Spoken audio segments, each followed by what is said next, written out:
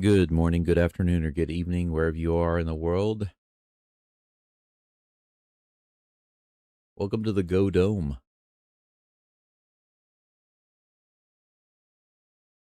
It seems there's some inclement weather, some sort of delay going on with the game right now, but I don't know any details yet. As soon as I'm able to get more details, I will update you, but for now, welcome.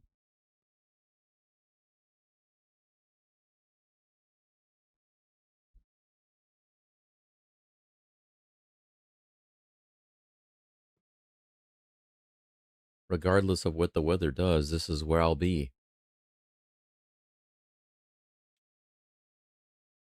On ESPN, it just says delayed.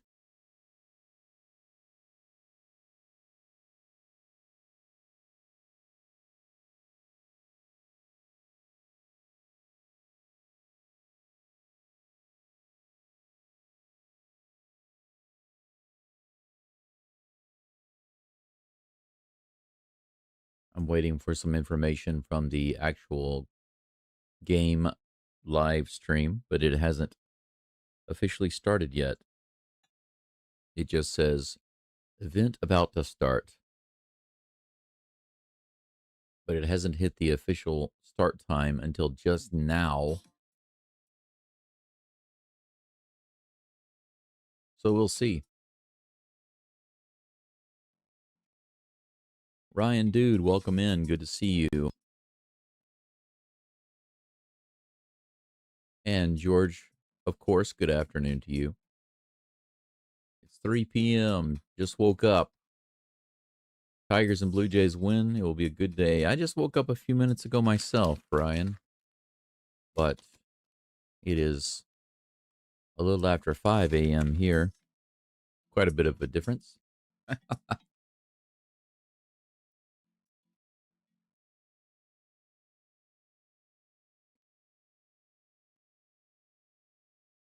As you can see, I'm still getting the event about to start screen.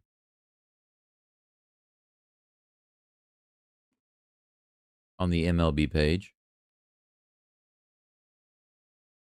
Ryan, if you woke up at 3 o'clock, did you just take a nap or did you have to work at an odd time? I've done both of those. Taken afternoon naps. And I've also worked overnight. I had a job driving at night.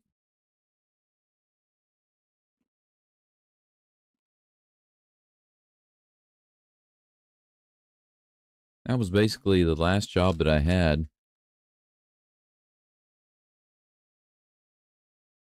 before my wife surprised me and left with my daughter. I thought I would enjoy that job because it gave me a chance to just work alone and drive at night. But my wife didn't respect what I was doing at all.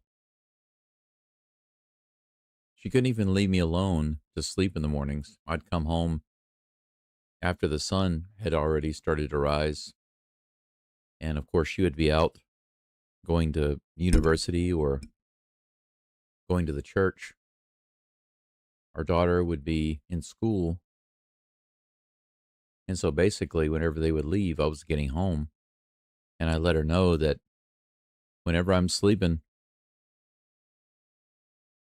don't call me unless it's an emergency because it's really difficult for me to sleep during the day.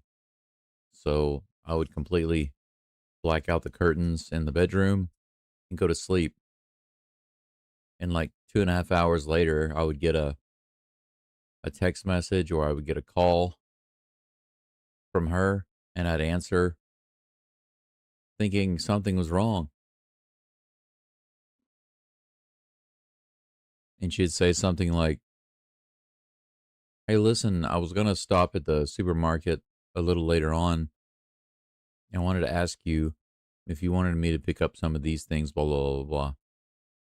And I'd ask her, are you serious right now? I told you to only call me or message me in an emergency, and this is an emergency. Don't you realize I need to sleep? She was really, she did everything to try to kill me, except literally do it with her bare hands, you know? Pushed me to get on medications and had me believing that I needed mood enhancers and mood stabilizers and stuff. I was on 5 different medications and I finally said I can't take this anymore. And that really upset her because she wanted to control me so bad. It was a difficult situation. Ryan says I usually work around 3 p.m., 2 a.m. Off next couple of days. Okay, that's good.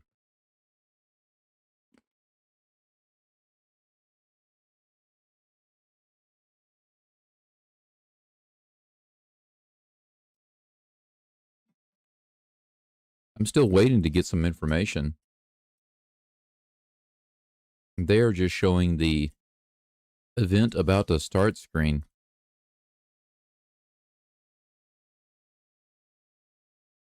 My coffee is almost ready. I think I need to put a little bit more hot water in there. There we go. That's enough, I think.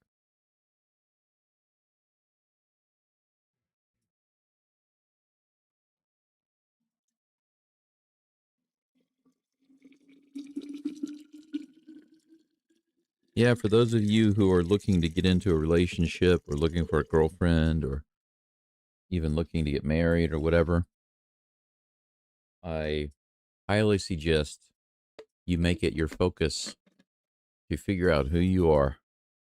Put all of your effort into that.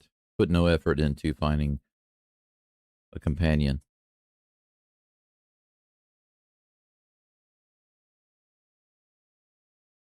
If you put no effort into finding something and you put all of that effort instead into finding yourself, then all of the other things will be added to you automatically. And not only that, they will be the perfect things for you. If you try to force it and find it and do it yourself, typically you'll either get yourself in a really bad situation or it will wind up being just so so. This is the highest percentage chance that it's either so so or really bad or somewhere in between. You only have a very small percentage of actually hitting the lottery and having a really great permanent relationship if you haven't found yourself first. If you get really, really lucky and you find somebody who's already found themselves, and for some reason they're able to see in you that you're a really great person, and then you get into a relationship, then you're really lucky, but that doesn't often happen.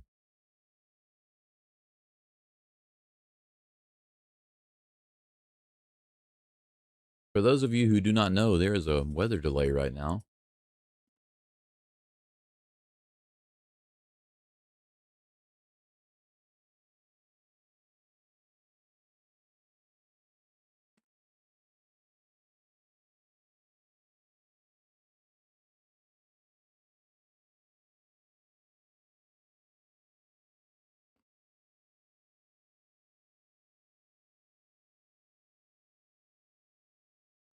I'm going to listen in on the radio.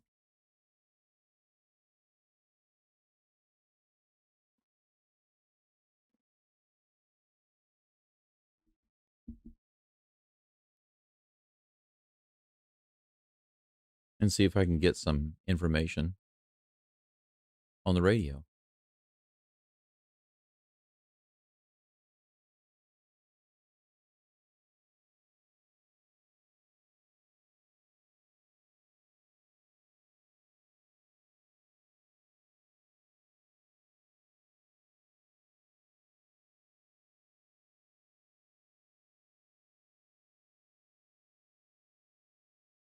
Who's hitting a home run today? America returned. Who do you think is going to hit a home run today? Got many guys to take a pick from. Ooh, coffee's ready. Full to the brim. Nice.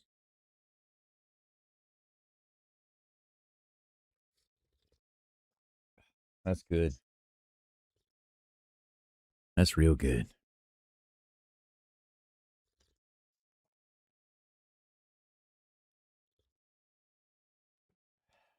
Goodness gracious.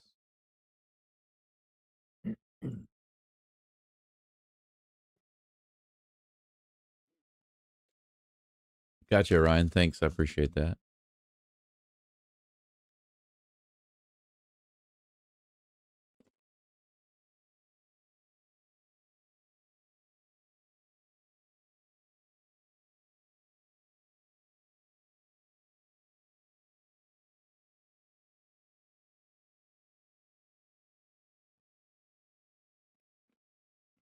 I've currently got the ESPN radio broadcast going.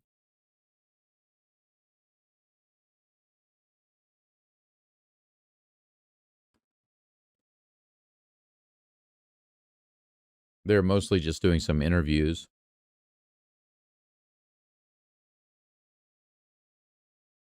Talking to a couple of analysts at the moment.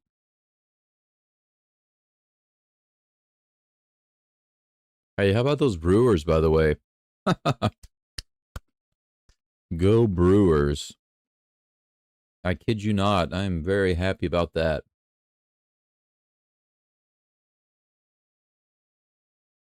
Cubs are going to get swept. Sounds good to me. So far, those predictions of mine seem to be going the correct direction. I predicted that the Blue Jays would win out. They're on their way to do that. I also predicted the Brewers. They're on their way to do that. I was hoping that the Phillies would show up at full power. And it seemed like at first they were going to do that when they got 3 runs off of Ohtani. But then they just kind of fell apart. They could come back, but you know, they got to win 3 in a row. It'd be nice to see. It'd be super nice to see. But I can't say that I feel too hopeful about it. Because the Phillies are one of those teams that if they show up, you just can't beat them because they will just destroy the ball. And they'll make it difficult for you to get on base. But the thing is, from my point of view, they're very inconsistent.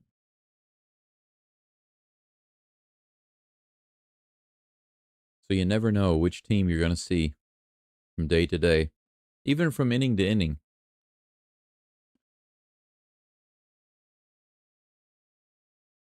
So what are the chances of them having 3 great games in a row? Not very high. And against the Dodgers, the Dodgers are kind of a similar team in my opinion. Dodgers are also a team that have to show up to win. Anybody can beat the Dodgers. Just like anybody can beat the Phillies when they don't show up. If the Dodgers show up half-heartedly and the Phillies have a decent game, the Phillies would definitely win. Oh, George, don't worry about it. I have a chat bot. It's just programmed to block a lot of caps and a lot of symbols and and some other basic parameters. So don't worry about it. You're not really causing any issues, you know what I'm saying? Ryan says, didn't realize Jason Lane is the Brewers' third base coach. He was fun to watch as a kid. Pretty cool, huh? I wish the Astros had a different third base coach. I don't like Paris Chica. I don't know what it is, but we haven't had really good luck getting people from the Diamondbacks. It's like we're getting where they're scraps or something. Christian Walker, at his best, he's a so-so player right now. Paris Chica has been bad the whole season. He tells them to stop when they should go. He tells them to go when they should stop. He's a total failure at third base. I'm not saying that he doesn't have a place in baseball, but with the Astros, he definitely is not a third base coach. That's for sure. Yeah, you're right. Ryan, you're right. Paris Chica, the third base coach, and the hitting coach is, one of those is Snitker. I can't remember the name of the other guy. I don't know what's happened with them over the past couple of years, but I'm not one of those guys that's dumb enough to blame all of the Astros hitting problems on just the players. You know what I'm saying? I only blame 50% of that on the players. The rest is spread out amongst the hitting coaches, the head coach, and even the manager.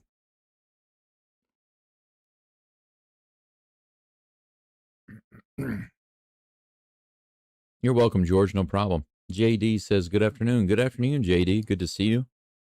Sorry about the comment confusion earlier. Are you talking about on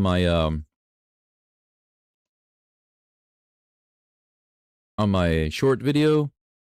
Was it you that made that post or that comment? But no worries. If that's what you're talking about, the comment about the former NFL guy who was working for Fox. Did you guys hear about that? Crazy situation. No, really though, it doesn't matter to me. Dude, don't worry about it. You never have to apologize for that. If you post on one of my videos, I wish you wouldn't post stuff like this. These are stupid videos. Then you might need to apologize for that. But actually, whenever you posted that, I didn't know what you were talking about. I had to think about it for a moment, and I thought, it must be somebody who works for Fox Sports. But I didn't know what it was about, so I looked up the guy on Fox Sports. As soon as I Googled him, it came up right at the top. And when I saw that, I just read a summary of what happened. Apparently, there was a guy driving a box truck. He backed up at a hotel or something, and he got into an argument. He feared for his life. He was basically getting beat down by this ex-football guy who works for Fox now. Or he did. And he had to pull out a knife and stick him a few times because he was scared he was going to get beat up and killed. And then the former football player / Fox analyst guy or whatever he is, he took off. So I learned something. No, thank you. No big deal. I always like to learn new stuff. You know, I can't keep track of everything that goes on. That's another reason why I realized, I don't know if any of you have ever thought about this. And by the way, just to show you, I want to show you right quick, because I am, if you're wondering about the game, the Mariners-Tigers game, this screen that you're looking at right now, I'll just show it to you right quick. It's just showing the same highlights and advertisements over and over and over for MLB TV. It's just showing the same thing over and over again. And it says event about to start. on ESPN, it says that it's delayed. I don't have any detailed information. I just know that it's weather related. So as soon as there's an update, I'll let you know. I'm also listening in my headphones. I'm listening to the ESPN radio broadcast of the game. So as soon as they say something about the weather, I'll be able to get it either on the screen or through the radio broadcast. I'm listening to both. Well, I'm watching the TV and I'm listening to the radio broadcast while I'm chatting with you guys and gals. But one of the things, I don't know if you've ever thought about this or not, but think about how many times in your life where you were actually able to sit down and watch every single game in an entire season. And I'm not talking about football. That's pretty easy to do. The games are always at a convenient time, right? They're on the weekends or they're in the evenings. And there's only one a week. So it's easy, really easy to watch every single game, right? Right now, there's no estimated time, JD. It just says delayed. Yeah, like here on the ESPN site, right here in the middle, it just says delayed. There's no other information. And I'm listening to, let me show you. I'm listening to ESPN radio. It's live right now. And they're just blabbing and talking about all sorts of stuff. And also, I have the game screen open, but it's just showing advertisements over and over right now. So I'm watching 3 different sources. Well, you could say I'm watching 2 sources and I'm listening to one, waiting for some information. But I promise you, as soon as there is any information at all, I will let you know. No estimate right now, though.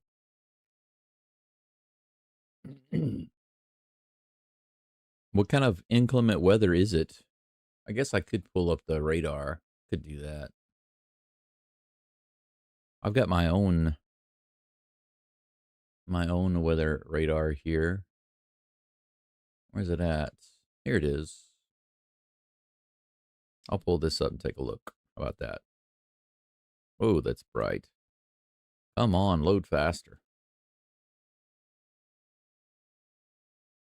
Very slow loading right now. Why is that?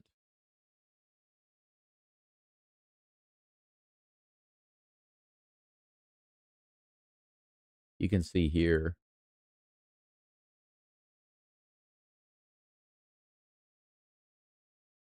Close that. That's stupid advertisement sidebar. You can see where I'm at right now. It's 56 degrees.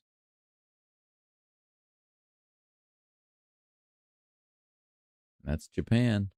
That's where I'm at right there. Hiroshima City is right over here, right there. And you can see that I'm in northeast Hiroshima. Over. That's the main city right there. And I'm way up here where this dot is, right in the middle. This is a good place for weather because you can see from the south if there's like a typhoon or something, it has to go across all this land and these islands here. And we don't have to worry about one coming from the north. It's just a good spot for staying away from the inclement ocean weather. Stop opening. Stupid sidebar is annoying. What I want to do is I want to look for a different area. I want to look for the area in Detroit.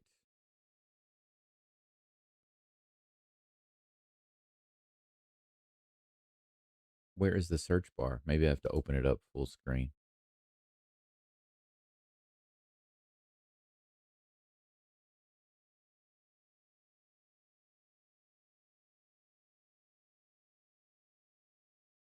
Wow, why is my connection so slow right now?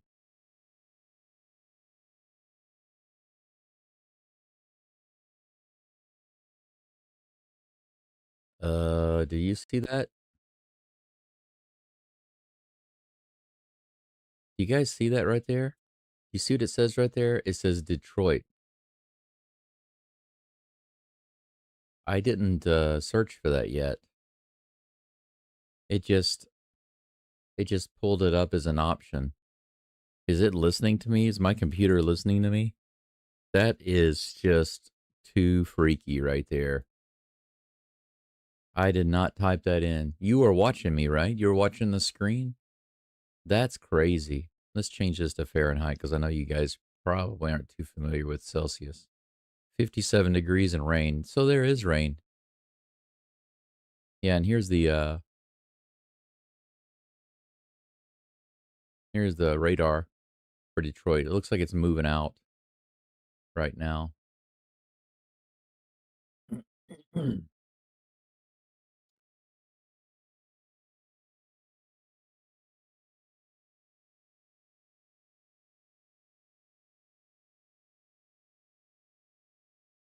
Intermittent rain to continue for at least 2 hours is what it says. Great. Intermittent rain. Rain here and there. They still haven't shown any video yet, so I'm still waiting on that.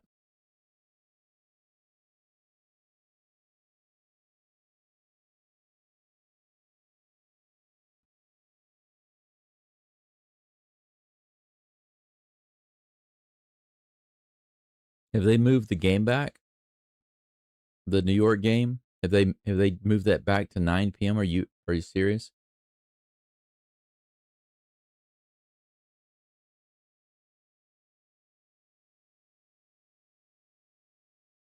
Let's see. Oh yeah, that hasn't been changed.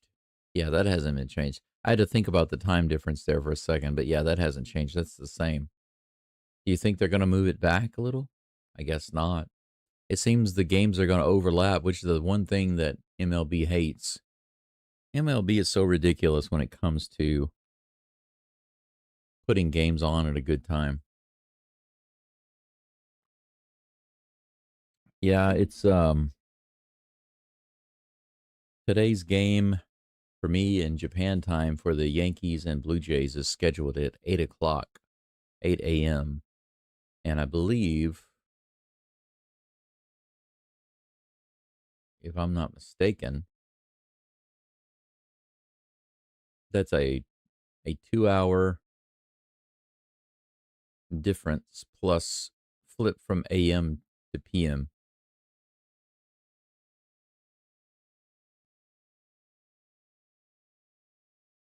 See, 8, 9, 10, 11. Yeah, that's right. Yeah, that's right. Because that's 10 o'clock. I'm sorry. Um 8 o'clock.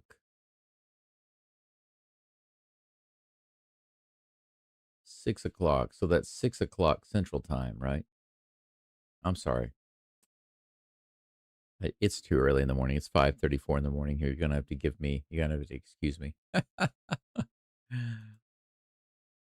Still on commercial here. No information yet from MLB TV. Let me try to reload the page just to see.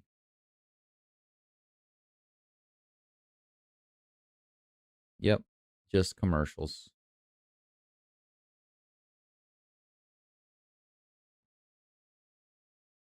Yeah, up here on the left side, you can see where there's heavier rain, but it's supposed to be going down as it gets closer to 4:30 or 5 o'clock. It looks like after that they'll be able to start the game. So maybe if we're lucky maybe within the next 20 minutes, we'll have the opportunity to start the game. We'll find out.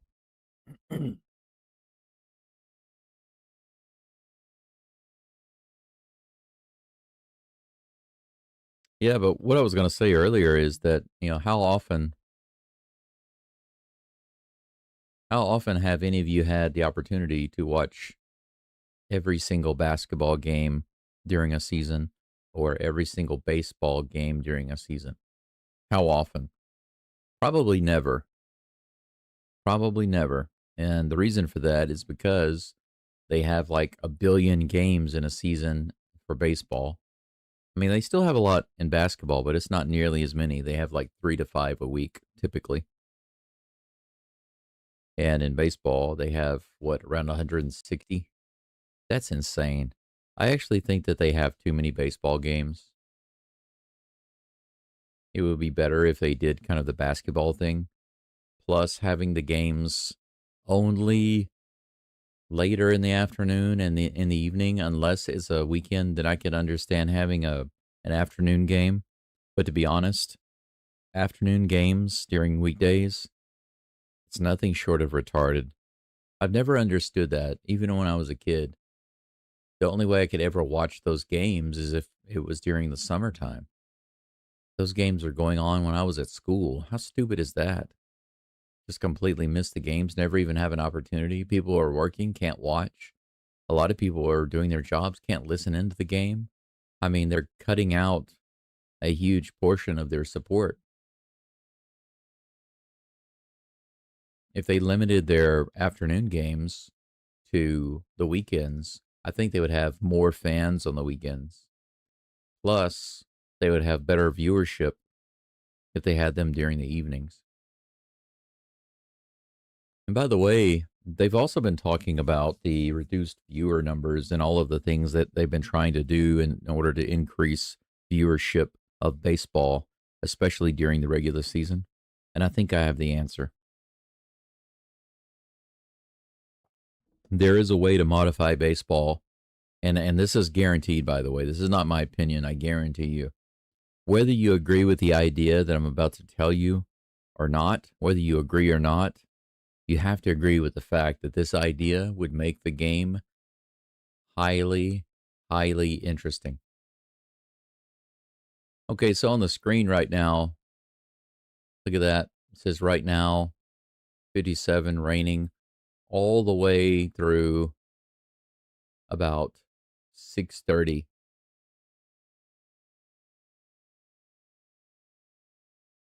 So according to this, it's going to be at least another hour of rain.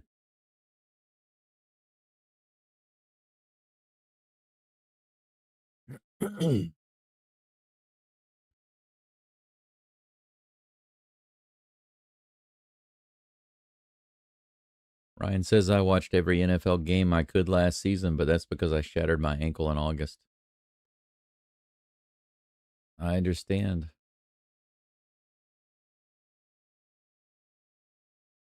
I had to use a VPN while I was in China to watch the LSU Tigers the year that they won the championship. They were helmed by Joe Burrow, one of the greatest, if not the greatest, years on record. They played some seriously strong teams, but they were the best. Offense was absolutely killer, and the defense was not completely solid, but it was good defense, but not great, but it was good. And they just rolled and they went undefeated and won the championship. It was a great year for football, college football. I loved it. But I was able to watch 100% of all the games. However, it was not easy. Not easy at all. I had to do a combination of things in order to view the games. I bought the YouTube TV so I could watch the games, but that's blocked internationally. And China blocks access to YouTube. So I had to use a VPN in order to get out of China, first of all. But YouTube TV recognized that I was using a VPN and would block me because of that. So I had to make modifications to my browser in order to trick YouTube into thinking that I was in California so that it would recognize me as being in the US and allow me to watch the games. It was a bunch of jumping through hoops every single week in order to get the games to work, but I was able to do it and watch every single LSU game that year all the way through the championship. It was a lot of effort, but I was rewarded for it. So I'm very, very happy about that. And now that I'm in Japan and it's not difficult to follow whenever somebody's showing, the games on YouTube. just streaming them on YouTube for free. I can watch it without a VPN because I'm in Japan, and Japan doesn't have those censorship restrictions like China. China is insane. You have no idea when it comes to restrictions. I couldn't access my email, couldn't access English searches online.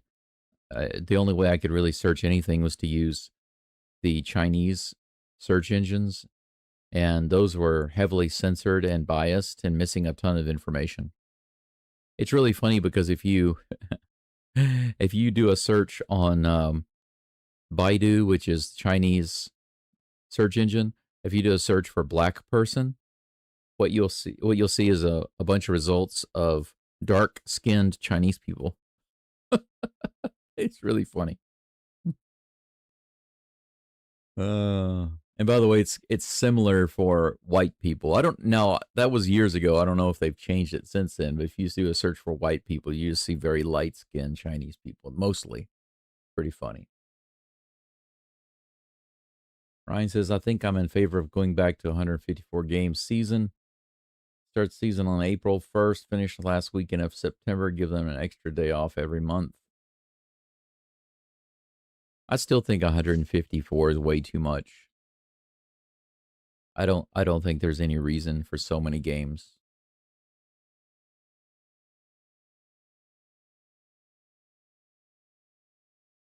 Let's see, April, May, June, July, August, September for regular season. That's 5 months. Let me pull up my calculator here. There it is.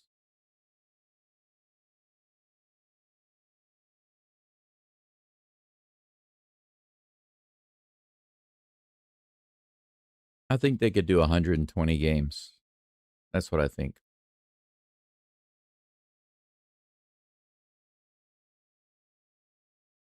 There's no reason to go beyond 125 games, but I think 120 would be enough because that would be basically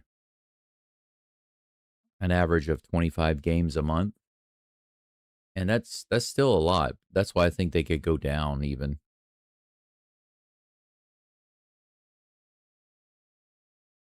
What do they play in NBA? Like 85 games or so? I think they could even go down to 100 games for MLB. I'd be yeah, and honestly, it's so much better because sometimes you have literally and maybe you never thought about this, but doing the live stream games this year for the Astros, I've learned a lot. I've experienced things and learned things that I never would have known before as a sometimes viewer. And you miss most of the games throughout the season, and you have to look at highlights essentially or look at the news to see the updates on the game. And there's a lot of information and a lot of things you don't get to really see or think about. But whenever you start doing the live streams, this year I did nearly 99% of all of the games. I missed a few games early on because I was finishing with my Japanese language school and doing some other stuff. So, I didn't get a 100% view rate on the games. But because of my health and because of school and a couple of other things, I didn't get to 100% of all the games. But I live streamed most every single Astros game this year. And it really was an amazing experience. But I'll tell you this, when they have literally a game every single day for like 3 straight weeks, I think that's stupid. I mean, no wonder they get injured. And I know that you can bring in some guys off the bench, and you can let the other guys rest, give them rest days and stuff like this. But man, they weren't resting Altuve at all, and a couple of the other guys were constantly playing, like Christian Walker. Christian Walker was almost always in the game, and that was frustrating because of his performance, especially early on in the season. But I just don't think that you a, a team should be forced to play so many freaking games. I just think it's ridiculous. 100 games for an MLB season to me is just fine. I'm just fine with that. And doing the live streams made me realize just how often they play. It's ridiculous. And when you throw in there playing afternoon games and then playing evening games, it's so stupid. They might go to Los Angeles and play a game over there. They play a 3-game series, and then what will happen is they'll play the first 2 games in the evening. And for me here in Japan, those are like 11 a.m. start times. So for me, they start basically in the middle of the day, and they'll finish around 2:30 or 3 o'clock, maybe. It depends on how fast they play the game. I mean, it might finish within 2 hours if it's a quick game, but it'll finish either between, maybe between 1 and 3 o'clock. Depends. But then the third day, I have to get up at like 3 a.m. to do the game because the last game of that series will be on, even if it's on a weekday, it'll be early in the afternoon before they head out to go to their next road trip game or whatever. And I think that's just retarded. It's just stupid because something like that really messes up the schedule. It makes it difficult on the players. It makes it difficult for viewers. I mean, it makes it extra difficult for me. I can't really legitimately complain because I'm in Japan about the games being at like 1 o'clock, 2 o'clock, 3 o'clock in the morning sometimes. But those would not even happen if they wouldn't even happen on the weekdays if they would just have the afternoon games on the weekend.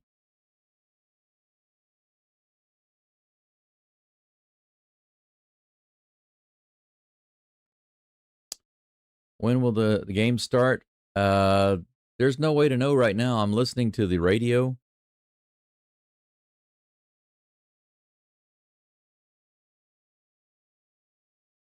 I'm listening to something right now. Let me see if they give me some more info.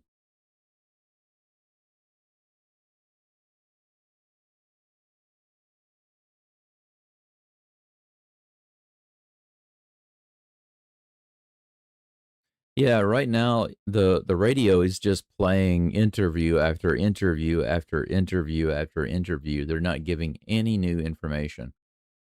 And on the MLB site, it's just event about to start. It doesn't have any updated information there. And if we go to the ESPN screen, it just says delayed. So the best that I can show you right now, honestly, is this right here. That's the best I can show you. And now it's showing that it's extended. The rain is extended. So there's actually a higher percentage of rain. It went up from like 83% to 92% right now. And then right after that, the next hour, 68%. And then the next hour after that, 34%. So to be honest, it doesn't look like it's starting anytime soon. It just keeps dragging on. Was there a what? Matva? What is that? Hey, sweet Richard, long time no see. Is that really you?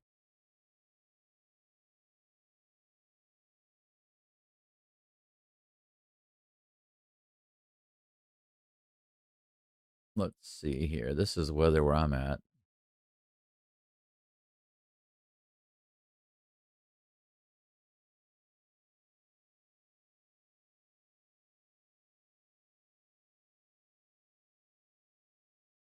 Let me look at the radar for my area.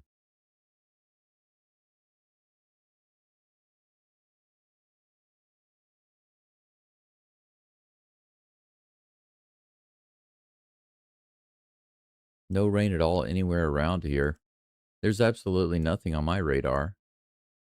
Now later on, like 4 hours later, there's a little dot listed that might come through, but there's nothing here in Detroit. It's heavy rain. It says intermittent rain, but it doesn't look very intermittent because they keep moving it over. They have the same 3 hours of rain and they just keep moving it over. 1, 2, 3. 5:30, 6:30, 7:30. Right here it says it's not going to stop until 7:30. Or at least there's a high percentage of it going for at least 2 hours. That's crazy. Light rain to stop later. It will be cool with a light breeze.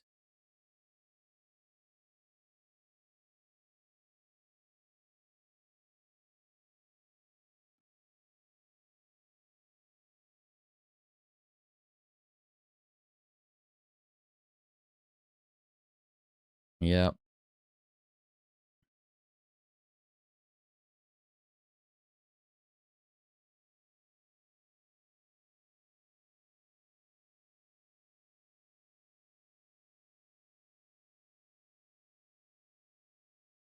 Landon, this is baseball, not football.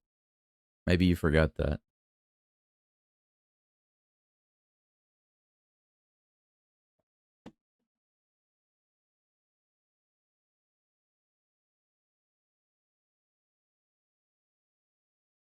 It's 2:30 a.m. where you are, Wild Talks. Well, I got up at 4:30.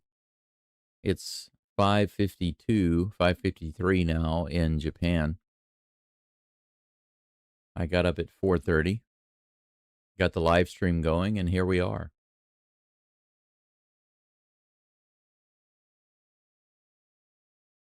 Well, I mean, I can't imagine them moving the Yankees game back later than it already is. But wouldn't it be crazy if they actually had to delay this game? MLB's not going to be happy at all. Landon, I don't know who you're talking to. I'm not saying this to insult you or anything, but you're not talking to a stupid guy, okay? Some baseball games play in the rain. Yes, but let me ask you a serious question. If they're not starting this game due to rain, why do you think that is? Do you think that all rain all rainy days are okay for baseball? Do you really think so? Is are I know that you must not think so black and white. You know, there's a gray area. If the rain is too heavy and too steady, then you don't start the game. You have to wait. If the rain is really light, it's drizzling, and the forecast suggests that it's not going to get any worse than that, that's different. But if they haven't started the game, or if there's a game going and the rain is light, then yes, of course they can play in it.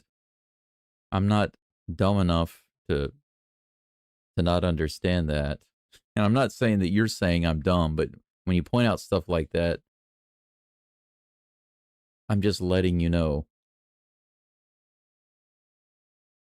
Chris says, why don't they have a covered stadium? Yes, Daikin Park. They could go play there. But no, we got to have a stupid open park. We can't have one with a retractable roof. No, that would be too awesome, right? That's my question, JD. The world is not that black and white. Oh my gosh, it's raining. Why aren't they playing? They play baseball in rain. It's not that black and white. That's like that. It's literally like saying, why didn't that boxer win the match? Well, because the other boxer beat him. Yeah, but other boxers win boxing matches. Why couldn't that guy win? Huh? What? Simple, because not every boxer can win every match. Just like baseball can't be played in every situation and every type of rain. And they're not going to start a game when the rain is substantial. And they're definitely not going to continue a game when the rain is substantial. It's an obvious answer why. So I don't understand the question. Hey, Patty, how's it going? I'm sorry for the very lame graphic on the screen. Let me see if I can find something a little more interesting.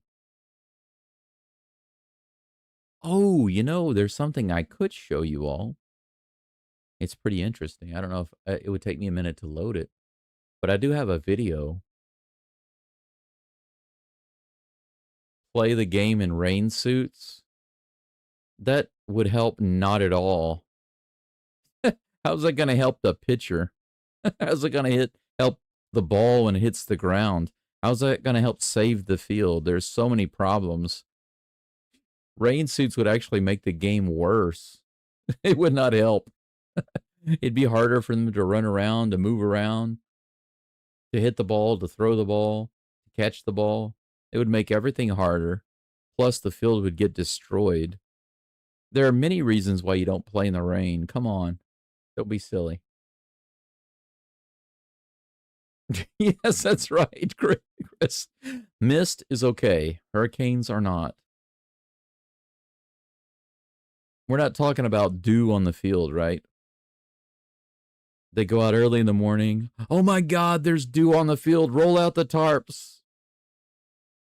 Or on the other extreme, they're hanging on to the foul pole, right? Swaying in the wind like a flag. There's a little bit of wind and some heavy rain, but we're going to go ahead and play because that's what we do. We play baseball in the rain because that's what everybody does. We'll be starting in just a few minutes. There is such a thing as a spectrum. Life is not black and white.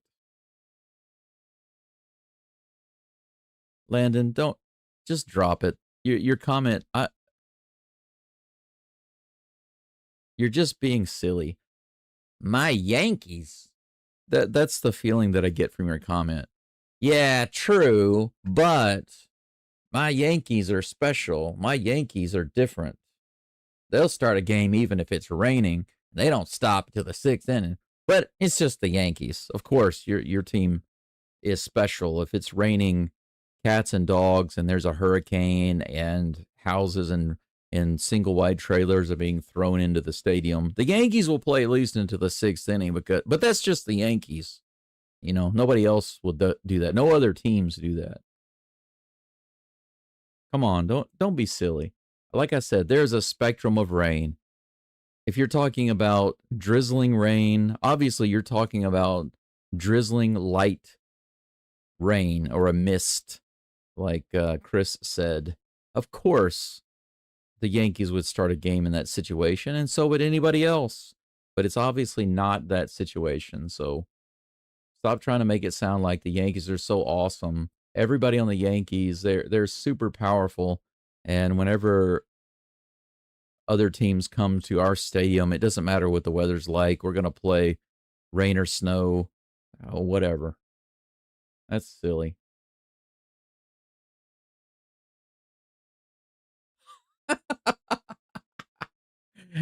America Returns says a comment I can finally appreciate. It says, Yankees would love to stop every game in the 6th inning. Anything to stop their bullpen. Oh, you cut deep. You cut deep. That's funny. I give you a thumbs up, America Returned, for that comment. I enjoyed that. That's finally something I can laugh at. Ryan says, imagine if a ball was too wet and a 104 mile per hour fastball comes straight to the judge's head or to the ump's head because they can't control. That's why they don't play. Well, that's the thing. The pitcher, I mean, who really though, the rosin bag on the mound gets wet, it becomes literally useless. Seriously. The whole point of the rosin bag is destroyed by the rain, period. If the ball gets wet, it completely destroys the pitcher's ability to use it properly. Can you imagine if you're a mechanic and before you use the tools, your hands and all of the handles of your tools must be greased with Crisco? Can you imagine? But maybe that's what they do in New York, right? Because the New York is special. In New York, it doesn't matter if there's Crisco all over your hands and all over the tools. They will work on your car anyway. It doesn't matter because it's New York, and nobody else does that anywhere, just in New York. If you accidentally have a melted pot of Crisco and it gets all over the tools, in New York, they will not wait until the tools are cleaned off. They will just go ahead and pick them up and do their best because they're New Yorkers or some nonsense like that.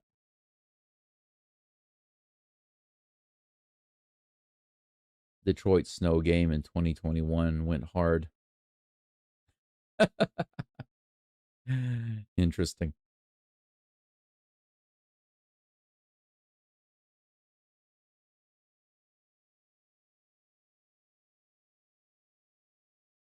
Yeah, it is a joke. He's joking, but you know what they say.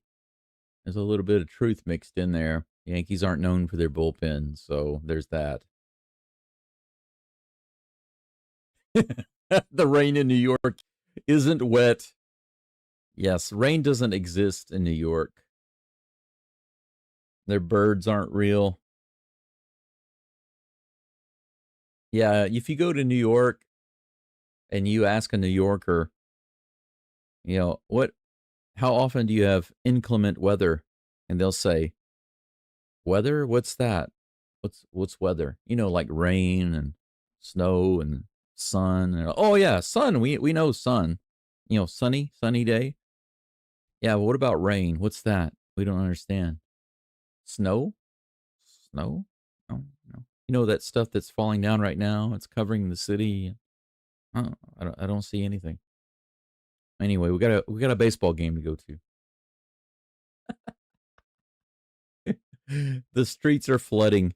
It's like those movies, the day after, or whatever it's called, the day after tomorrow. New York is getting destroyed. It's getting frozen and stuff. And the Yankees are playing in the stadium.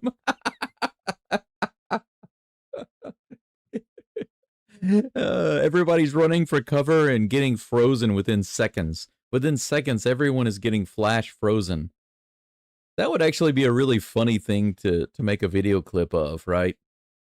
Just take the video clips from those scenes where everybody in New York is getting frozen solid. Everyone is trying to get indoors to keep from getting frozen solid, like flash frozen. And then it says, meanwhile, in Yankee Stadium, and it shows them playing baseball in a frozen stadium. Maybe all the fans are frozen, but they're on the field playing ball. That'd be hilarious. And then it says, all other stadiums, everyone is frozen. All the teams are frozen because only the Yankees can do such a thing. Only they can obtain such a feat.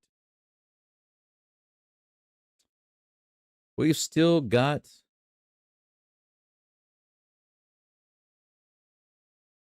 a delay here. I'm going to reload this screen. Going to reload the screen. Yep. Still says event about to start.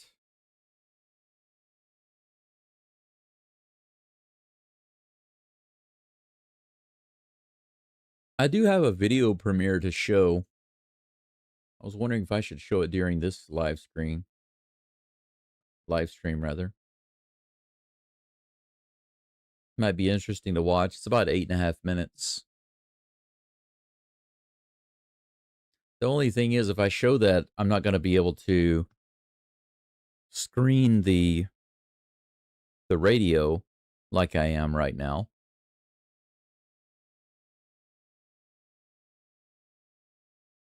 All they're doing on the ESPN radio right now is just playing interview after interview after interview of random people that are not directly related to this game. Baseball Tonight is what they're showing. Major League Baseball on ESPN Radio. Station identification.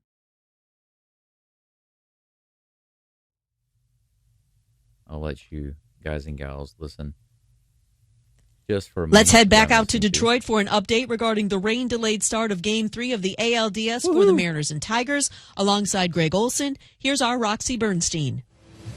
All right, Christine, the update is there is no update. We're still in a holding pattern. The field is still covered here at Comerica Park in Detroit.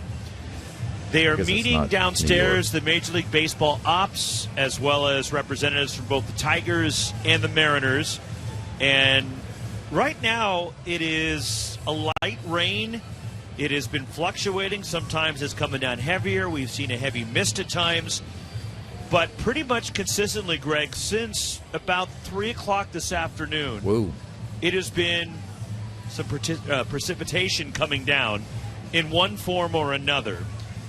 The field has remained covered all day. Both teams took batting practices underneath in the cages. They have not been out on the field. We saw some pitchers coming out to throw and get a bullpen session in. But for the most part, everybody's just kind of waiting on the edge of their seat, wondering when we will have baseball here tonight in Detroit. I am too. Thanks for filling us in. That's why you get paid the big bucks, That's Greg. why I'm the analyst. I am just waiting for some That's baseball. what you call update, no You update. nailed it. It's been kind of a light, steady, nothing particularly bad, but just enough to not allow us to start the game. I even did my weatherman impersonation. I was calling for a 5:45, but I don't know. That's going to come and go because once they do take the tarp off the field, it's going to take them about 45 minutes to get the field manicured, ready for play, get all the water off the tarp, which is covering the field with some vehicles on top of it, just in case the wind picks up. And it hasn't been windy or breezy. It's just been this steady, light rain that has been falling. The crowd is... Okay, there you go. You heard it. There's no real update.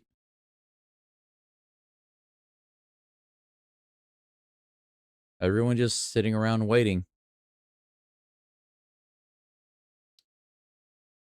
Everyone's in their clubhouses right now.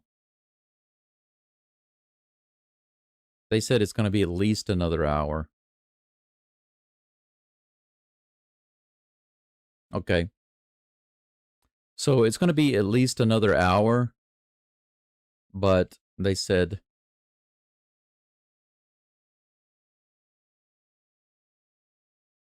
they said there's a good chance that this weather will break up maybe 6:30, 6:45.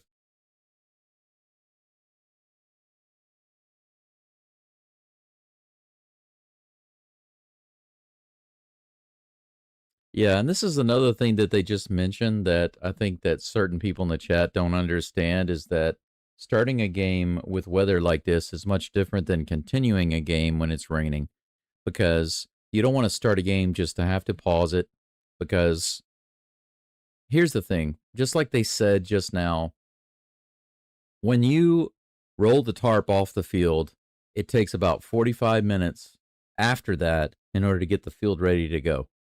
But if you have to stop a game, if you start a game, okay, you unroll the tarp, you spend the time to get it ready, and then you start the game, and then a little while later you have to stop it because you didn't wait long enough.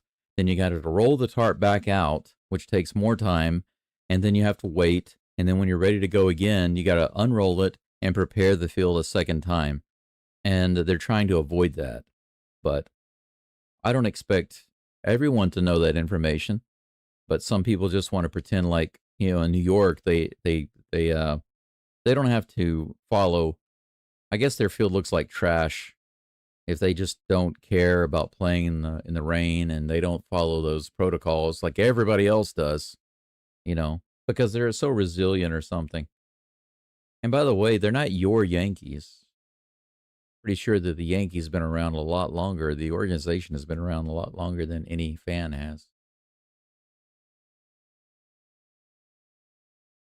And the reason the Yankees have so many World Series is because they're one of the original teams, and they didn't have much competition back in the day. That was back before it was really widespread, serious thing. A lot of these organizations are much younger.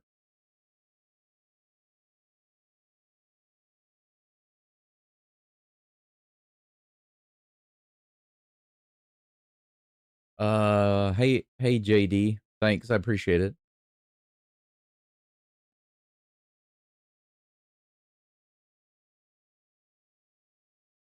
Yeah, and there's some more information. I stopped playing the radio broadcast because I don't want to get any more copyright strikes than possible.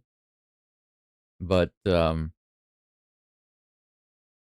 But the thing is, they're saying that the weather cell that's coming through right now, they said that it should break up within the next hour to an hour and a half. But the problem is there could be another rain cell that comes in after that. And if that happens, then they will not unroll the tarp and start the game. So here's the thing, though. If a game is delayed more than 3 hours, it must be postponed. They will discuss postponing the game, because if a game starts within 3 hours, the MLB rule is that they will start, if they can start the game before 3 hours is up, then they will do it. So I'm going to pause the radio broadcast right now, because there's no reason for me to listen to it since I got the update. So I'm going to go back in about 45 minutes and listen in and get an update for you guys and gals. But until then, in the meantime, I'm just going to sit here and chill. I think I will premiere a video for you all that you can watch. It's a pretty funny animation video that I worked on for explaining the Astros 2025 season and what they're going to need to do according to the AI to improve in 2026. But JD, I do appreciate you looking up the information. I was listening to the live broadcast just now as I played to you. But basically they said that in about 1 hour, they're going to check the situation again and look at the radar. If the cell is, if the weather cell is not going to be clearing up yet, or if another one is coming in, then they will keep the field covered until such a time as the current cell is going out and there's no new weather cell coming in. And so as of right now, they think it's going to be no less than 1 hour until they take the tarps off. And they said that once they take the tarps off, it takes about 45 minutes to get the field ready. So an hour and 45 minutes is the minimal that it will take to get the game going. But if another weather cell is coming in, then that time will be extended. So these are just the facts. It doesn't matter if it's in New York or anywhere else. It's the same for everywhere. So anybody who tells you otherwise, hint, hint, doesn't really understand the way these things work. But thank you for pointing that out, JD. They're being a little negative. If they're saying that it won't be at least for a few hours, then they're just assuming that the weather is going to be bad for the next 2.5 hours or so, and that may not be the case. But we'll see. We'll see. I'm going to be here either way. I mean, my plan was to be here for this game and for the next game, the Yankees and the Blue Jays. So either way, I'll be here. Simul games?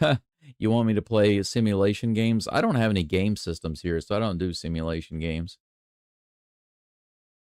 Brian says, your Yankees have won one World Series in your lifetime, dude. Give it a rest. Yeah. When was the last time the Yankees won a World Series? When was the last time the Yankees won a playoff series against the Astros? I don't recall. Most people don't recall. Probably Yankees fans don't even recall. They probably don't even want to think about it. They probably don't even want to think about it. I know something I can show you guys and gals.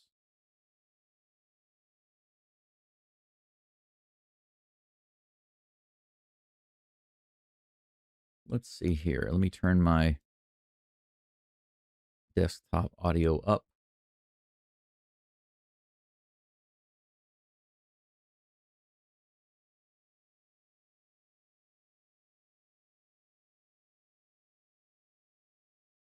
Here's something that I think you guys and gals can appreciate. How about this?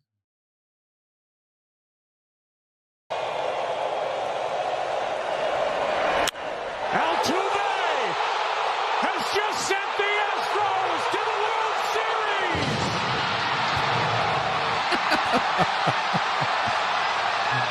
There we go.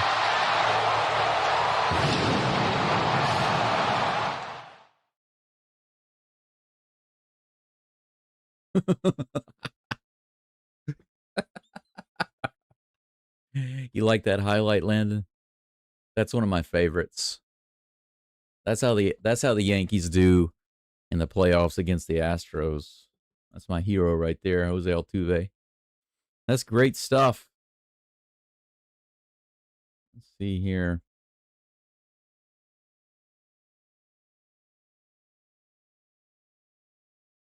We just putted belt to there, like as in over there, here, over there. Man, you know what, Landon? I'm gonna tell you, like I tell everybody else online, if you're gonna try to bicker and look smart, you're gonna have to work on that grammar. Just letting you know.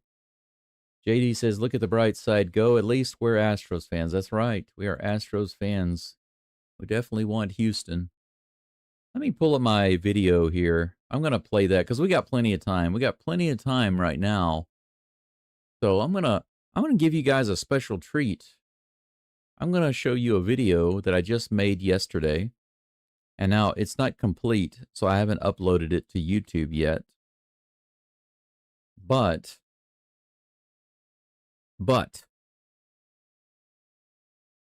it doesn't have the intro and the outro, and it doesn't have any music added. But I think that you can appreciate it regardless. So let's see. Oh, I think I put it in a different folder. Where's my Ghost Rose folder? There it is. There it is. Yeah, there it is. All right.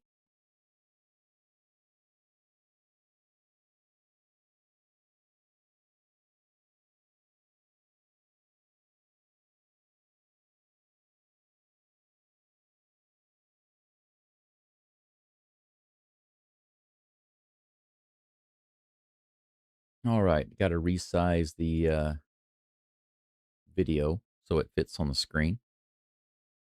Let's see, let me close that. Let's see, can I get it? Why does Windows make everything so freaking difficult? If I didn't hate Macs so much. Actually, what I want is a Linux system. Why Windows? Why? Why can't I just resize it? What's with all the snapping? What's with all the snapping? Why? Why are you snapping? I don't want you to get snappy. Don't get snappy. There we go. Finally. Good grief. Why is it so difficult to do something like resizing? I need to turn snapping off in Windows. I'm so tired of all the Windows snapping. I try to move a window over or try to resize it, and it automatically just snaps it to full size. I can't stand that. You guys know what I'm talking about?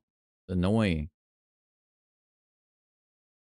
Yeah, that's right, JD. Half of Yankees titles came when there were only 8 teams in baseball. Absolutely. Absolutely. Okay, here we go. I'm going to give you, guys and gals, a special treat, okay? I have not posted this video yet because I have not finished the intro, the outro, and the music, but I will tell you this. I did a deep research function on ChatGPT, and this is where I give ChatGPT the instructions and the permission to go online and search online and gather all of the latest data. It does deep research in order to find all of the answers and then compile a result. And then I took all of that information and I had it write a narrative script. And here's basically what I asked. What were the issues that caused the Astros to wind up the way they did in 2025? And of course, a lot of people will say, well, it's the injuries. But it was deeper than that. It wasn't just injuries. It was other things. So basically, it presents that as the first part.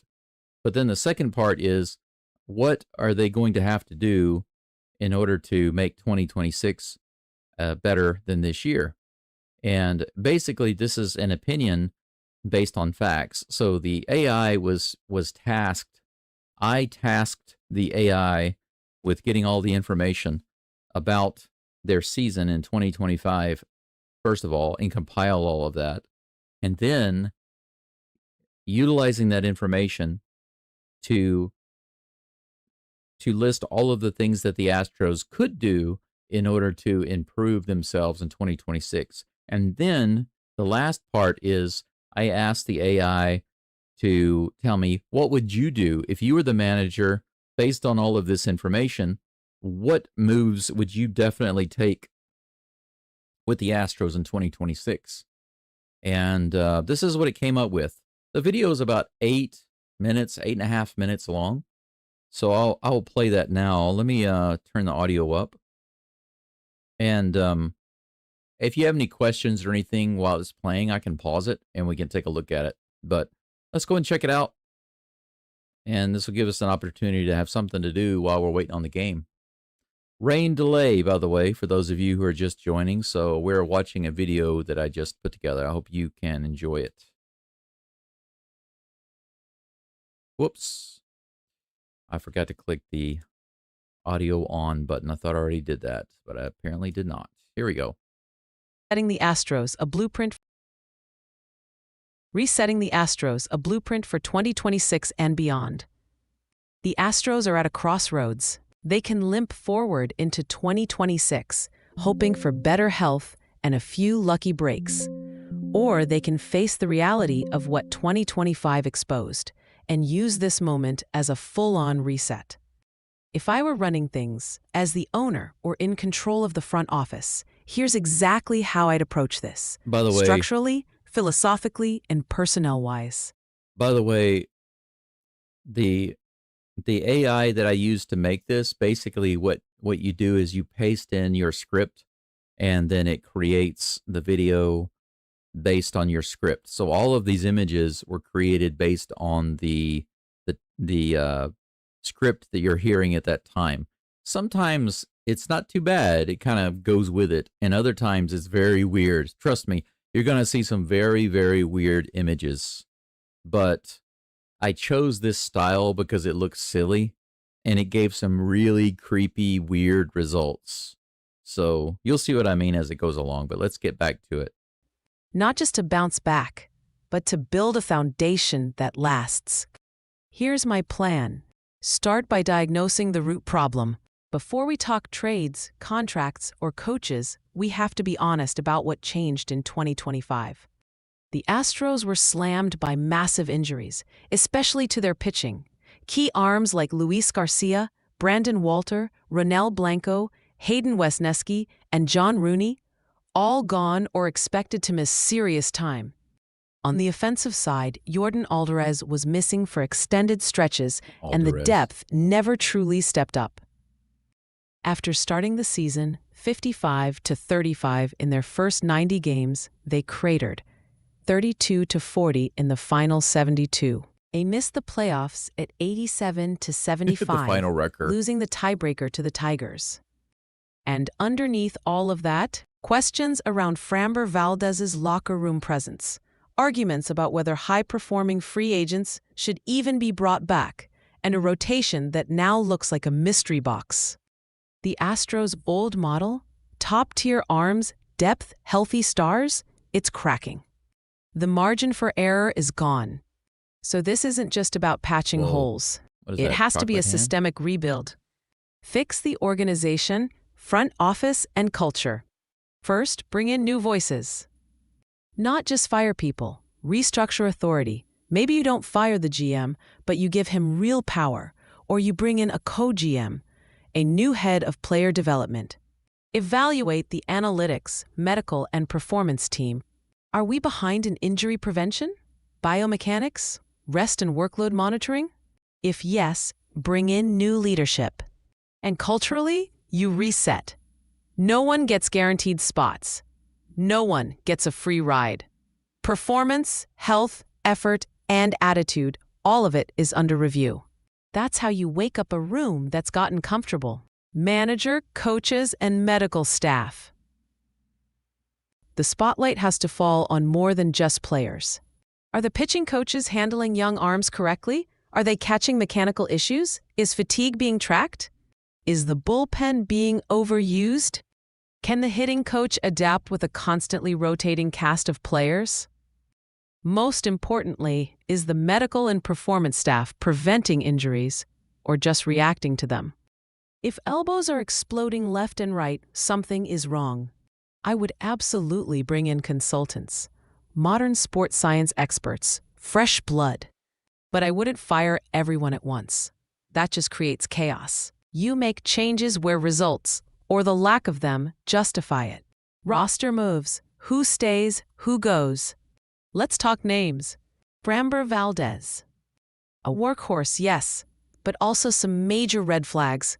If he wants a long, expensive deal, I'm letting him walk. Victor Caratini? Valuable in some ways, but replaceable if his defense doesn't rise above replacement level. Kimbrel and other aging vets? I'm not wasting money on bad contracts. Keep the cornerstones, Hunter Brown, Jeremy Pena, maybe Altuve, depending on what he still brings.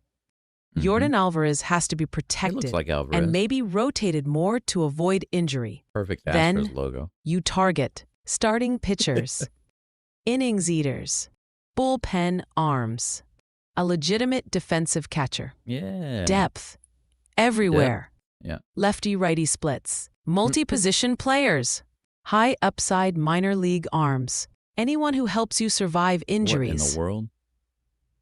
Rebuild the pitching depth from the ground up. Pitching was the Achilles heel. It needs to be the top priority. Anchor the rotation with healthy arms. Add 2 to 3 solid back-end starters. Doesn't have to be stars, nice. just reliable. Stack your depth chart, 4 to 6 arms ready to step in. Call up prospects, trade for undervalued arms, and most of all, protect your pitchers. Monitor pitch counts. Use rest protocols. Install modern recovery tools, because the reality is, Luis Garcia is gone for 2026. Walter Blanco Wisniewski out. You're out of time. You need replacements now.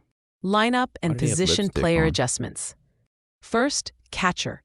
Either Caratini holds his weight or you bring in someone better behind the plate. Next, third base and first base. What in the world is that? If Correa is your third baseman and Pena is at short and Paredes is coming back healthy, then someone has to move. Paredes is too good to sit. Paredes. There's been talk about trying him at first base. I'd explore that in spring. Otherwise, you're looking at offloading Christian Walker, maybe eating part of his contract. Beyond that, strengthen the bench. Get guys who can pinch hit, play multiple positions, hit for contact, handle lefty-righty splits. Because you can't just rely on your stars. You need the 25th man to be valuable too. That's true. Risk management, analytics, and injury prevention. The injuries this year weren't bad luck. They were a stress test, and the Astros failed it. You need redundancy in every position. You need protocols. Rest days, load monitoring. Could have been wearable prevented, a lot of it. That's true. Biomechanical feedback. No more pushing guys until they break. You get ahead of injuries or you repeat 2025. Philosophy, long-term, not short-term fixes. I agree. No panic moves. No gambling the future for one season.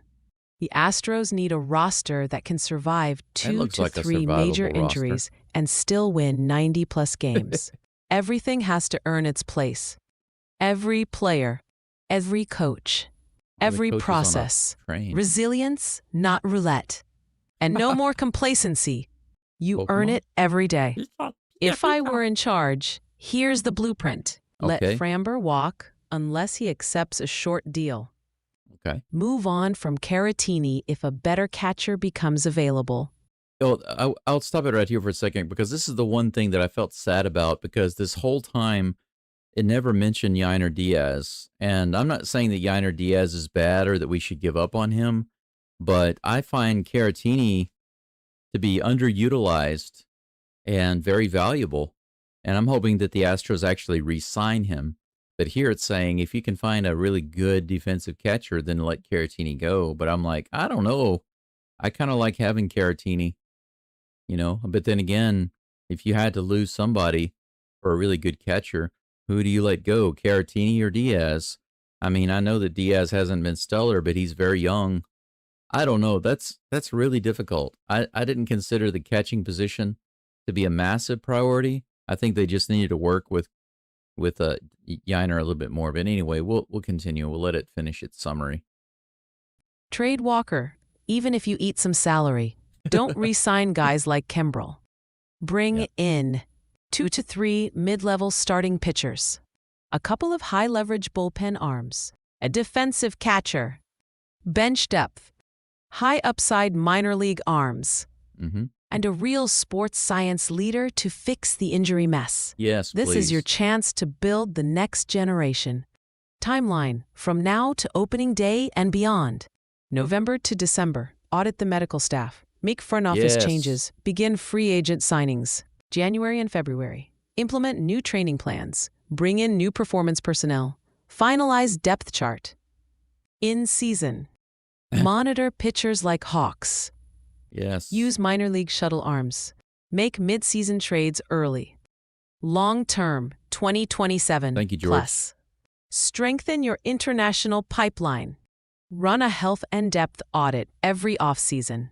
Make sure 2025 never happens again. Amen In to summary, the Astros aren't dead. But if they don't change, if they just tweak around the edges, they will be. This is the moment to reset. Reset the culture. Reset the medical systems. Reset how we define value. Build a team that lasts. Not just for 2026, but for the next decade. All right, there you go. There you have it. That is the video. And as you can see, some of the main points that it mentions in the end, I like that picture there. It's kind of cute. It's probably going to be on my thumbnail, that one or one of the other ones. But there are a couple of points. I mean, it makes a lot of good points, actually. I agree with a lot of what it says. If it were the manager, it would do this or that or whatever. Yeah. Did you notice how many times it mentions tightening up the medical staff and how they're monitoring the players, especially the pitchers? It made that a really, really important point. And I really do believe that it's spot on with that. So after doing all of its research online, basically the AI felt that one of the most important things that they needed to do was this right here. You know, make sure that the medical stuff, the medical team and the monitoring of the players and all of that was a priority, right?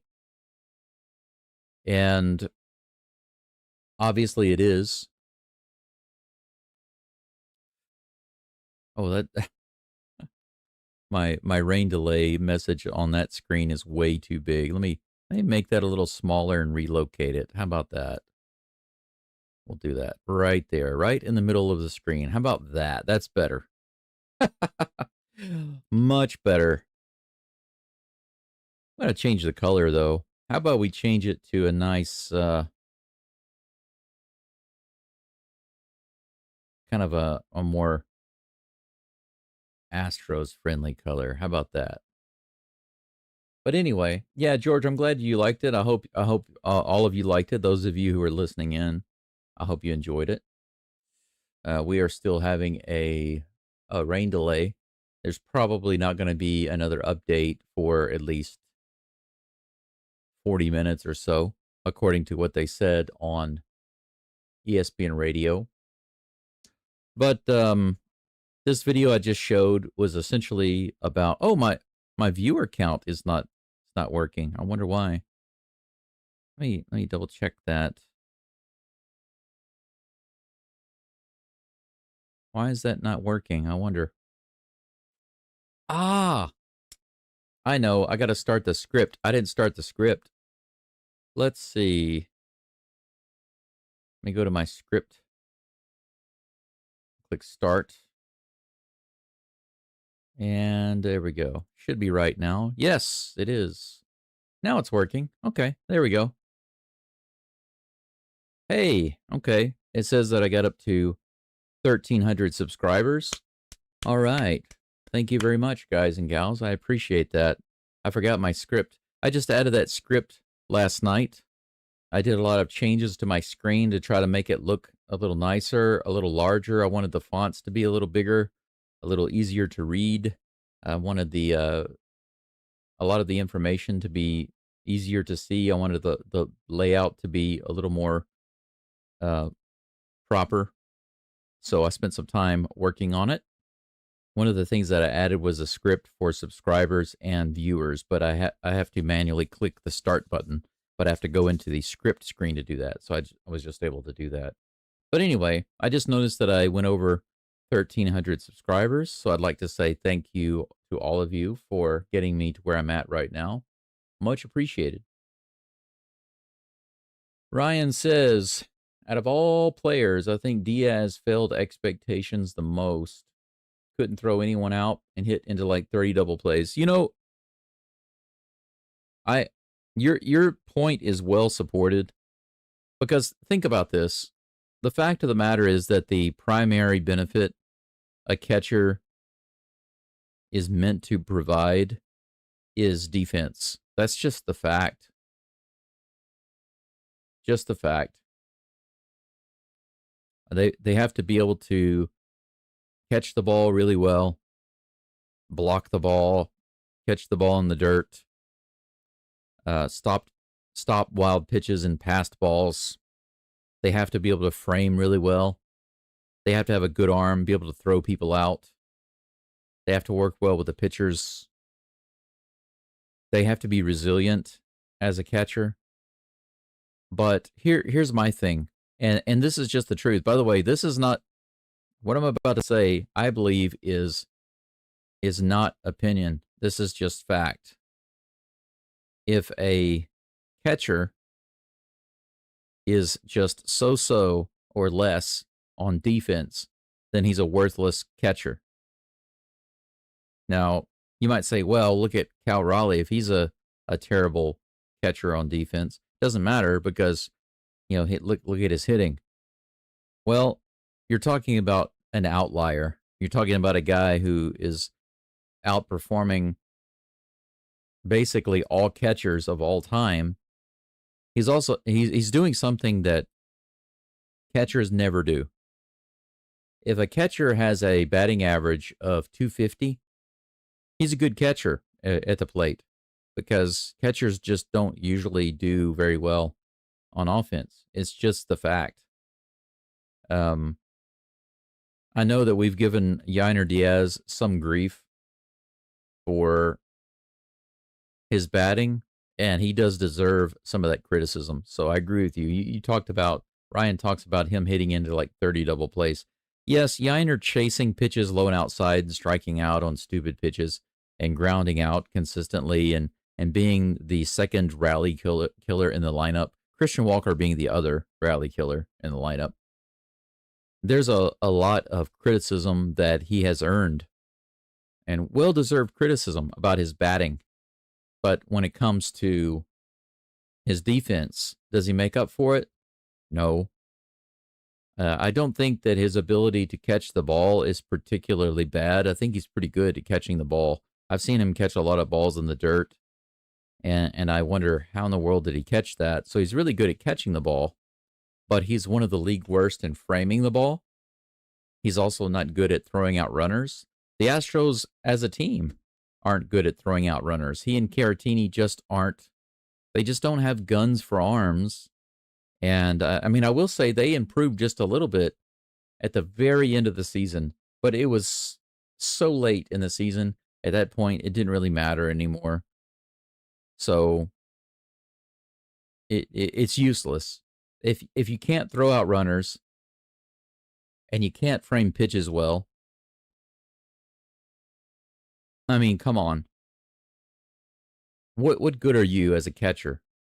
I mean, at the very least, even if you can't frame pitches, at the very least, if you can catch the ball really well and you can throw out base runners Good for you.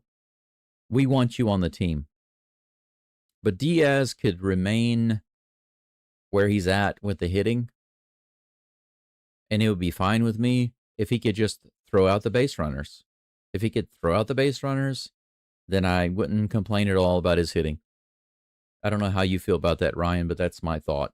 But since he's not good at throwing out the base runners, then how is he making up for what justifies his existence as the Astros' main catcher?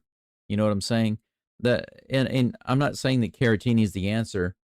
Caratini is a good, serviceable backup catcher, and he's handy at the plate. He's a good hitter's hitter. I wish that he had gotten more playing time. I'm really sad that Espada pulled him out when he was getting hot. That was a really big mistake by Espada. And you notice at the very end of the season, when there were only a couple of games left, right at that point where we still had a chance to get into the playoffs, and they pulled Walker. Do you remember that? You guys and gals remember that? They pulled Walker out of the game, and they had Caratini in the game. Why didn't they do that a couple of months before when Caratini was hot? When Walker had cooled off, this was after the All-Star break. Caratini had gotten hot, and Walker was not. And what did they do? They didn't play Caratini hardly at all. They kept putting Diaz in and putting Walker in. Well, they could have alternated. They could have just kept Caratini in the game. They could have been like, holy crap, Caratini is hotter than a Tabasco pepper, a jalapeno pepper. He's like habanero right now. So why don't we just alternate him between catching and first base?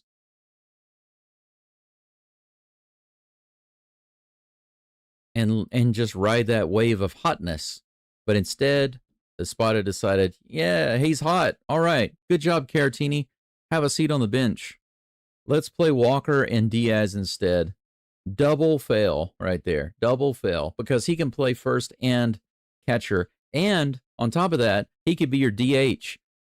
You could put Caratini in one of three places. You know, if you want to play Walker at first and you want to play Diaz at catcher, fine. Put Caratini in at DH. You know, use your brain in that situation. The only guy, at one point, Caratini was the only guy on the team that was hot. And he pulled him out of the game. That's one of the main things this year that really bothered me with Joe Espada's decisions, was pulling Caratini out when he was so hot, knowing that he could have played first base, catcher, or been the DH, and yet he put him on the bench for a really long time. And guess what? By the time he came back, he had to re-find his legs and get back with the flow of things. And I mean, he had his moments, but I would say he ultimately did so after that, but he never really got back to that hot level. So it seems to me that Caratini, when he is able to stay in there consistently, he starts to do better and better and better. Ryan says, catcher's number one job is to catch. I don't care if they hit 240 with 13 homers. Do not allow free runs. Yeah, now think about this. You're absolutely right, Ryan, because think about this. If the other teams attempt to steal on you and you got a guy that can throw them out the majority of the time, imagine how many runners in scoring position that catcher will eliminate. You know what I'm saying? And even if he's batting 240, like you said, with just a baker's dozen in home runs, it doesn't matter because he's removing opponents' runs. He's removing base runners. Think about all the times when the other team gets a runner or two runners on base. If you've got a catcher who can throw those guys out consistently, then not only will you eliminate runs scored on singles and doubles, but you'll also eliminate an extra run if there's a home run. If you think about all of those situations throughout the year, where the Astros gave up a run to the other team because there was a guy on second base or a guy on first trying to steal second, or who stole second base. If you think about all of those times, and then you subtract a certain percentage of those for a good catcher throwing them out, I think the difference would be astounding. So you're talking about a guy that would actually add more value to the team than he would need to provide at the plate. And that's what makes a catcher so valuable on defense. A lot of people don't think about that. If they look at Diaz, and because that's the thing that everybody always talks about, it seems, how terrible Diaz does at the plate. But who cares? What I care about is, who's he throwing out? You know, if Diaz were throwing out 75% of the runners going to second or third base, then I wouldn't complain at all about his batting. I'm with you on that one. I wouldn't complain at all. It's the same thing with any team. Any team. Let me go and listen to the ESPN radio right quick and see if there's anything. The world for a reason. There's only one Morgan & Morgan for the people. Right now, there's injured, dial pound law or visit. Right now, there's just an advertisement.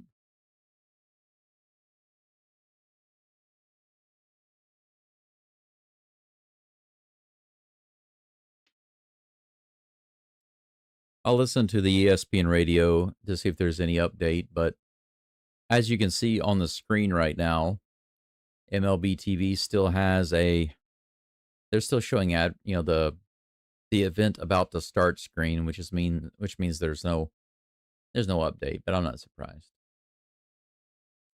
I am surprised not at all.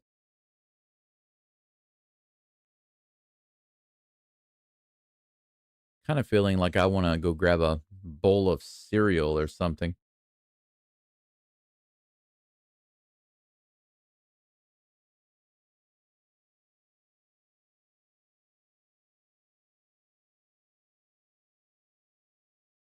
The only thing that I don't like about this ESPN radio player is that they don't give you an option.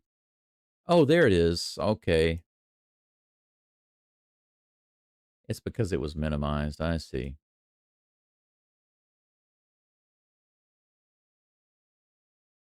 If you minimize it, the volume slider disappears.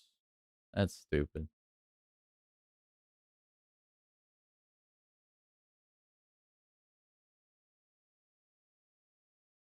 That's better. Okay.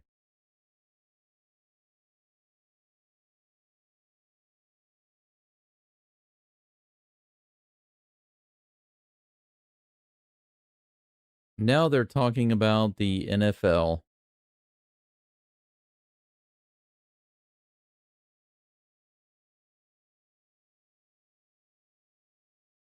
One guy says the Lions, another guy says the Bills, even though they lost recently. It's the Texans, of course. People just don't know it yet. They were freaking awesome the other day, and they're just getting better and better. Looking forward to that Monday night game week after next.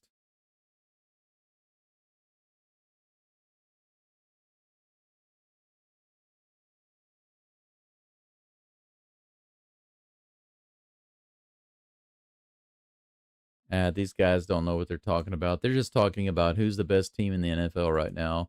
That guy said, I'm going to stick with the Eagles. I'm going to stick with the champs. Okay.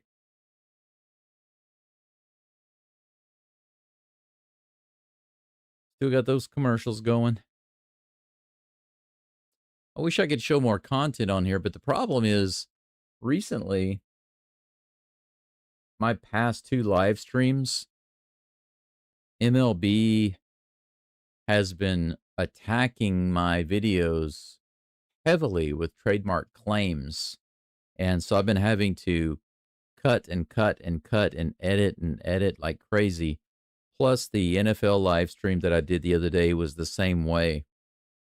It was attacked mercilessly over the past couple of days by NFL, claiming this and claiming that. And there was one mistake that I made on there that was my bad. That was my bad. And that was I accidentally left the audio on for several minutes to the game. So while I was listening to and watching the game and doing my live stream, you could hear the audio to the game coming through the live feed, and I forgot to mute that. So that was my fault, and I had to cut that out. But the way that I had to go cut it out, I had to do it manually in order to avoid that copyright claim. It was stupid because I see what the NFL is trying to do. They tried to claim it in a way that didn't allow me to do, and this is a little hard to explain, and for those of you who've never had a YouTube channel and you've never had a copyright claim or anything like that, you probably don't get it, but usually when you have a copyright claim, you can just go trim that section out of your video. You can just select that section, the start point and the end point, and just cut it completely out. And then once YouTube finishes editing that, your video will still be posted, but it would just have that section cut out, and it will just jump as people are watching it. It will just jump it'll be a quick cut from before the start point to the end point. That little piece will just be missing. Now, once you cut that out, they no longer have a claim, and so that copyright claim just disappears. But NFL and MLB have been very aggressive over about my last two videos, making multiple clip claims, all the way down. There's like a list. This clip, this clip, this clip, this clip. Sometimes it's like 12 clips. I'm not kidding. 12 clips where they say, this belongs to us, this belongs to us, this belongs to us, this belongs to us. It's just a ton of clips. And I have to go through there and look at them. And some of these clips, no kidding, are 4 seconds. Just 4 seconds. They're giving a copyright claim because I use 4 seconds of their video. Now, I don't mind cutting out 4 seconds because it doesn't do too much damage to the original live stream video. But that they are so picky that they are copyright claiming a dozen different clips at like 12 seconds each. And then, and by the way, this is just the beginning.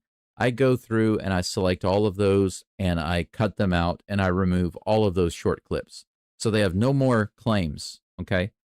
And then after the video processes and all of those clips have been cut out, all of those claims have been cut out, what happens after that? Guess what? Can you guess? They make more claims. They say, oh yeah, also these 10 clips belong to us. And so I go cut those out. And then they come back and say, oh yeah, these extra 6 clips also belong to us. It's never ending. They're trying so hard to get that revenue, because what happens is when they make a claim, even on one little clip, okay, I've got a 3-hour video. My game video, my game live stream can be 3 freaking hours long. And if there's a 4-second clip right in the middle and an MLB or NFL claim that one clip, YouTube will give all of my revenue for the whole video to the claimant. Can you believe that? So they don't take a portion. How stupid is that? How stupid is it that if there's just 4 seconds in my entire live stream that MLB or NFL claims as theirs, this is our content. And by the way, they don't even have to prove it. They just have to claim it. 3 hours of content. So what you're looking at on the screen right now, everything you're seeing on this screen right now is 100% my content. There's nothing on this screen that I did not create. My live score that you see, up there in the corner of the games it's cycling through, I made that code. This scoreboard with all of the information on it. I made that code. The images are all original. I made that with AI tools. The background images I made with AI tools. Everything on the screen, even the style, the layout of the chat with the transparent background, I made the code to make it appear the way that it appears. And of course, video of me belongs to me. Nobody else can have this video right now. It's live. So right now, all of this video, think about this. This could be literally 99% of a 3-hour video, but if I have 4 seconds claimed by MLB, then YouTube is going to give all of the revenue made for that 3-hour video to MLB. You explain to me how that's fair. Explain to me how that's fair. All they have to do is claim just a little bit, just a little. So maybe I should start doing copyright claims of MLB stuff and NFL stuff. Maybe I can get, maybe I can win some of those. They'll forget to dispute it or something, and I can get the revenue from it. Maybe I should start doing that to them.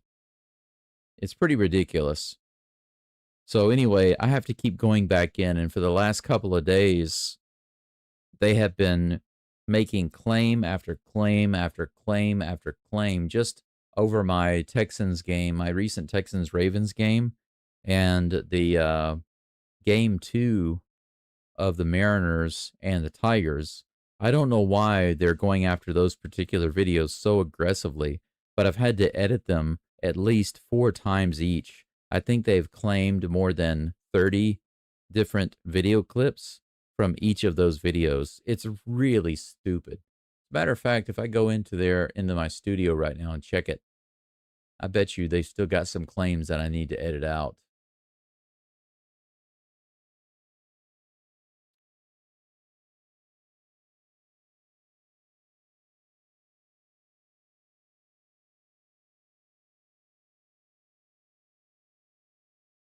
Orioles Birdwatcher is also live streaming the delay.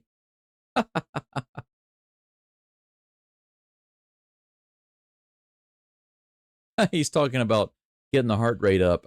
That's one thing I cannot do. I need to get some light walking in, but I cannot get my heart rate up because I have blockages in my blood flow. I can have a heart attack if I get my blood flow up or my heart rate up too much. Yeah, America Returned. I've often wondered about that. Why they don't go after people using the team logos. I'm sure I could find a reason for that.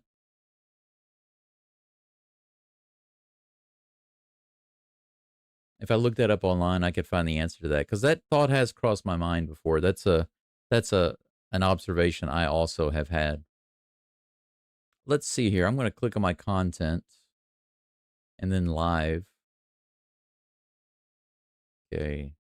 Look at this. Okay, I'm going to show this to you.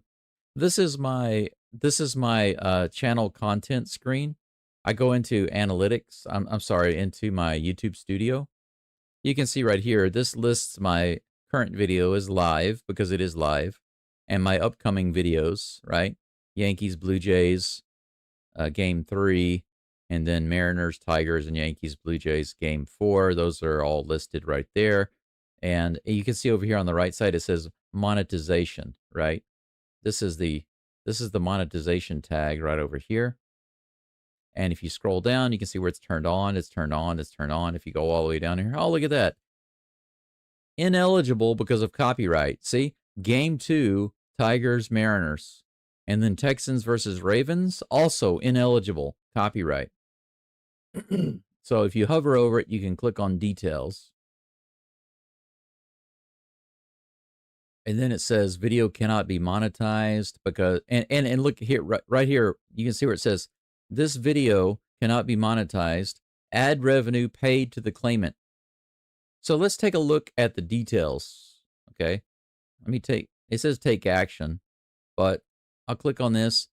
Now, here you'll notice it says, right now I can't edit.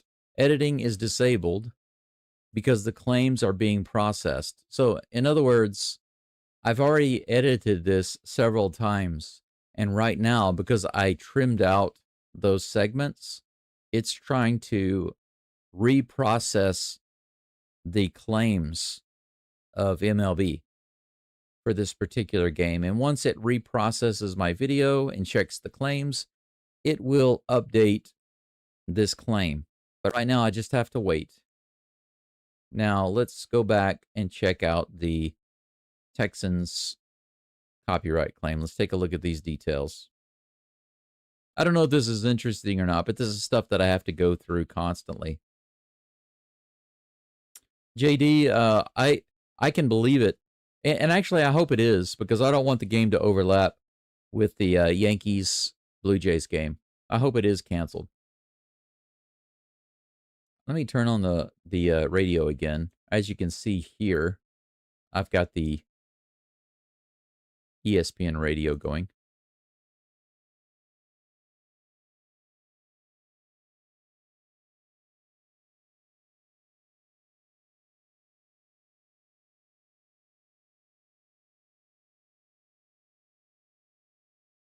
Okay, I'm gonna turn this down. Where's the volume control? Why is the volume control so hard to find on this?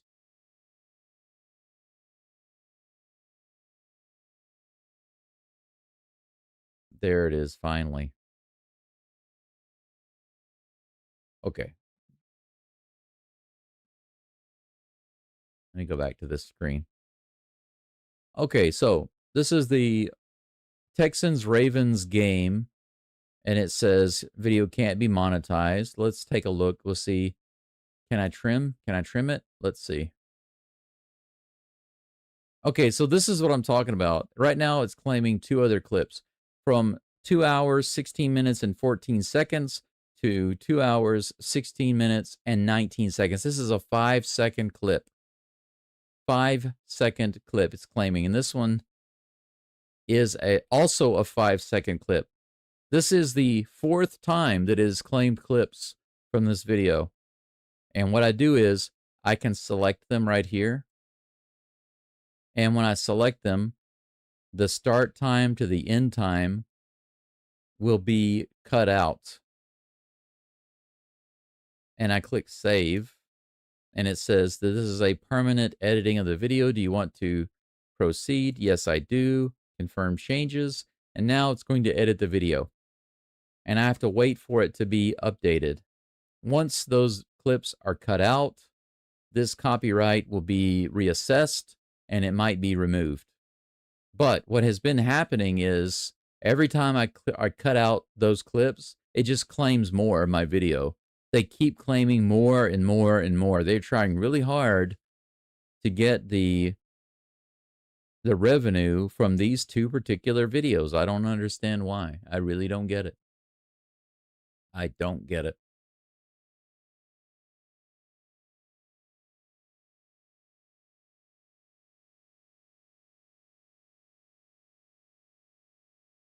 Yeah, no update right here on ESPN.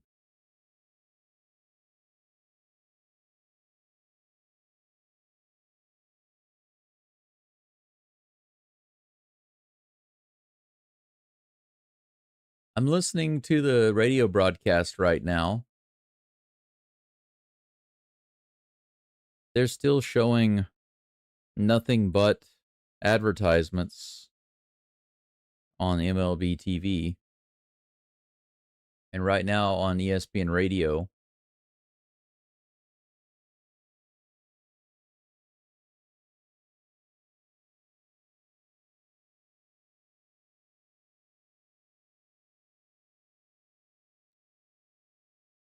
they're still talking about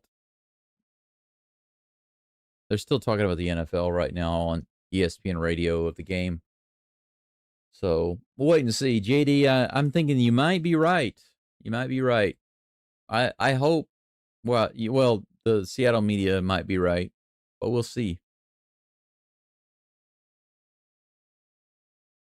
Ryan is right. Bruh, indeed. Bruh, indeed. Anyway, I do appreciate you guys and gals hanging in there and following me. For those of you who watched the video that I had about the Astros 2025 season and the changes that the AI would make for 2026. Do you have any thoughts about that? I know that George liked it, but I was wondering what your thoughts are. If you have any other ideas about the what you hope the Astros will do in the off season.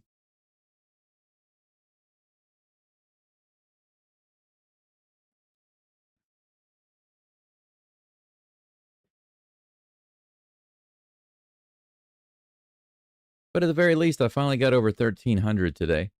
And that's another thing that YouTube stopped doing for some reason. Once you get over 1,000 subscribers, they stop listing exactly how many subscribers you have. So if you have 1,003 subscribers, it will just say you have 1,000. If you have 1,009, it will say you have 1,000. It won't update.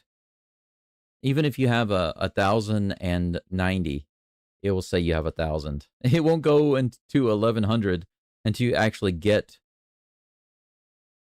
to 1,100. It doesn't round up. It's ridiculous.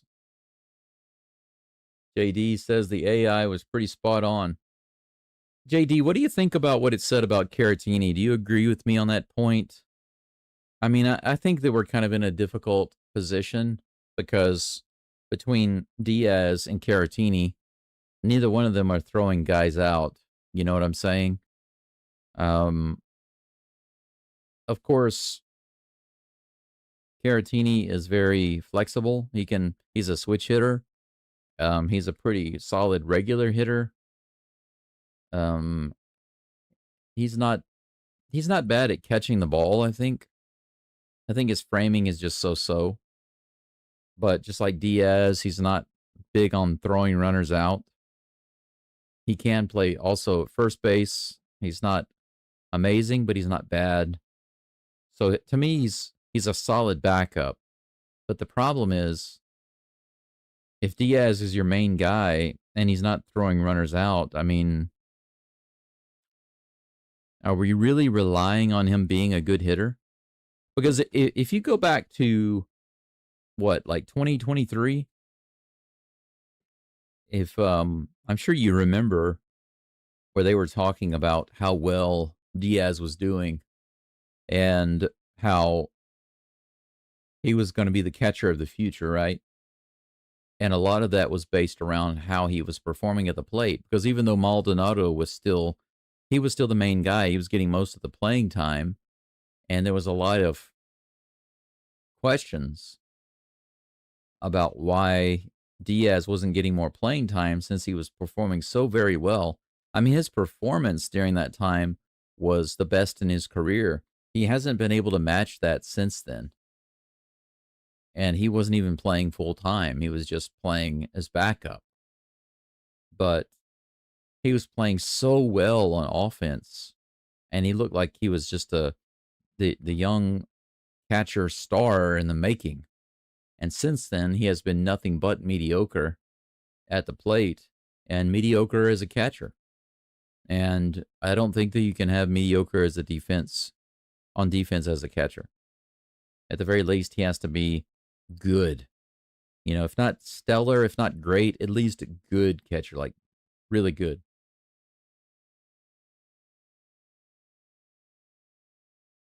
Yeah, JD, okay. JD says, I agree with your assessment. Take your pick. Not sure one is really all that much better than the other. Yeah, it's kind of crazy because, I mean, obviously, Caratini is a little older. He's got, more experience or whatever. But Yiner has maybe more potential to be better. He's younger. Maybe he more longevity. But there's no way to predict that, right? And then it's like, well, Caratini can switch hit. Yeah, but, Yiner Yiner's definitely a faster runner. He's definitely faster. He's not a slow runner for a catcher. So That's one thing that I'll give him. For a catcher, he runs pretty fast. But then you look at Caratini, and it's like, well, Caratini's batting better.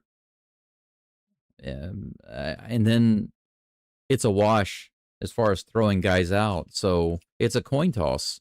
Who do you keep? If you can get a star defensive catcher like the AI mentions, the AI clearly favors letting Caratini go and keeping Diaz as the backup. But you know what?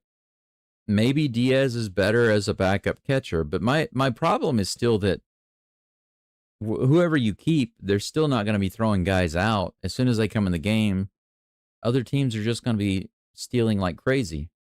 But if we have a guy behind the plate with a rocket for an arm, they're going to be thinking twice about stealing. You know what I'm saying? Especially if the Astros work with their pitchers to pay attention to the base runner and deliver the ball a little bit faster whenever they go into their motion. That combination, having a rocket arm behind the plate plus pitchers who are very aware of the base runners and who practice those things in the off season, it could really limit the damage on the base pads. The Astros are one of the worst performing teams in all of MLB for throwing out runners, throwing out base stealers. It is a difficult decision. So you and I are in agreement on that.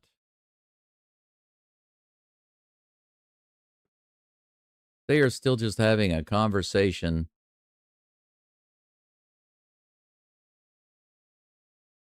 Now they're singing. What a ridiculous discussion. I don't know if you guys listened to the Chandler Rome podcast. I was following them for a while, but I've just decided to stop. That's something that I was going to mention earlier that I haven't said, and this applies to all sports. So no matter whether you like the Mariners or the Tigers, the Blue Jays, the Yankees, whoever you like, doesn't matter. One of the things that I've noticed doing the live streams of all these games, you get to know your team really, really well. And whenever you go listen to the sports commentators, typically what you're listening for is to hear some information and some updates and some things that you might not know, right?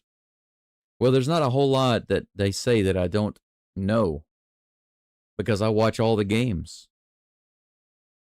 And so if they tell me, if they talk in the podcast, for example, if Chandler Rome talks about this situation between Caratini and Diaz, for example, they're not really going to say anything that I don't already know, unless Chandler Rome says, well, I was in the clubhouse yesterday and was actually able to speak with Espada about improvements that they want to make with their catchers and what they're working on with Caratini and Diaz. Okay, he might be able to say something in that situation, of course, that I haven't heard because he was able to interview the players and the coaches actually in the clubhouse. That's something that he's able to do regularly, and I can't do that. So I'll give him that. But as far as everything else, he doesn't really say anything that's useful to me. And actually, quite often on his podcast, he talks about things that I don't want to use the word stupid, but they're just things that I'm tired of hearing, and I hear them over and over and over again. And the number one thing is Taylor Swift. Why are these guys always talking about Taylor Swift? I swear to God, it's like every single video, every single podcast, they're talking about Taylor Swift songs, Taylor Swift concerts, new Taylor Swift albums. I thought this was supposed to be Astros talk. Why are we talking about Taylor Swift? And I'm not joking. I unsubscribed from his channel. What's the name of his channel? Crush City Territory? I unsubscribed from Chandler Rome's Crush City Territory on YouTube. I don't watch him anymore because I'm just tired of hearing about Taylor Swift.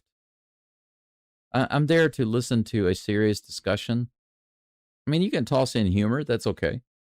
But when you're following a particular team and you're looking for some real discussion about the team, and you tune in and they spend several minutes talking about Taylor Swift and taking your kids to see Taylor Swift and how good her music is, and this is not a one-off thing.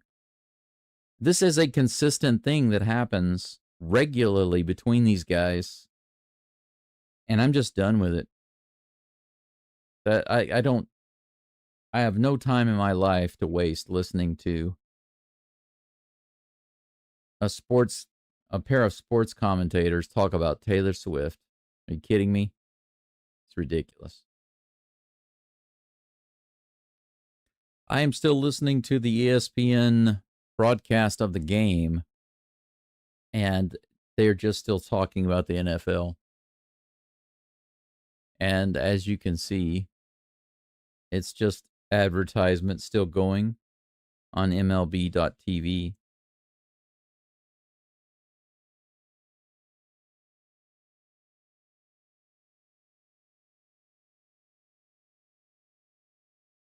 Well, this game would have to start within the next 45 minutes, I believe, in order to get under that 3-hour cap. Next 45 to 50 minutes. And I know it takes them at least that long to roll out the tarp. So we should be getting some type of update any time now, any minute now. JD says star catchers are just so hard to find. Well, you know, I agree with you. A star catcher, meaning somebody who's good on defense and offense, yes, hard to find. But why is it shouldn't be hard to find a catcher who's a good catcher. You know what I'm saying? Like you said earlier, even if the batting average is low, they don't hit a lot of home runs, they're not really a great offensive producer, but they've got a good arm, they're good at catching. I mean, that shouldn't be difficult to find. A catcher who can catch. A catcher who can throw. Catch and throw. That's all. That's all you need. He can catch and throw, catch and throw, catch and throw. That's it. That's all you need. If he's terrible at the plate, so be it. But you need a guy who's going to stop letting runners get on second and third base, you know?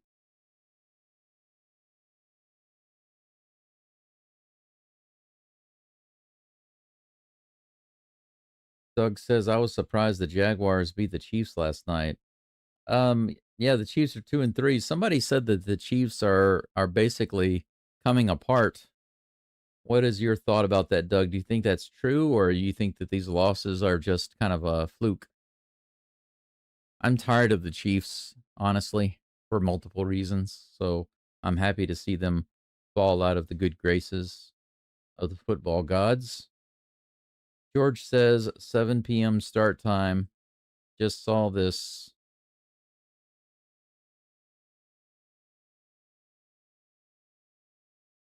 We'll see. They might be trying to get under that 3-hour cap. That's why it might say this. If that's true,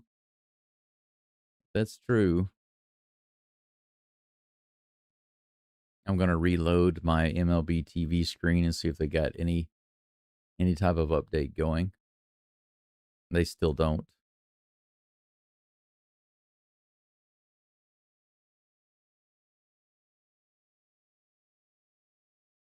I will check my app also. I've got the MLB app on my phone. But you know what? If they've got a 7 o'clock start time, I think that means that they have to actually start. They actually have to start rolling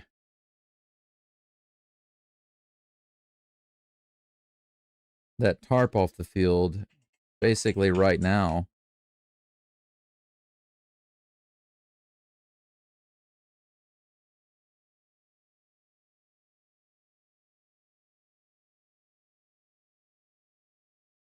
Where's the news? There it is.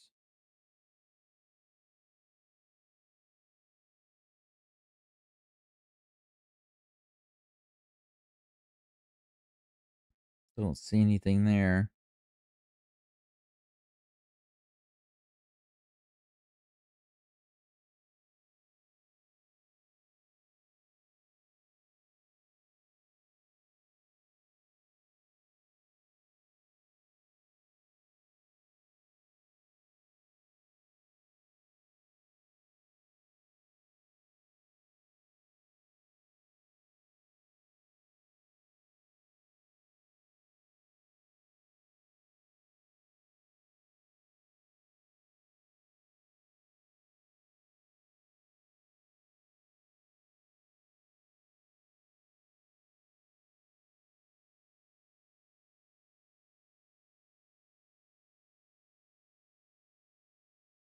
All I see is delay. I don't see any information about that.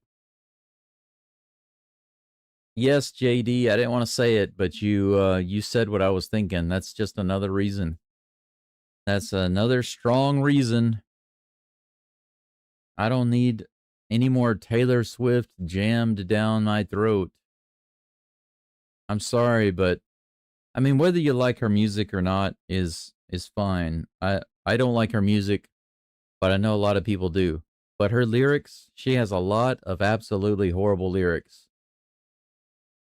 She's very modern day feminist, and she's a man basher, and I don't support people who are hateful like that.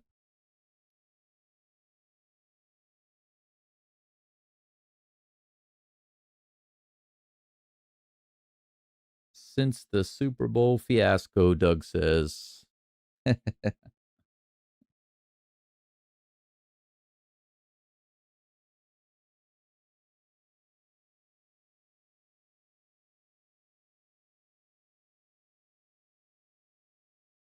No Swift.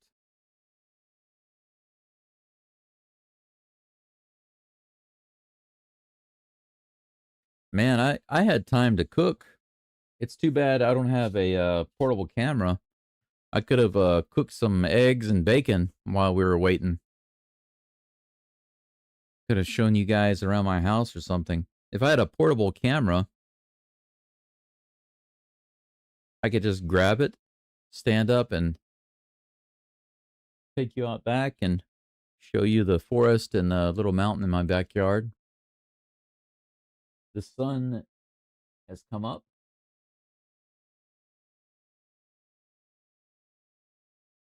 7:24 in the morning here. Still listening to the radio. Nothing but advertisements on the MLB TV and on ESPN.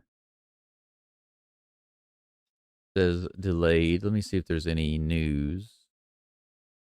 Play-by-play. No information.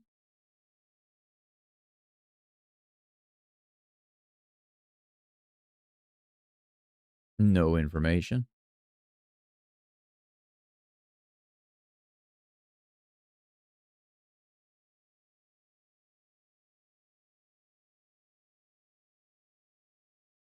They might have an update right now in just a moment. Let's see. Hi, I'm Darina, co-founder of... No, that's a commercial. It sounded like they were about to give an update, but they went to commercial instead. Yes, no Swift, no Taylor Swift. JD says, totally agree. Regarding Swift, modern day feminism, no thank you. Yes, that's right. You know, it's so ironic, isn't it? The whole purpose, supposedly, of feminism is, this is what people say, the core of it is equal rights for women, but that's not what it is. That's not what modern feminism has been about. It has pretty much, since the big push for feminism, it has pretty much been about pushing women up above men and pushing men down, and that's just the fact. I'm all about women's rights, but that doesn't mean that I'm against men's rights. You could say that I think that we don't need men's rights and women's rights exclusively. I think what we need collectively is human rights. And as long as we have human rights, then women have rights. You know what I'm saying? That's like the argument for all lives matter versus Black lives matter. Well, what about brown people and red people and yellow people and white people? There are a lot of different people on Earth. We don't need to focus on any one particular group. We just need to make sure that all groups are getting the same treatment. That's just the fact. I mean, it doesn't take a a high IQ person to understand that.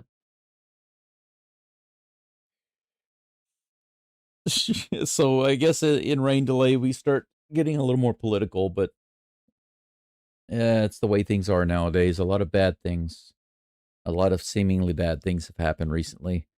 Some of those things I haven't mentioned on my channel just because they are not directly related to sports, but you probably know what I'm talking about when I say that some really terrible things have transpired in the U.S.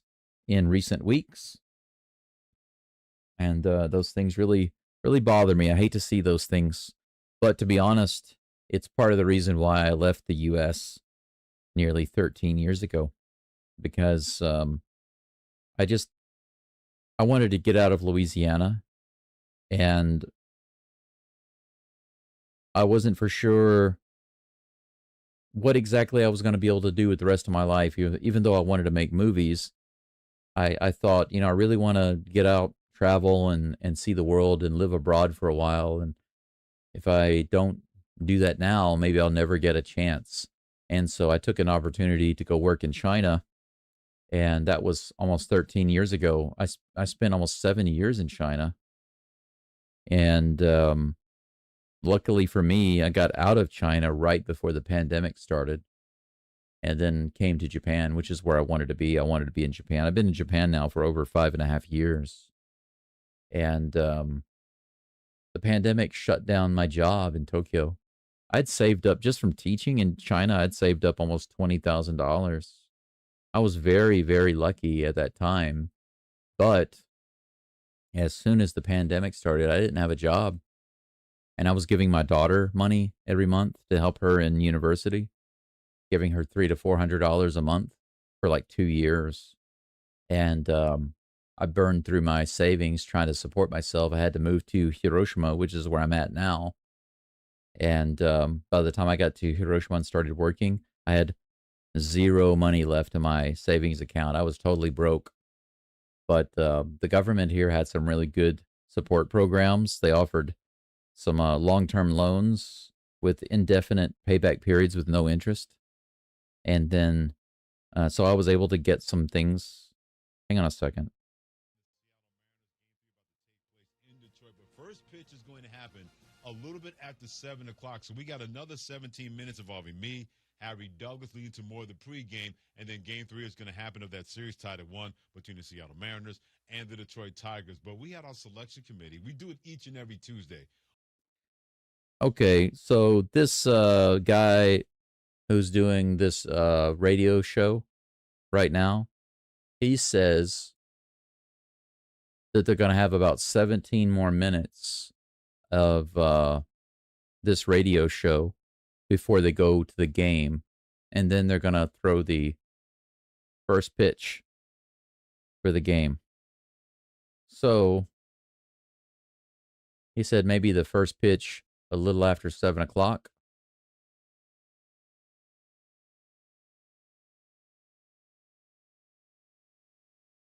Let's see what in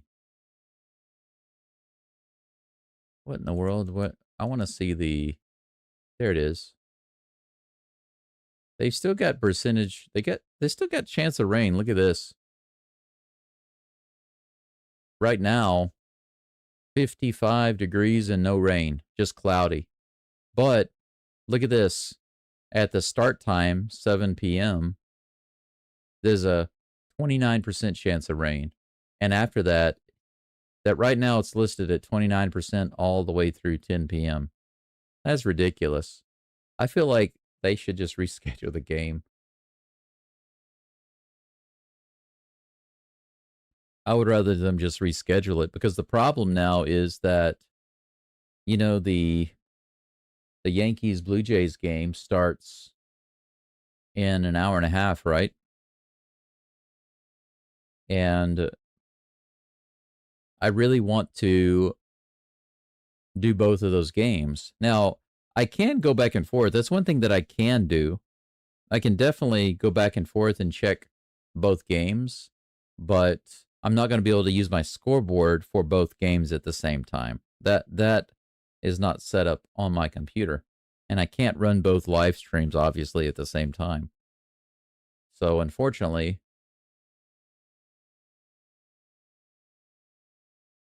it's not an ideal situation. Yeah, they said first pitch will be probably a little after 7 o'clock.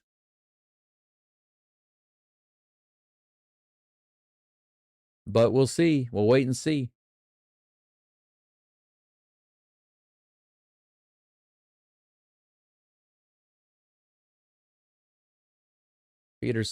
Donald Peterson says, local Detroit news states the first pitch is expected at 7 p.m. That's typical in MLB, you know.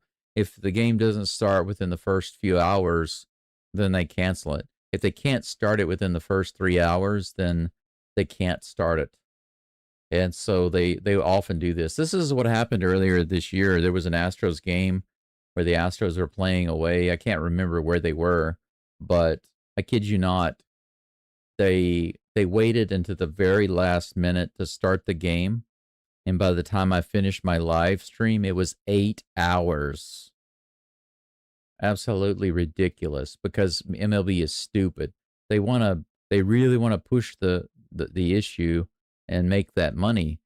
But I really believe that they would do better to, I mean, why not move the other, well, I guess they can't move the other game back. It's just too late. They can't move back the Yankees Blue Jays game. It's too late. But overlapping the games is a loss, in my opinion. It's a big loss.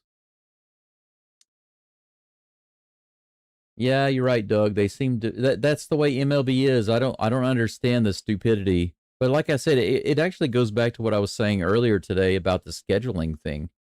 I mean, having a game at 1 o'clock in the afternoon on a weekday? Really? How retarded is that? But yet they do it consistently throughout the season. And then to have the wild card games in the afternoon on a weekday? I mean, does it get any dumber than that?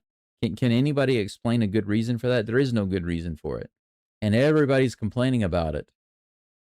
Who else does that? NBA doesn't do it. The NFL doesn't do it. College football doesn't do it. No one else does it. Only MLB. And why do they do it? Who are they catering to? Nobody. They're catering to themselves. It was very annoying to me to do that live stream earlier this year. I kid you not, 8 hours. My live stream was 8 hours long.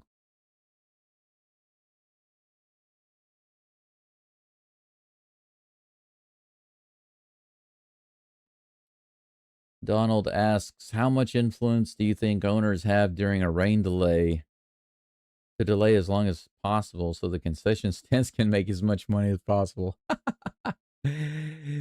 I don't know, Donald. I really don't know. But I do know that once it gets to a certain point, they all have to meet together to discuss what they're going to do. Now, the thing is, MLB has these regulations and policies and stuff that the teams agree to. So they're not allowed to even consider canceling a game until a certain point or certain conditions are met. That's a fact. And if they're in a situation like they are in today, or like the Astros game was in earlier this year, then they will literally wait until the very last moment to get that game started so that they can slip it in just under that cap and make sure that the game happens. But a situation like this, I think it's just retarded. They should have just I mean, I know it's inconvenient, and there may be certain people that would miss the game because they were only in town for this one game, but you know what? You're making it really inconvenient by overlapping the games. It's as simple as that. And starting the game really, really late and then overlapping it with another playoff game. Come on now. And these are both AL games. If it were overlapping an NL game, I could understand that a little bit better, because a lot of the people that are interested in the NLDS are not going to be as interested in the ALDS. But people who are interested in this game are more likely to be interested in the other ALDS game. You know what I'm saying? Tell me if I'm wrong, if you think I'm wrong, but I think I feel... Because I really... I know who I don't want to win in the NLDS. But I'm not going to watch those games, and I'm not going to call those games. I'm not interested. Other than I want the Dodgers to lose, and I want the Cubs to lose. Other than that, I really don't care. I would like to see the Brewers win. I don't care about the Phillies at all. But I'm an AL guy. My team is the Astros, and they're not in the playoffs. So I'm following the AL teams all the way through the World Series.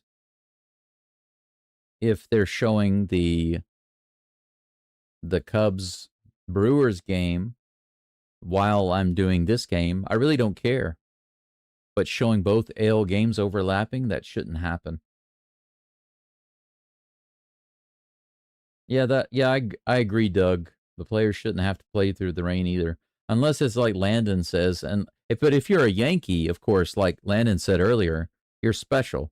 New York is special. They play no matter what the weather is, because only New York, that's why they have like 1,000 World Series victories, because they play through everything. It doesn't matter if there's baseball-sized hail coming down on the field.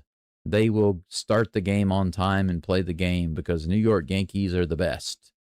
They are ace baseball players number one, ace baseball team number one. They are above and beyond all of their teams, head and shoulders, baseball gods. And so weather doesn't affect New York at all, and they never have rain delays or postponed games, because they are all that in a bag of potato chips. I'm glad I'm making some sense, Donald. We are still on a commercial break right now. I'm going to hop up right quick. I need to go in here and take a quick bathroom break. But maybe while I'm gone, I can play a video for you. Just to, let's see, what video can I play?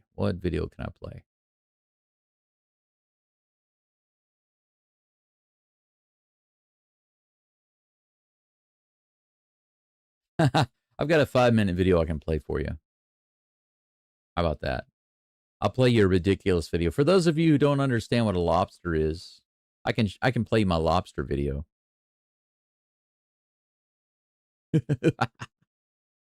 This could be a treat for those of you who have not seen the lobster video yet. This can be a treat for you, I think.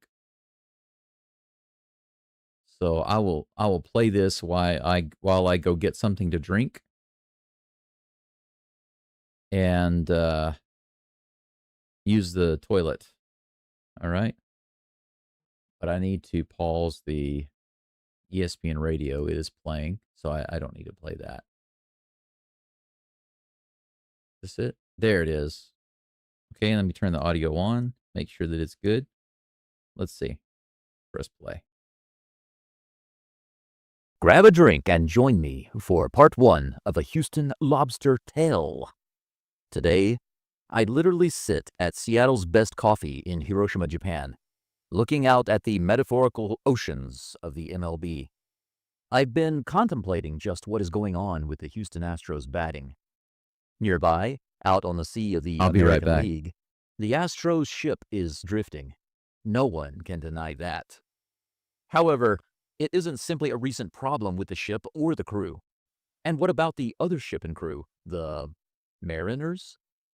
Well, they haven't been the best fishing crew either, but they're still circling. The main focus of every ship on the ocean is simple. Bring the lobsters home. You can go out casting your nets, fishing, and catch all you like, but if you can't bring the lobsters back home, then how can you face the villagers? You know what I mean? Here's what I'm going to tell you today. Part 1. Definition of what a lobster is and recent examples. Later in Part 2, the fishing crew metaphor and who's to blame for the state of things. And then Part 3, the facts, the data behind the disappointment.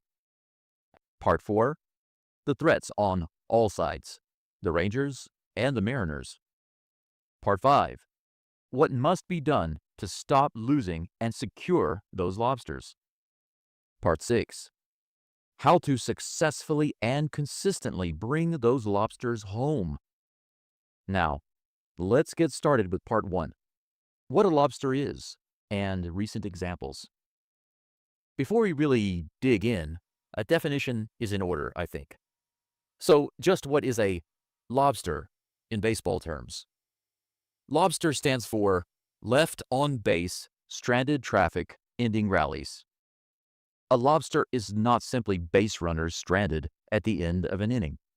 These are different, and sometimes more than that, and I value this metric more highly. A lobster is an opportunity that is already within reach, but lost. A lobster occurs anytime a batter comes to the plate with one or more runners on base and fails to do anything productive. No hit, no RBI, no walk. No hit by pitch, no sacrifice fly, no moving the base runner over in any way, shape, or form. If none of those things happen, it's like the lobster or lobsters either escape or are lost along with the net. This forces the crew to get another net and try again later, at another time, or on another day. Lobsters aren't just potential. They're about actual, real scoring opportunities that were already caught in the trap, just waiting to be hauled in, taken ashore, and given to or sold to the villagers, but then squandered or lost. In short, a lobster is every single missed opportunity to do something positive and bring that baby home, or closer to it. Would you judge the entire fishing crew's success by the result of just one crewman's final effort to pull in the net after each cast? Or would you look to the overall efforts of each cast and all casts for that day? Of course, we would judge them by the total performance of each cast, as well as each day's cumulative performance. This is why Astros looks at the lobsters in a cumulative way, rather than simply stranded runners at the end of each inning. That, my friend, is a lobster. Ugh. Let's look at a recent example. Have a nice the wasted tonight. feast. In a game against the Angels at home in Divison Park, the Astros scored just 2 runs. Despite a win, they had 25 lobsters in their possession in total for the day. Yainer Diaz alone was responsible for losing 8 lobsters. He grounded into a fielder's choice double play with bases loaded on one occasion, There's and Yainer. fouled out to third in a similar situation later on. That is a 6 lobster loss by just one crew member in 2 opportunities. And after 3 other crew members had worked so hard to bring them into the ship.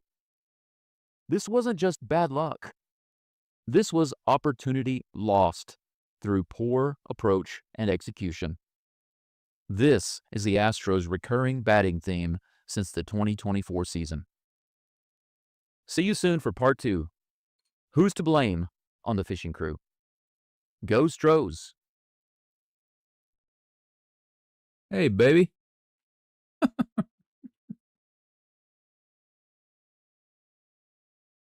I'd like for us to... I'll pause that right quick. Check the game. All right, still waiting for the game to start. I went ahead and got some cereal and a banana because my plan was to eat between the games But I'm not going to be able to do that today because of the rain delay. The games are going to overlap.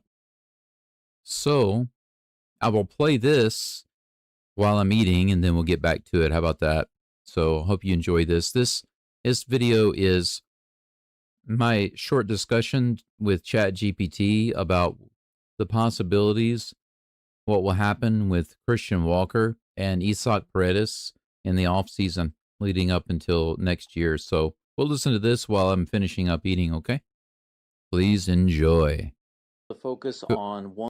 Feel free to comment, by the way. One big important subject with the Houston Astros, and that is Christian Walker. Some fans are speculating about Isaac Paredes maybe playing first base because obviously he was the Astros' replacement third baseman after Bregman didn't re-sign. And since Paredes was injured. Yes, by the way, Donald, you're right. If you go back and you look at the series that the Tigers played with the in the ALCS with the Guardians, they've been doing the same thing over and over again. I'm surprised that they win any games because they strand so many runners on base. They create a ton of lobsters. Yeah, Doug, that's part of the reason. The captain of the ship is part of the reason.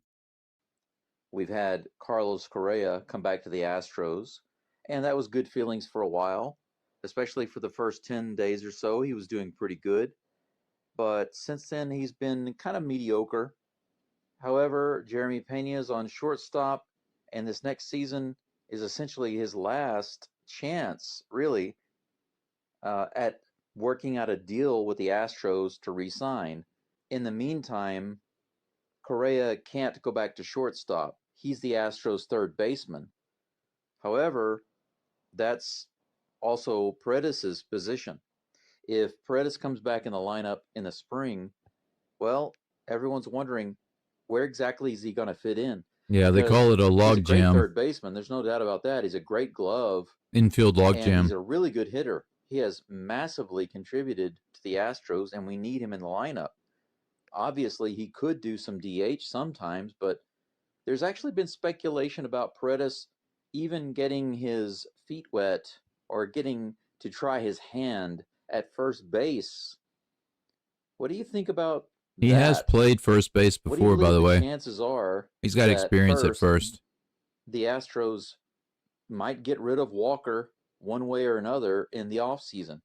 Number two, what are the chances that they will explore putting Isaac Paredes at first base? If you think that the chances of them doing those things are not too high, or if they were to get rid of Walker but not move Paredes over to first base, how do you think they might address the gap that would exist? This is a great place to dig in because Walker Paredes' positional flexibility is one of the key roster puzzles the Astros must solve. Let's break it down in parts. 1. What the contract market says about the likelihood of moving Walker. 2. The feasibility and obstacles of shifting Paredes to first base. 3. If Walker is moved and Paredes doesn't shift, how else Houston might fill first base. 4. My best guess probabilities. 1. Walker's contract and trade risk. First, the facts. Christian Walker signed a 3-year, $60 million contract with Houston in December 2024. ESPN.com. That gives him a guaranteed average of $20 million per season, 2025 to 2027, on a fully guaranteed deal. Sportskeeda. He is already 33, or 32-33 depending on timing. That's toward the back half of a typical prime for sluggers. Reuters. He has had minor injury issues. In spring training 2025, he was scratched from a game with oblique soreness. Reuters. Given that commitment, Walker is not a cheap or easy contract to shed. For Houston to move him, a few things must align. There must be a trade partner willing to absorb or split some substantial salary.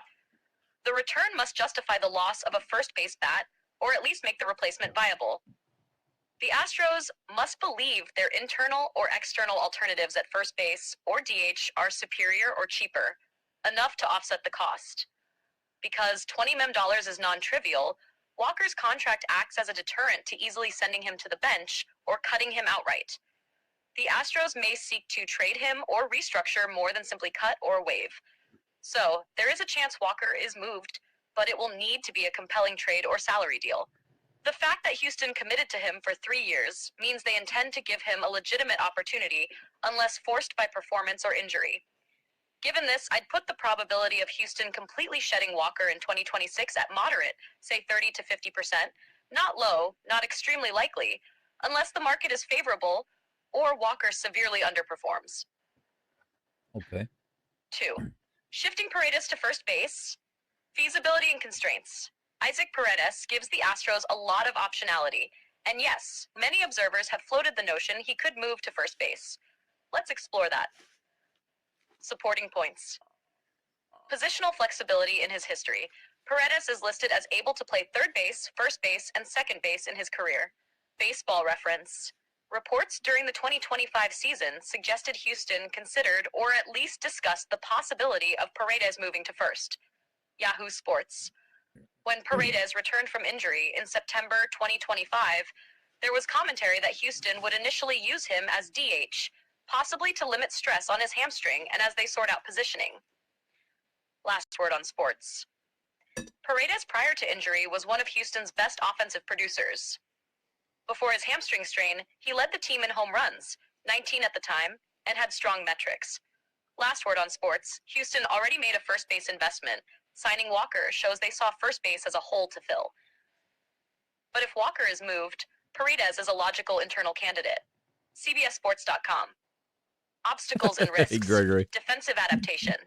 Third base and first base have different defensive responsibilities. Footwork Good to around see the you guys. bag, scooping throws, reactions, angle of throws, etc. It isn't necessarily trivial for someone to move seamlessly. Throwing arm strength. The angle and strain of throws and scoops at first may differ. Adaptation is needed. Durability and injury history. Paredes suffered a significant hamstring strain. Any position change that increases physical stress must be balanced against his injury risk. That's true. Team roster inertia. Houston may already have development plans for prospects or external free agent targets at first base, making them less enthusiastic about moving Paredes. Contract mismatch. Paredes is still under earlier control. Walker's presence reduces the urgency to force Paredes to first prematurely. Player preference and optics. Paredes likely wants to play his natural spot, third base. Natural. Asking him to shift may require buy-in and careful handling. Make him sound like a Given all squirrel that, or something. I think the shift is plausible, a real option the front office will consider, but not guaranteed. He may want to be I'd in estimate his a moderate natural to high chance they environment. explore it, say 60 to 70%, and a lower but meaningful chance they Don't put implement Paredes it, in the zoo. say 40 to 50%. In short, I believe Houston will test Paredes at first base, especially in spring training, likely in parallel with Walker until a decision is made. Okay. 3. If Walker is moved but Paredes doesn't shift, what are Houston's options at first base? If Houston moves Walker but doesn't or can't shift Paredes to first base, they still need a plan. Here are several realistic approaches. A. Acquire a first baseman via trade free agency. Trade for a first base bat. Target teams with surplus first base or corner bats, especially those who are rebuilding or seeking pitching. They might take on Walker's contract or get Houston to pay down some salary. I Free wish you agent would, signing. Gregory. The 2026 free agent market may offer first base options. Houston could sign a lower cost bat or 1-year depth option to bridge the gap. B. Use a platoon or rotation at first base DH. Rather than having a full-time first baseman, Berrettini. Houston could rotate among DH, first base, and bench spots, using multiple players to share innings. Use a defensive first baseman who is cheaper or more specialized, while Yeah, Paredes that's the or problem, someone else JD. It would plays take third base. no matter C. what, Promote, I think the Astros acquire would a have to utility eat a lot corner of his infielder salary. prospect. If Houston has a minor league arm or corner infielder with first base capability and bat Even in upside, the best they might accelerate that promotion. case scenario, you know? Players who can play both first and third, versatility, will become more valuable. D. Let DH absorb some of the load. Use DH more heavily, especially in hitter-friendly parks, reducing demands on the first base spot. Assign Paredes or Correa or other infielders occasional DH bench roles to rotate the burden. In any scenario, Me too, Houston will Gregory. want not just a placeholder, How awesome would but that someone be? who can produce enough offense to mitigate the loss of Walker if he's moved. 4. And 60 My best RBIs. guesses and probabilities. Putting all this together, here's how I'd predict the outcomes. Probability Astros move. Trade release. Walker Yeah, by the even end in of the next best case offseason, scenario, they're going to have to 35 eat some of that 45% salary. probability. Houston tries Paredes at first base in 2026. Spring training, testing starts. 60 to 70% probability.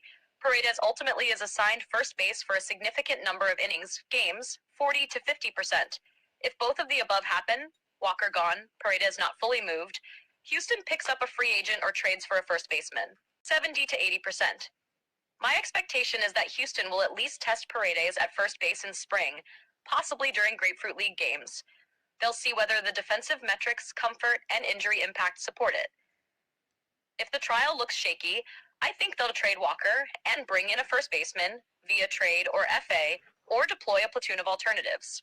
If, conversely, Paredes adapts quickly and looks defensively acceptable, then Walker becomes the odd man out, or at least a bench or platoon option, and Houston gains roster flexibility. Yeah, you could say that right now, Christian Walker's. Ugh. I got the stem of the banana there. I think that oh, it looks like we got some. Hang on just a second. Look like we got some action going. Generating offense. The field is uncovered, as you see. Looks like we might be ready for some ball. I see some players. I see some players. Who among all pitchers who threw 100 innings has the highest strikeout rate in baseball. Adam? Excellent strikeout pitcher matchup tonight between Logan Gilbert and Jack Flaherty, who met on July. There goes Windows again. In that 3-game series right before the All-Star break. There goes Windows again with all of its stupid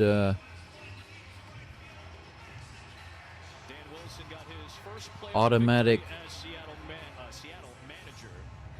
window resizing. The Seattle Mariners Hall of Famer, inducted 13 years ago alongside his longtime battery mate Randy Johnson. His first full season as Mariners manager, and Julio Rodriguez, as is customary, says hello to the family as he prepares for this contest. JD, I see your question. Give me 1 second. I'm trying to adjust some stuff on my screen because the game is about to start. We are about. Whoops! I just realized I have my audio going. I'm gonna have that claimed out, I'm sure. I forgot to turn the audio off. My bad. That is my bad. I cannot leave the audio going, unfortunately. I wish I could, but I cannot do that. Flaherty is on the mound for the Tigers.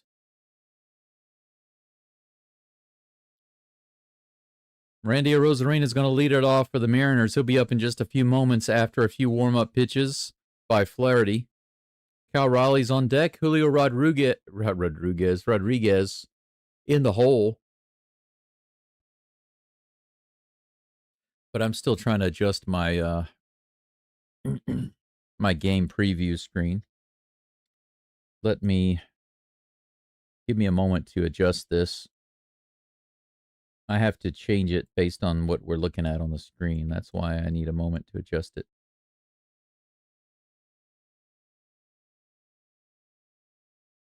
What in the world is going on?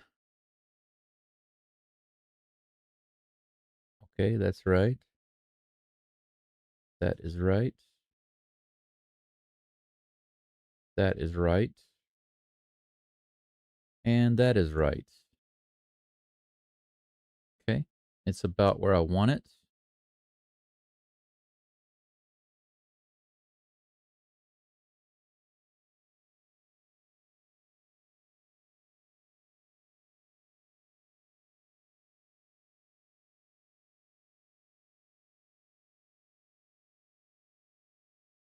Okay. Should be all right.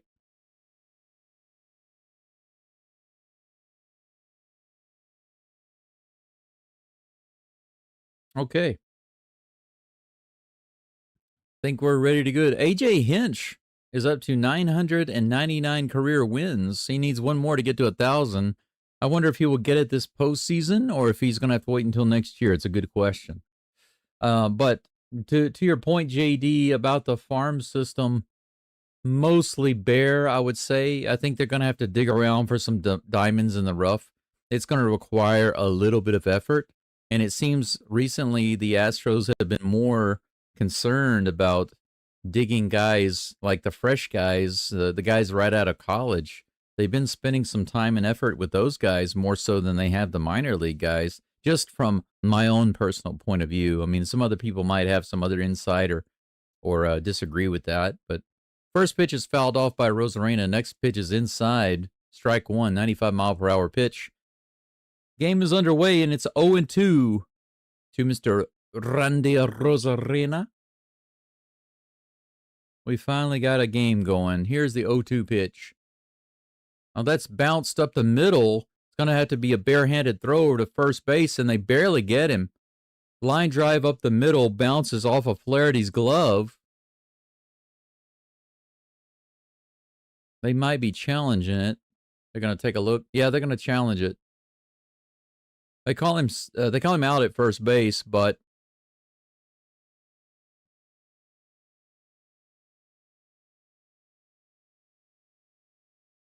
no, they call him safe. I thought they called him out at first base. Okay, yeah. They did call him safe. I thought they called him out. They called him safe at first. And the Tigers are going to challenge it. And I think they're going to get it. The ball was there first. So they should overturn this call. You can see. Yeah. I don't know, though, from that angle. I think from the other angle and that angle, that's difficult. They might not overturn it. I changed my vote to 50-50.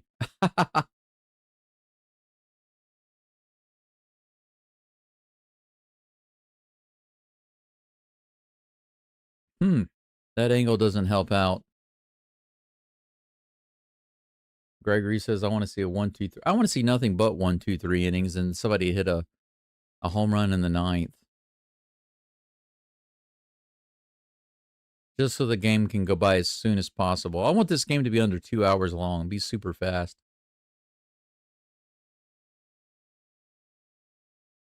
It was so close, it's hard to see. So it was a good call by the umpire. If you're not sure, you give the benefit of the doubt to the runner. That's the way it's supposed to work. But I often see that the umpires do not do that.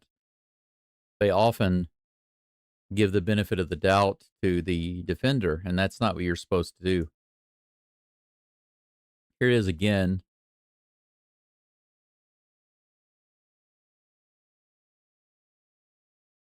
I think that he's out based on that super slow-mo. Here's the call. It's overturned. He's out. Okay, I was right. What do you know? Super slow-mo for the win. The Tigers get the overturn, and Rosarena is out. One down, and that brings up Cal Raleigh.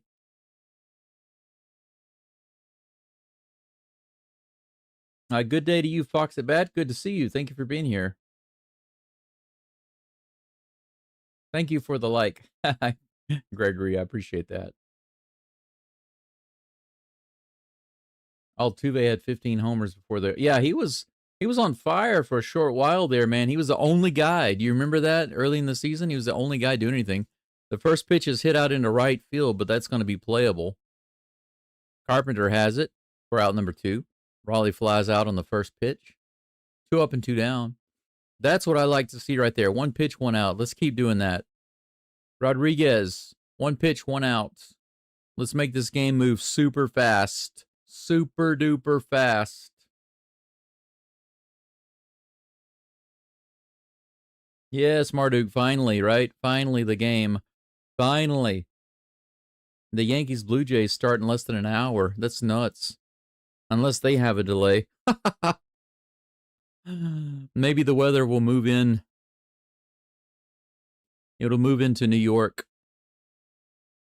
First pitch is in there for a strike. Second one is a swing and a miss.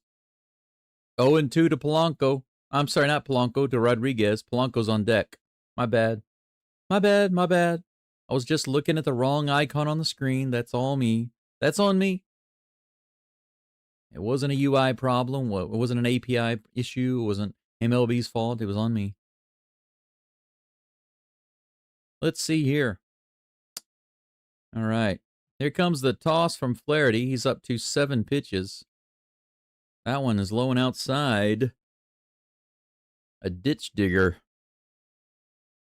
1 ball, 2 strikes. Is my coffee? Yes, my coffee is ready, and it is perfectly made. Here comes the next toss. Ooh, almost went. Did he go? They say he went. And that'll be a strike 3 on a check swing. J-Rod goes down.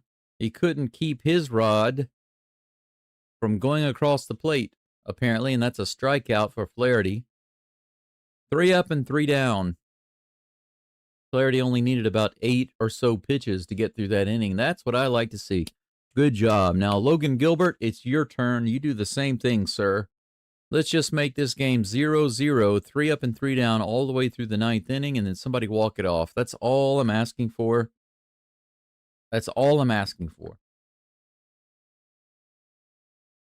Actually, what would be perfect is if it was 0-0 all the way through the top of the 8th, and then the bottom of the 8th, the Tigers hit a home run.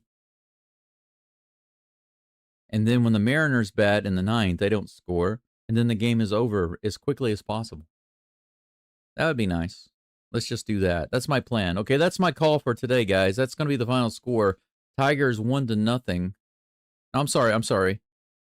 Yeah, that's right. Tigers 1-0. They'll score 1 run in the 8th. The Mariners will not answer in the 9th, and that will be the final score today. So both pitchers throw a no-hitter and no walks. And the relievers, same, no walks, no hitter through 8 innings. But in the bottom of the 8th, the Tigers will hit a home run. And then in the top of the 9th is 3 up and 3 down for the Mariners. And that's the way it's going to end. 1-0. And the game will be less than 2 hours long. That is my wishful thinking. Let's see. Let me check the live chat right quick.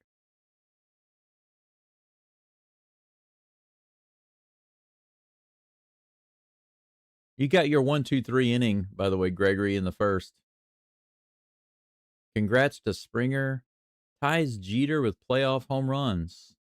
Very interesting. He's got a ways to go to catch up with Altuve, though, right? Altuve has got the opportunity. How many more does he need? I can't remember how many more. He's like, what, 5 more or something like that? It's very sad that the Astros did not get in the postseason, and that's the main reason, in my opinion, is that Altuve needs that opportunity to hit some more postseason homers. Mr. Logan Gilbert is on the mound, and you guys are gonna have to forgive me for making my clips a little bit shorter. I'm gonna have to keep them at maybe 3 seconds at the most.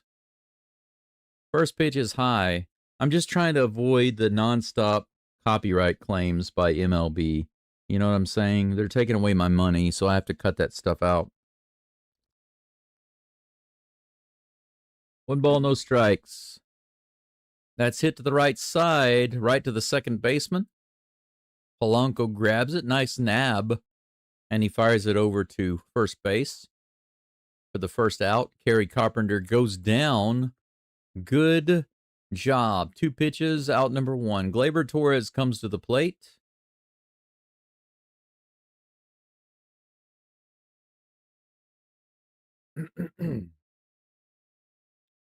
JD says, I also ask because I know the Mariners farm system is stacked with talent. Yeah, the Mariners seem to have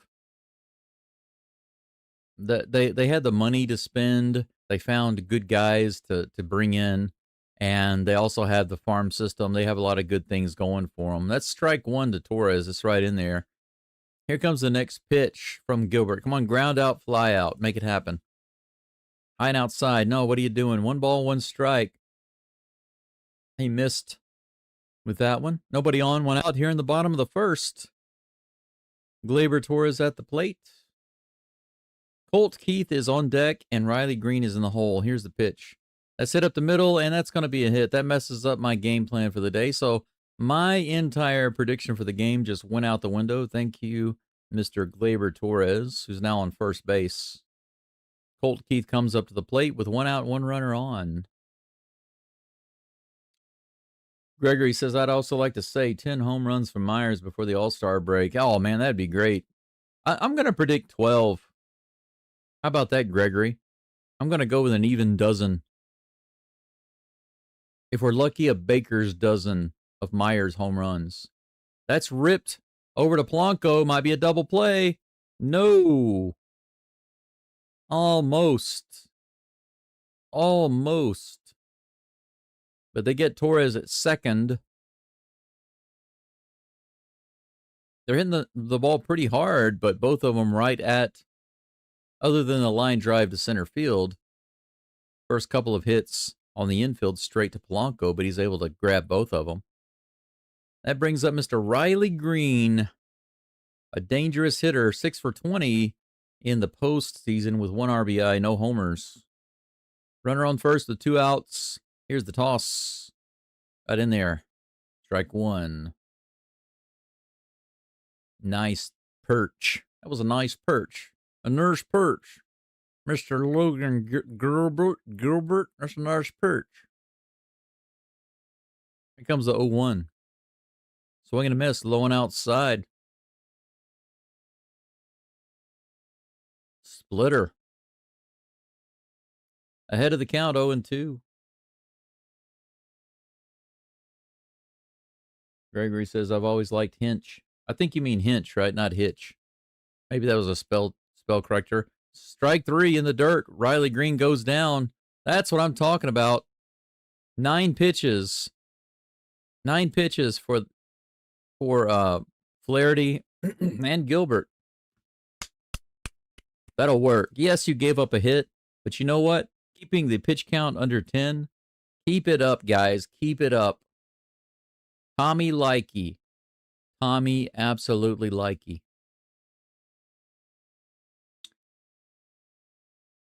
4-0 Tigers. Sorry, bro. No, it's okay. It's just a prediction. It's just a prediction. You can predict however you like. As long as it's not like the freaking Blue Jays-Yankees game. My gosh. I don't want there to be 20 or 21 runs scored in this game. I'll freak out. I mean, I have another game to call anyway. We got that Yankees-Blue Jays game, and that's the one I'm most interested in. I am much more interested to watch the Blue Jays destroy the Yankees. So, hopefully next year, number 27 can hit 7 home runs in the playoffs. How amazing would that be for the Astros to turn it around, get everything cranking, get all of their issues worked out? Because with the talent that they have in the lineup, I mean, seriously though, if you just completely forgot about everything that happened to the Astros in 2025, really, and you just looked at the names on the lineup and you thought, wow, they've got Altuve and Pena and Correa and Alvarez, and you just, and the way Myers is playing, and you look at those names on the list and you think, holy cow. And even the pitchers, Hader and Abreu and Hunter Brown and even Valdez, even though he's going to be likely not with the Astros next year. But if you just look at all the names that we have in the rotation and in the lineup, and just minus out the injuries and minus out everything that happened in 2025, you would think, holy cow, this is a World Series team. So much talent, right? So much talent.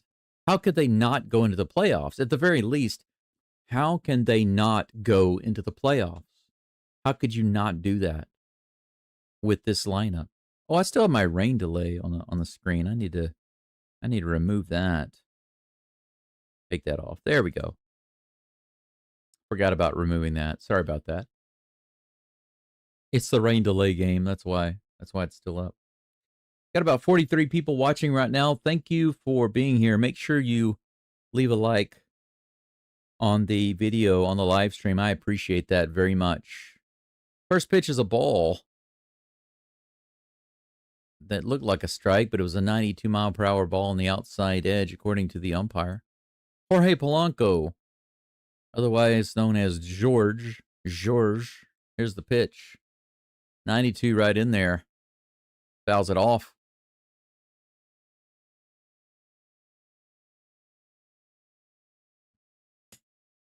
First player in 2 years to hit 2 home runs in a game off a skewball. This is one guy that the Astros could have had. We had the opportunity to get him, and we didn't. And I like him. I like him a lot. Wish we could have gotten him. Here comes a 1-1 pitch. Swing and a miss, 79 miles an hour on a breaking pitch. 1-2. Top of the second, it's 0-0. The Tigers have a hit, but no runs for anybody. No errors, no runs. The count is 1-2 to Jorge Polanco, who's facing Jack Flaherty on the mound. Here's the next toss. In the dirt and inside, 2-2.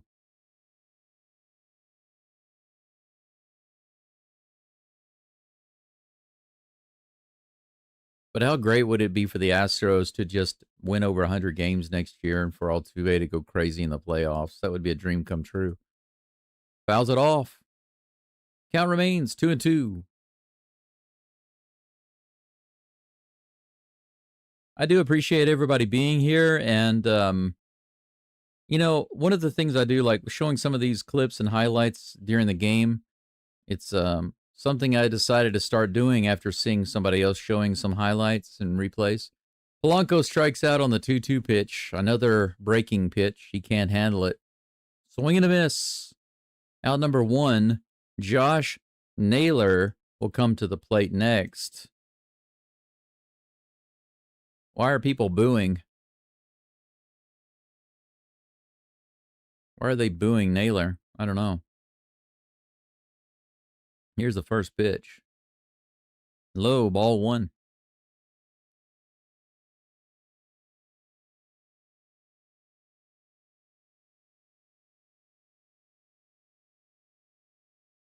Here's the toss. Fouled off. Low and inside. 88 miles an hour. 1 ball, 1 strike to Josh Naylor. Gregory says, pound those Yankees, Blue Jays. Pound the Wankies. Richard, I don't think so. I don't think they can push it back unless there's a rain delay. Because Josh Naylor's belt says nails. That's funny. I haven't seen that.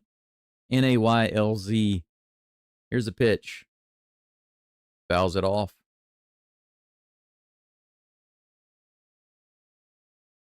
One ball, 2 strikes to Naylor. Richard wants to know, is the Yankees start time pushed back? And I was just addressing that. Oh, you can see it right there. It says nails. That's hilarious. Sparkly belt. Here's a pitch. He taps it in front of the plate, but they say it's a foul ball. Count remains 1-2.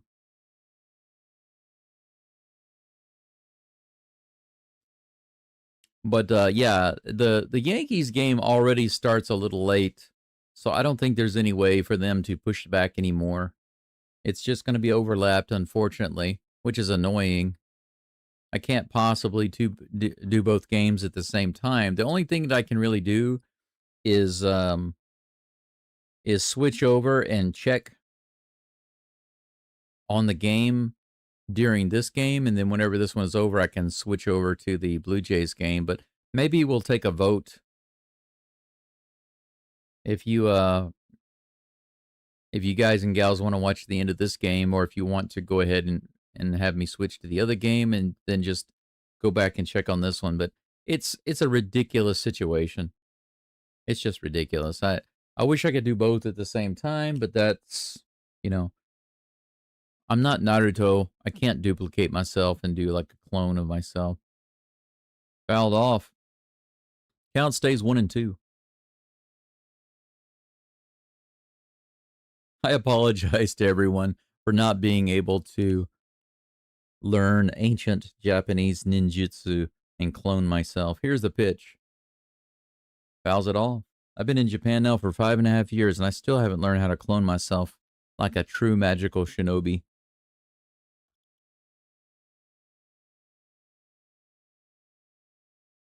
Dale says, keep the M's on, please.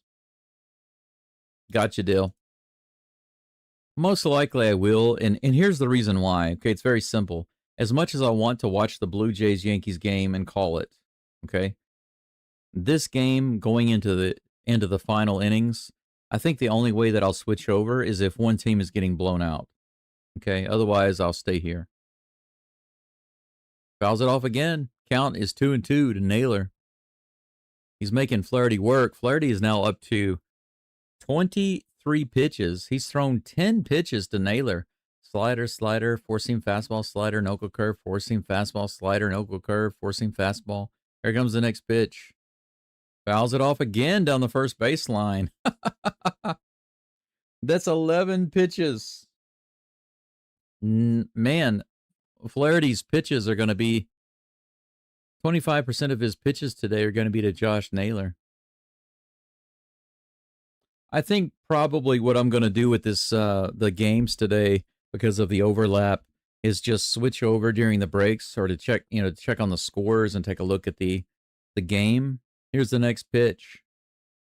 That one's hit fair up the middle, backhanded by Polanco. No, I mean Torres. I'm sorry. I almost said Polanco. He fires it over to first to get Naylor. It takes about a dozen pitches, but he finally gets him out with a difficult grounder up the middle. Good play by Gleyber Torres. Good scoop at first base. That was not a bad job by Torkelson. Give the infield some credit there on the giving and receiving end. 2 up and 2 down. Naylor took about 1,000 pitches. Eugenio Suarez at the plate. First pitch is a swing and a miss. 87 miles an hour, low and outside. But yeah, what I was saying is I plan to follow this game all the way to the end as long as it's close. If there's a huge discrepancy in the score, that's low, ball 1. 1-1 is the count to Suarez.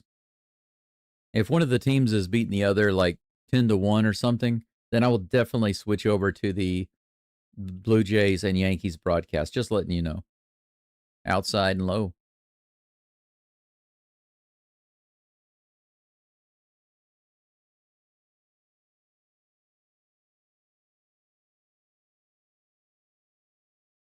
Two balls and 1 strike to Suarez. Here's the toss. Outside again and low. 3-1.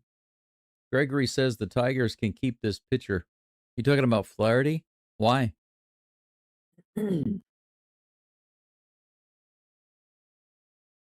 Is that a good thing or a bad thing? Check swing, but he goes around too far. That's a strike. Full count.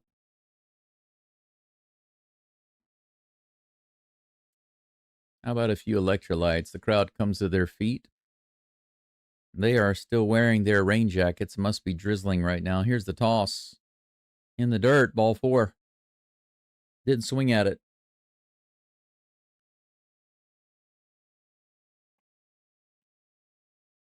That right there was a good, patient at bat by Suarez.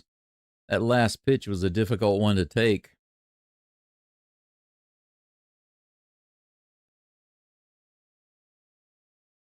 And that brings up Dominic Canzone. Just a little low, 92 mile per hour. Looked like a sinker. 0 for 4 in this series.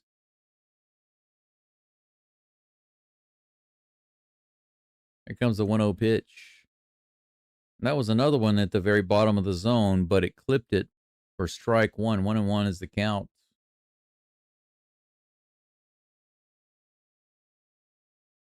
Got about 51 viewers right now. Thanks for being here.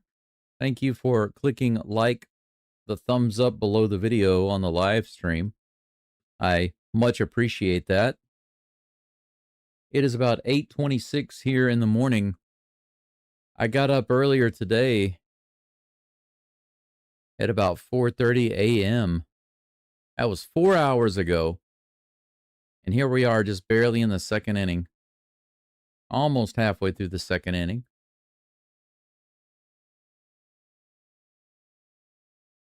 Ball 1 to Canzone. It's 1-2. Flaherty's up to 35 pitches. He only had 9 in the first inning. 25th of this inning on the way. Outside. 2-2.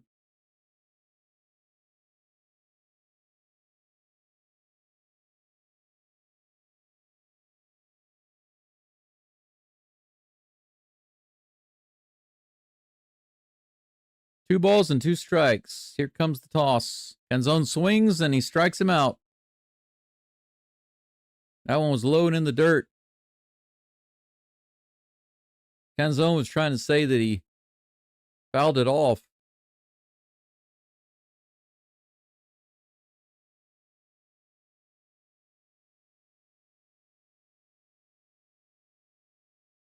Well, that's interesting. So look at this. Now that was strange. Listen to this. The umpire actually said that was a foul tip and it was out because the catcher caught it. And Canzone said, "Hey, I foul tipped that." And the umpire said, "Yeah, you're right, but he caught it." And they just showed the replay. It actually hit the dirt. Can you believe that? So the Mariners just got gypped out of a strikeout. That should have been another at bat. That should have been another pitch coming after that. Should have been a foul ball. That's weird. Canzone actually told the umpire, "Hey, I fouled that one off." And the umpire said, "Yeah, you're right. I called it." But he caught it. However, it hit the ground. The ball hit the ground. It was not into the catcher's mitt. But we're on commercial break, so I guess they didn't give it to him. Is that a non-reviewable play? I guess it is, unless the umpire decides to look at it. If the umpire says, nope, I'm sure it went into his glove, then what can you do? That's kind of crazy. We are on commercial right now. It's the middle of the second. We finally got this game going.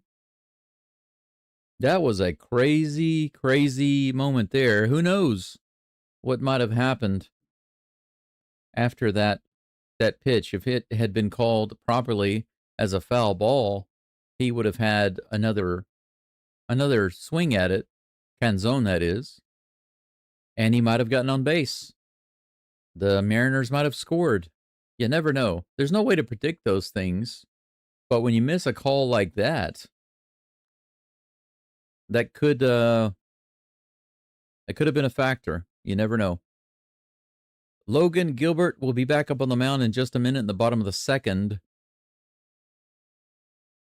He's going to be facing Spencer Torkelson, Zach McKinstry, and then Dylan Dingler. Viewers have risen up to about 73. Thank you so much for being here. My subscriber count today, as of today, went over 13 over 300. Wow. I'm thinking about last year. Last year, I think I got to 385 because I started basically after the All-Star break, and I didn't even do all the games because I was studying Japanese in my Japanese language school. But yeah, I just went over 1,300 today. So I appreciate you all joining. First pitch, just above the top of the zone to Gilbert, from Gilbert to Torkelson. Ball 1.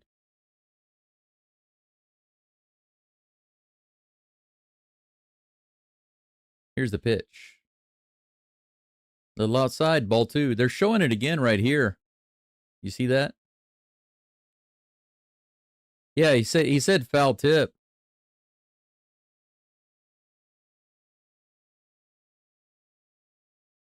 There's the pitch. Grounded over to third. Suarez grabs it, throws to first, a little wide to the left, but He's able to grab it, pull it in. Torkelson is down. Out number 1. Yeah, it's interesting. The umpire called that a foul tip. He knew it was off the bat, but it hit the ground and went into the catcher's glove.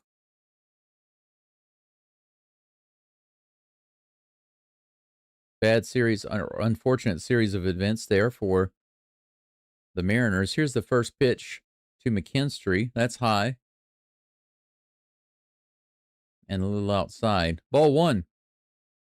1 for 16 in the postseason with some RBIs but no homers.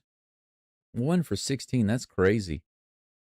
Rip down the right side, right to Naylor. And Naylor will easily step on the base and retire him for out number 1. Once again, I do apologize for keeping my clips super short. But as I mentioned several times earlier, I've been getting really attacked by MLB on copyright claims. And anything longer than just a few seconds, literally just a few seconds, they are claiming it. They're claiming it like crazy. And I'm having to cut my videos out like Swiss cheese in order to remove those copyright claims.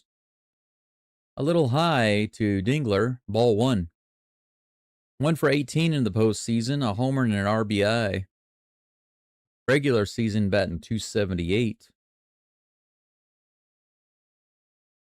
Here comes the next pitch, the 1-0 from Gilbert. Dingler fouls it off down the third base side, 1-1. I do appreciate you all joining today. Currently got about 66 viewers. Is everybody listening in from the U.S., or do we have any international listeners and viewers? Here's the pitch, the 1-1. He hits that one right up the middle, into the gap. A 2-out single.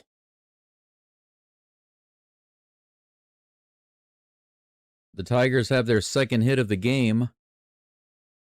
And a 2-out base runner for Parker Meadows. Yep, you can't put that one right in there. That was right across his thighs in the middle of the zone. Basically asking him to hit that ball. Begging him to hit it. Here's Meadows. First pitch. Ooh, just on the outside edge, but called a ball. That actually caught a little bit of the zone. Postseason 4 for 20. 215 for the regular season. Here's the 1-0 pitch. Swing and a miss. Very low. Spokane, Washington. Or is it Spokane?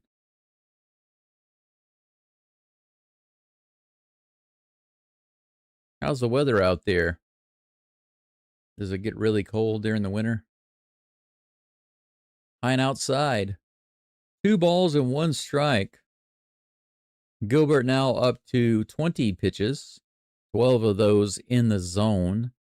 Runner on first with 2 outs here in the bottom of the second. Parker Meadows at the plate with the 2-1 count. Here's the pitch. That's in there. 88 miles an hour.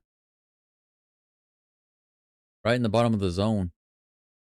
The count is even, 2-2.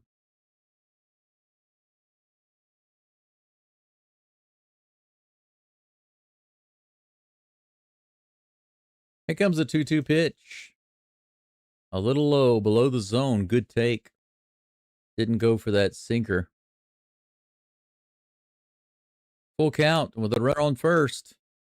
So this is the choice for Logan Gilbert to either get himself into a mini jam with 2 outs or shut it down and move into the top of the third. A little bit of a break. He steps off the rubber for a moment. Now he's back up on it.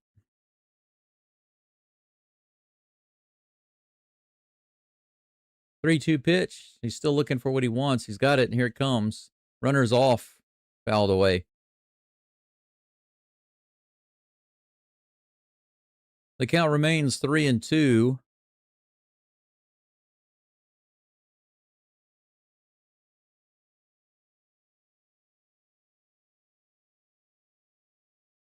Dingler remains on first base. No doubt he will be running as soon as he goes into his windup. And here comes the pitch. Swing and a miss. 96 miles an hour. He blew one by him. Just a little high in the zone. Meadows couldn't catch up to it. Wasn't expecting that one. And that's it for 2 innings of ball. We are finished with 2 innings. The Tigers with 2 hits. The Mariners with none. No errors, no runs. We're tied up. It's all goose eggs. Going into the top of the 3rd. Jack Flaherty will be back on the mound in just a moment. He is up to 37 pitches, 26 of those in the zone. Victor Robles is due up for the Mariners, followed by J.P. Crawford and Randy Rosarena at the top of the lineup. So we got the last 2 guys in the bottom of the lineup, and then we got the top guy. Dale says that in Spokane, it is 70 and sunny. Snow's coming. Gotcha. I'm here in the middle of Hiroshima Prefecture in Japan, and where I'm at, the elevation is a little over 800 feet, maybe 850 feet or something like that. I know how many meters it is because when you look it up here in Japan, it's always in meters, but I think it's about 850 approximately feet above sea level. And this area is pretty protected from typhoons because Japan is essentially 98% mountainous regions. So that comes with its pluses and minuses. Of course, one of the pluses is that if you live a little further inland and a typhoon comes in, you get a lot of protection from those typhoons. And once the typhoons come across the land, it makes them weaker.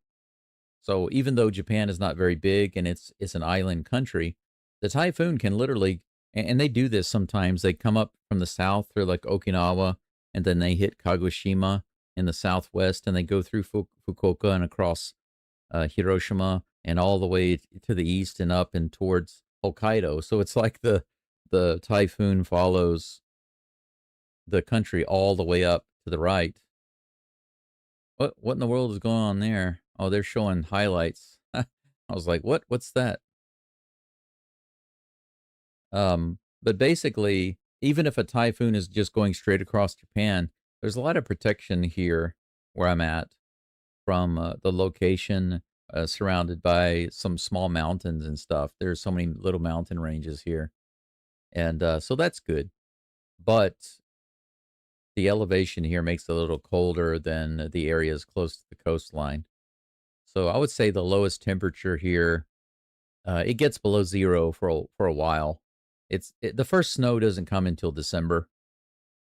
Maybe within the first 2 weeks of December would be the earliest.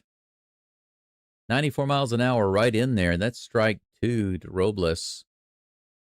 Flaherty gets ahead in the count. I remember the first snow a couple of years ago was on Christmas Day. Whoa, that's ripped down the line all the way out to the wall. Robles is going to be on his way to second easily. He's trying for 3, but he goes back. He goes around second and he slows down and goes back. But he will stop with a double. That was an inside pitch, and he just ripped it. He just got around on it, just barely got it past the third baseman over there.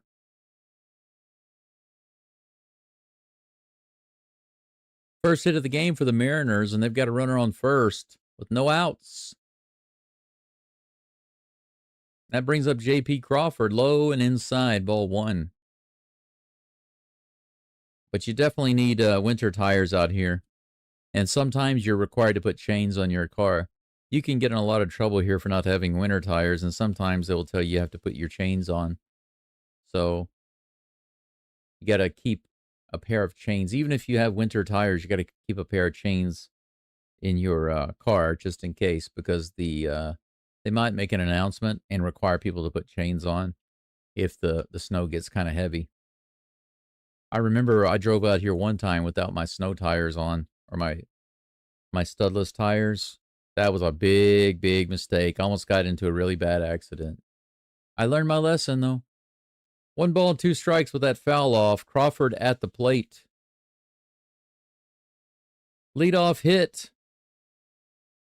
by Robles, and he is on first base. Here comes the next pitch to J.P. Crawford. He hits that one up the middle. That might get down. It is, and that should score Robles. No, he stops. The throw comes in really quick. It gets by Raleigh. He's going to try to score. Here's the throw. Is he in there? They call him safe at the plate. The throw came in plenty of time. It was a really good throw from left field. Hinch might be challenging it. They're going to take a look at it. They're going to challenge. But Robles stopped because it was a really good throw that came in, and it got by Raleigh. Ooh, that's close. That is close right there. They called him safe at the plate. Okay. Yeah, look at that. I'm sorry, why did I say Raleigh? That's McKinstry at the plate. McKinstry did not catch that ball. Riley threw it all the way in. I think they're gonna keep it. I think it's gonna stand 1-0. I don't think they can overturn that. That's kind of crazy. Riley Green made a throw all the way into home plate, stopping Robles at third right here. But the throw went through, and then he took off and was able to score. The pitcher was back there, but why would you let that ball go through? McKinstry. Colin Fields confirmed he's safe. Detroit loses their challenge, their first challenge. It's 1-0 Mariners. Second hit of the game. And they're going to have a runner on second base.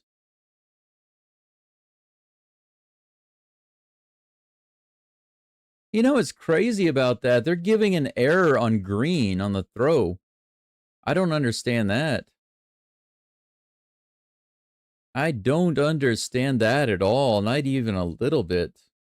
Why are they going to call that an error on Green? I mean, the throw was off center, but I thought it got there in plenty of time.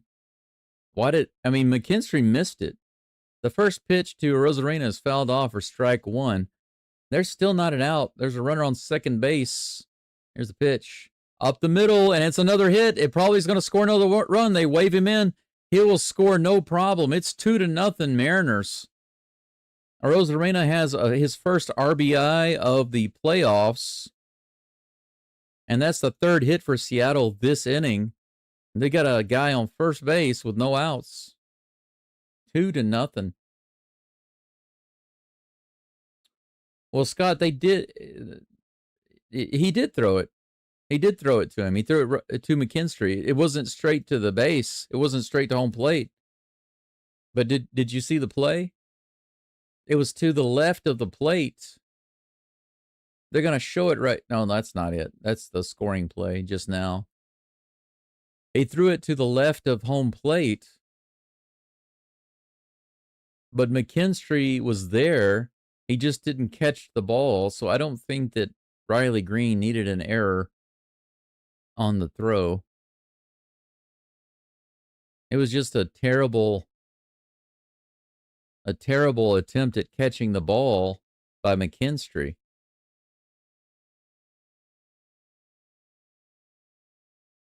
Can't bounce it. That doesn't make any sense at all. So if it bounces and it goes right up to the catcher's chest and it's an easy play and he misses it, they're going to give the error to the fielder? That doesn't make any sense. That can't be the rule. Here's the 1-0 pitch. Raleigh at the plate. Takes that pitch for a ball 2. Runner on first, no outs. Every batter for the Mariners has gotten on base so far with a hit. Here's the pitch. little low and outside. 3-0. Nothing for Raleigh to swing at so far. I'm not going to disagree about the throw being off target. That's true. But it wasn't a wild throw. It's not like he had to dive for it or rush over to get it. I mean, he was able to get in front of it. I obviously understand all of that. You're saying things that I know. I'm just saying I don't understand why that is. I wouldn't consider that an error. The throw might have been off target. Now, here's the thing. If Robles had been trying to score and that throw had been where it was at and Robles had scored, which he would have actually if he had gone because the throw was so far off target, I can see where they'd give an error to the left fielder on that, to Riley Green. That's ball 4. Runners on first and second with no outs. But I think it depends. You just giving the error to the fielder. Here's that throw again.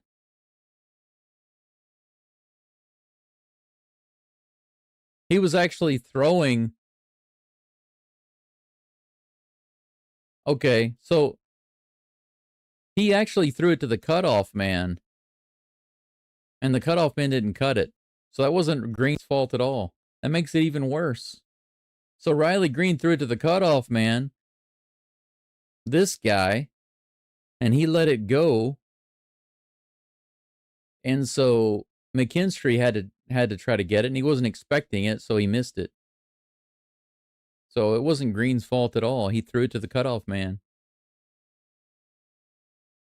Scott, you're saying the same thing over and over again. Yes, I understand everything you're saying. I'm just saying that I don't agree with the call in the field. And actually seeing the replay again, I think the cutoff man should get the error because that's where Riley Green was throwing it. He wasn't throwing it to the catcher. I'm going to silence you if you don't stop saying the same things over and over again. Do you not get the point that I disagree? I disagree that Riley Green got an error. He threw it to the cutoff man. The cutoff man let it go by. It's the cutoff man's fault, not Riley Green. Here's the pitch. Outside. 3 balls and 1 strike to J-Rod. No outs. Runners on first and second. Quietly wondering, Glenn, how's it going? Good morning, sir.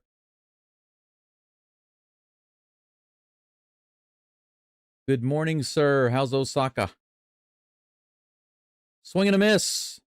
Big slice at that. He took a samurai swing at that pitch. That was I'm going to cut your head off swing, but he completely missed the ball. Full count.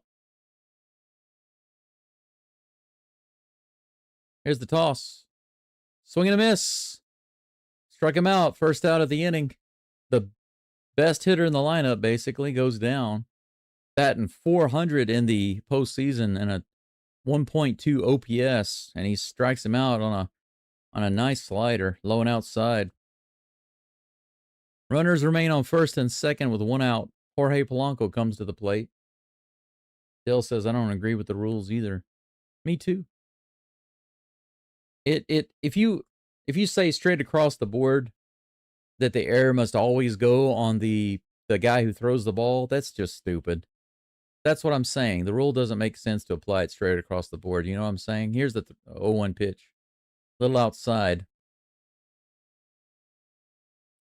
1 strike and 1 ball to Polanco. Lynn says, it's fine and sunny. A lovely day for exploring the city. Are you going to go to the castle, or have you been to the castle already? That's a nice area. I like it over there. Strike 2. Polanco takes the pitch and then calls for timeout. 1 ball and 2 strikes to Polanco.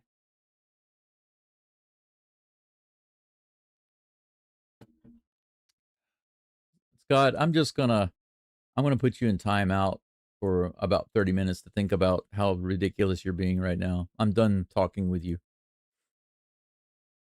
That ball is a ball. 2 balls and 2 strikes to Polanco. Don't bicker with me in the chat. That's one of my rules. Don't bicker with me. Don't be rude and bicker. Swing and a miss. Another strikeout. Flaherty strikes out Polanco. 2 swinging strikeouts in a row. J-Rod and now Polanco. And that brings up Josh Naylor. Once again, the crowd boos. Can somebody explain to me why the Detroit crowd boos Josh Naylor?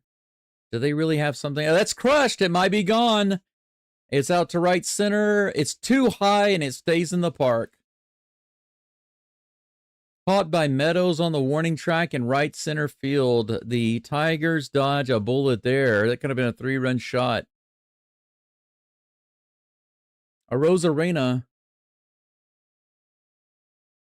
and a couple of other Mariners get some hits and put the Mariners up 2-0 in the top of the third.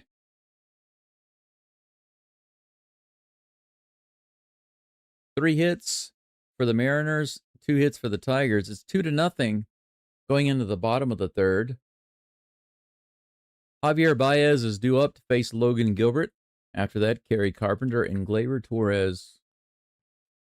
Yeah, those of you who are willing to chat in the live chat, I do appreciate very much your thoughts and your opinions and pointing out information that I might not know or offering some interesting tidbits, whatever. I really do appreciate that. I want the chat to be active. I like for the chat to be active, and I love interacting with you guys and gals. Actually, there are some live streamers that almost never talk to the live chat, especially the bigger YouTubers, the bigger streamers. Some of them openly declare that they will only speak with those who are doing super chats. If you leave a super chat, they will respond. And for those of you who follow my channel and those of you who are here today, you'll notice that I do my best to get to all of the comments in the chat. But one of my rules for the channel is about respect and being not being rude. So show respect to each other and to me, and don't be rude to each other and don't be rude to me. One of the things that I do not allow in my life right now is bickering and going back and forth and just being difficult. And Scott, maybe he's gone now because I put him in timeout for 30 minutes, and some people will unsubscribe, but I don't care. The thing is, if somebody is being just straight up jerky, then I will definitely just ban them from the channel. But if I feel like somebody has the opportunity to come back, see what they did wrong, and apologize, then it's all good. They can come back later on. But what happens sometimes is that people come back in, and after I give them a second chance, they just start bashing me and my channel, and they use that opportunity after timeout to bash me. I don't know what you're going to do, Scott. I don't know what he's going to do. But there was just too much bickering. And I'm trying to call a game here and moderate my live chat at the same time and give you guys and gals as much fair interaction as I can. So just respect that. Respect what I'm doing here and respect each other. That's all I ask. Here's the pitch. 87, low and inside. Gilbert gets the strike against Baez. 0-1 is the count. The bottom of the third is officially on. Here comes the 0-1 pitch from Gilbert. In the dirt. 1 ball, 1 strike. It looks like some dirt got in Cal Raleigh's eye. He had to wipe his eyes. Glenn says, I saw Osaka Castle in March. I just do some train riding today. Gotcha. You got any place in mind or just roaming? Just quietly wandering? Oh, man. Here comes a 1-1 pitch. Baez rips that one foul down the third base line. 1-2 is the count. 27 pitches now for Gilbert. 17 of those in the zone. Glenn, do you have any idea yet what your ETA is for heading out of Osaka this weekend, or are you still waiting to find out? If you sent me a message online, I'm sorry, I've been busy this morning. That's going to be a little fly out to J.P. Crawford at shortstop, 1 down. Baez is going to take another seat in the dugout for now and make way for Kerry Carpenter.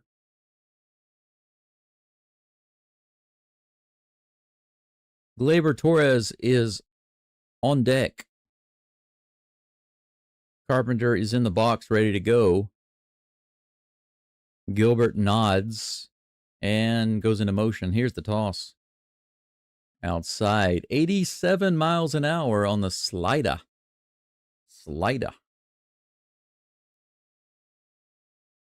Dale says, headed back to Osaka in January, then Okinawa.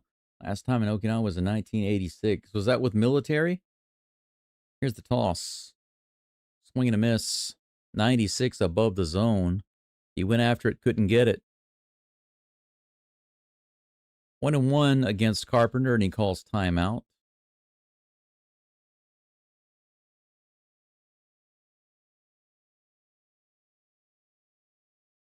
I'm really thankful for my channel growing, but I need my channel to keep growing and the community to keep growing, and I also need for my health to improve so that I can start doing some traveling again. 81 miles an hour in the bottom of the zone. Nice sinker. It was more of a curveball. I didn't see it. It flashed up on the screen so fast. It was either a really nice sinker or a decent curveball. But anyway, the count's 1-2. Here's the toss. In the dirt, bounces off of Raleigh's gut and bounces away. 2 balls and 2 strikes with 1 out. Nobody on. Bottom of the third. Mariners are up 2-0. Tigers have a little bit of a hole to dig out of in order to stay in this game. Crowd is really quiet right now. Marine Corps. Semper Fi. Is that right? I'm not a military man, but I have a couple of people who were my best friend in high school, or one of my best friends. My brother was in the National Guard, but my friend from high school, he actually finished his time, and he was a repairman, a mechanic in the Guard. He worked on stuff that my brother broke. My brother was a tank driver.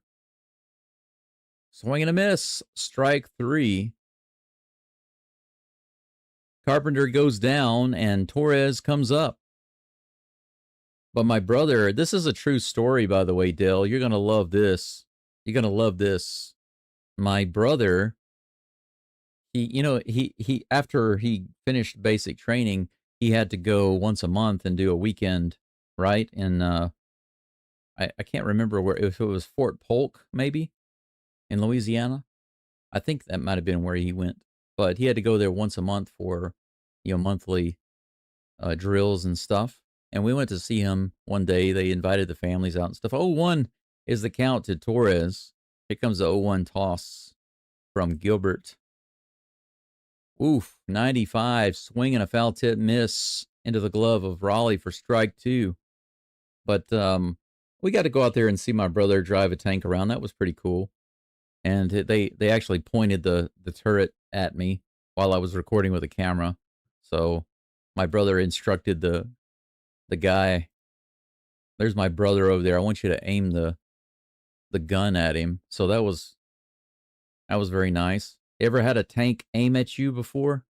I have. I can say that I have. But anyway, the reason I mention all this, 1-2 is the count, by the way, to Torres. The reason I mention all this is because my brother was a big-time drinker and a party man. So he would be out drinking and partying when he was supposed to be at drill. In the dirt, 2-2 is the count with 2 outs, nobody on. Gleyber Torres at the plate. And no kidding, they would load up some guys from Fort Polk in fatigues and hop in the Humvee and drive down to the city and drive around the bars looking for my brother. And then when they found him, they'd take him right back to the Fort Polk area. That's hit out into left center field. Torres is going to have extra bases. The ball's rattling around, and he will slow up and stop at second base. I don't think Torres is a speedster. If that had been Jeremy Pena or Cam Smith or even Jake Myers, they would have been at third base, I think, on that hit. But the Tigers have a little something going with 2 outs here. That was a nice hit. Perfectly placed into left center. Just got right by Rosarena. Rolled all the way to the wall. But by the way, my brother was picked up like that at the bars multiple times, and they finally discharged him. He was lucky it wasn't was not a dishonorable discharge, but he was discharged early because of that nonsense. And so he never finished his service. But my family, they all treat him like he's some really big war hero, war veteran, or something like that. And every time those holidays roll around, Veterans Day or whatever, Memorial Day, any of those days that are related to the military, everybody, my brother posts a lot of stuff on Facebook about remember our veterans, remember our POWs and missing in action, MIAs, all of that stuff. And he acts really big. I'm like, dude, you couldn't even serve your country well. But my family gives him all the credit, though, because he was actually in the service and I never enrolled in the service. But I had my own reasons for not going in at that time. Here's the 1-0 pitch. The Colt Keith. Swing and a miss. Nice. Slider below the zone. 1-1 is the count. Runner on second with 2 outs. Yeah, but yeah, my brother to me was a military disgrace, but the family treats him like he was a war hero. It's kind of crazy. Here's a pitch in the dirt. Dale says no cannon barrels pointing my direction. All Marines drank a lot. I can believe it. I can't imagine the stress.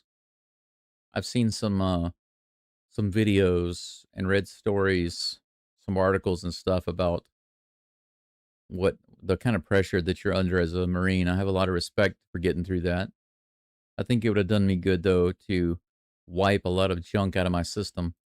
That's hit in the air in center field. Rodriguez is underneath it. And J-Rod puts it away for out number 3. And that's going to be it for the Tigers in the bottom of the third. One nice double, but nothing comes of it. 3 hits for each team. But there's only one team with runs on the board. And right now, that's the Mariners. 2-0. The Mariners have a field goal. And the Tigers have a goose egg. It's not even a golden egg. It's just a regular old egg. Maybe a rotten egg. Maybe so.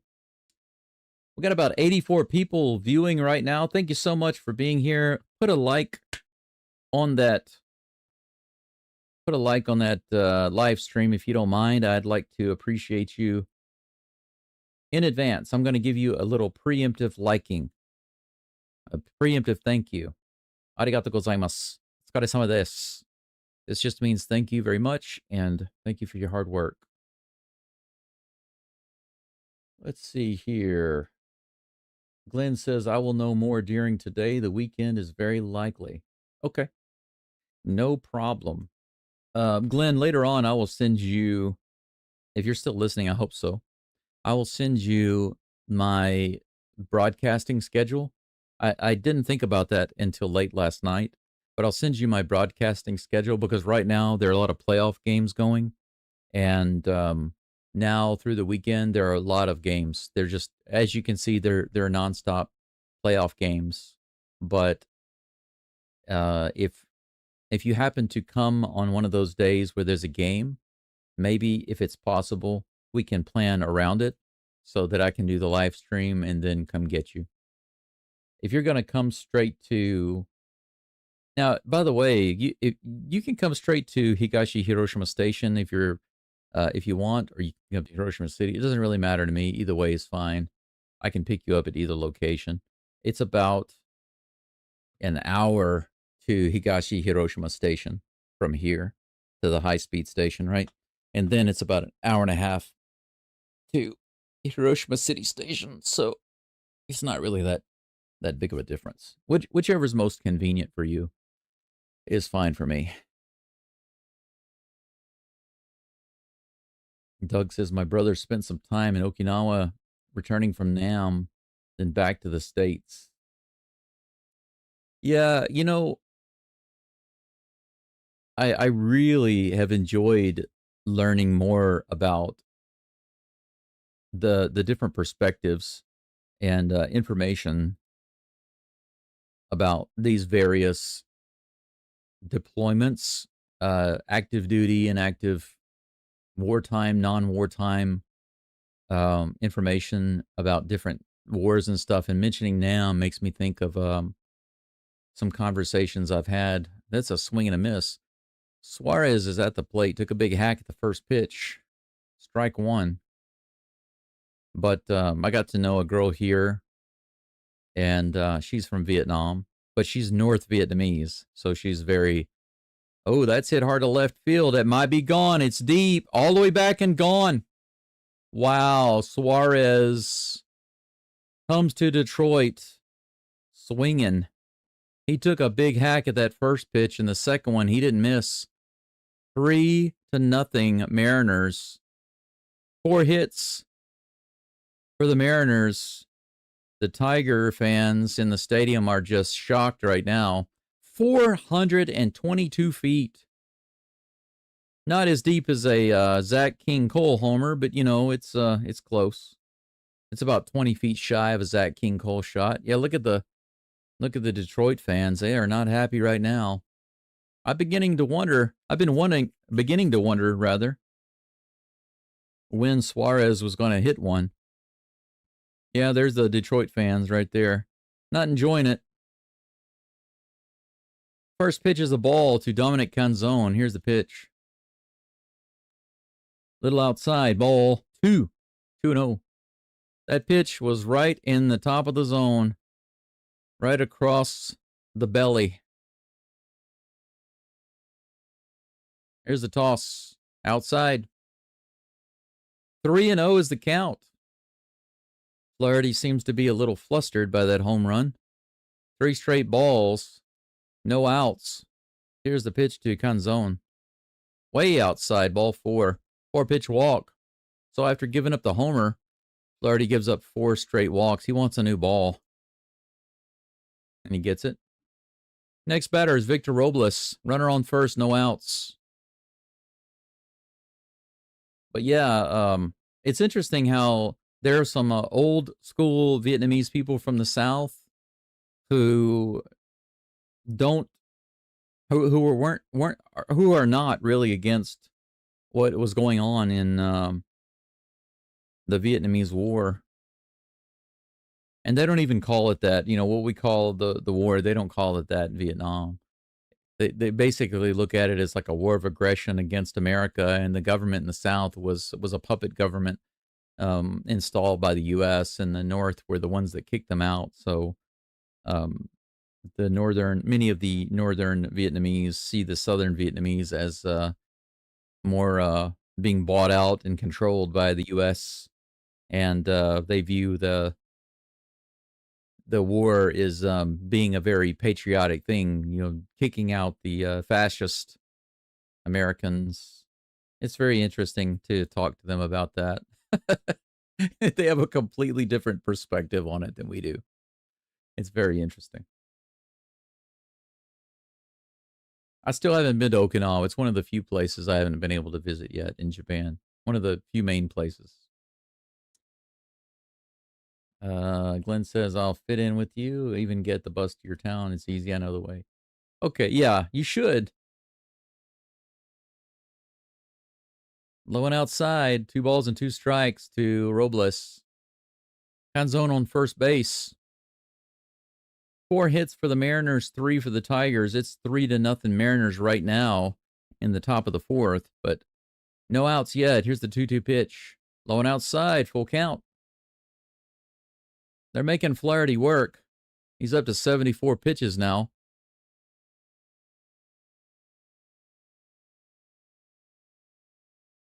Three and 2.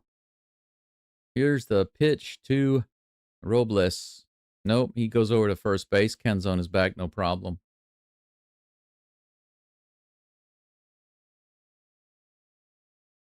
Yep, that's right. Dell, I was wondering the same thing. I was like, man, I'm kind of surprised that Suarez hasn't hit a home run yet. He hasn't really done much.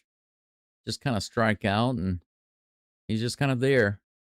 Well, he announced his presence just now. Look how sad they look right there. They got some of them nodding to the music. The guys are drinking are like this. But the guy wasn't drinking. He was just standing there with his arms crossed like this lady, looking completely disinterested. Here's the pitch.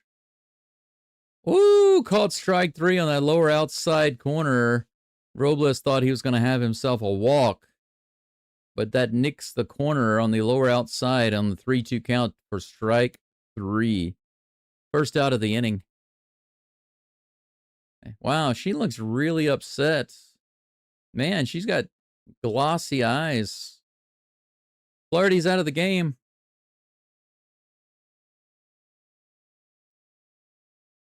Yep, they're gonna go ahead and take Flaherty out of the game. They're not gonna let him pitch to Crawford. That's it for him. He gets the first out with that strikeout, but his night is done. The Tigers have given up on Flaherty after 4 1/3. He's given up 3 runs and 4 hits. How many walks does he have? 3. 3 walks, 4 hits, and 3 runs. Yeah, if he had been able to last another inning and a half, maybe, or at least another inning. But I think if he'd been able to last through 5 innings, giving up what he's given up, I think he'd be okay, you know, but 3 1/3, no. Giving up a run per inning on average is not good. That's not good enough. Shake says, happened to the Yankees game. What happened to the Yankees? Are you asking what happened to the Yankees game? The Yankees game, actually, let's take a look. I got a scoreboard. Let's pull it up. It's in the top of the first, 0-0 right now.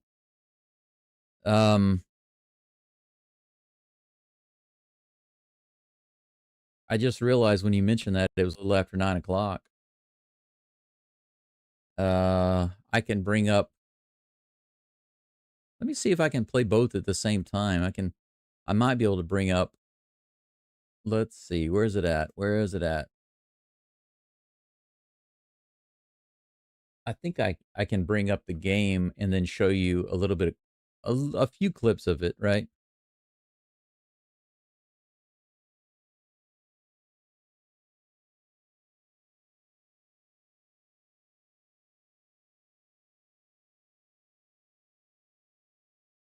No. Didn't mean to do that. I clicked on the wrong thing.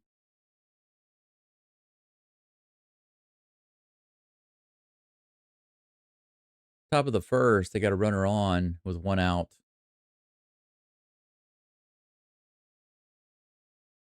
Oh my gosh, look at that.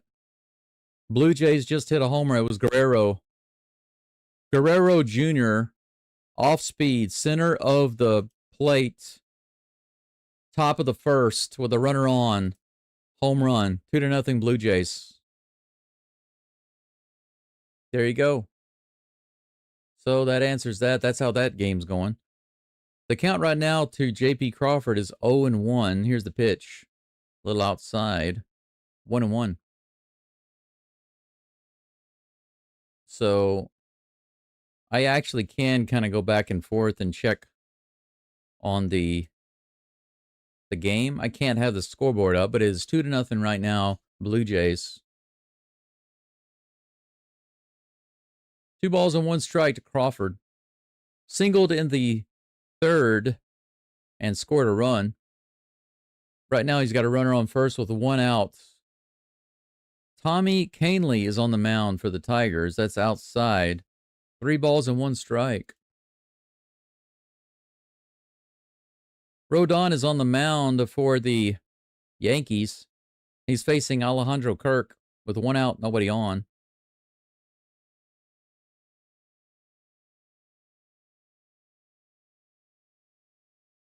Crawford fouls that one off at the plate. If it's a little confusing, I'll try to keep you up to date about what's going on here. But Canley is on the mound for the Tigers, facing Crawford with 1 out and 1 runner on. The count is currently full. The crowd is pretty quiet right now. Here comes the next toss. In the dirt, ball 4. He walked him. So the inning continues with that walk. That's the 4th issued walk for the Tigers. 3 for Gilbert, the starting pitcher. I'm sorry, not Gilbert. That's the Mariners pitcher. 3 for Flaherty. And now 1 for Canley. Randy Arozarena comes to the plate. It's the top of the lineup for the Mariners. Here's the pitch. Whoa, low and outside, ball 1. Full count with 1 out to Alejandro Kirk for Rodon. Here's the pitch. It looks like it's going to be a ground out for Kirk. And that's out number 2 in the top of the 1st. The Blue Jays lead that game 2-0 right now. Here comes the pitch. Outside. Runners on first and second for Seattle. They've got a Arozarena at the plate with a 2-0 count. That's right. Thanks, Glenn. I look forward to it. And I'll send you my schedule, too, just to kind of let you know. Because I would like to come pick you up. I mean, the bus is fine, but I don't want you to ride the bus. I just... It's a long ride, and I don't like the bus. And I'd much rather pick you up anyway. I like to pick up my friends. 2 balls and 1 strike to Arozarena. Here's the toss. Swing and a miss, a foul tip into the glove of McKinstry.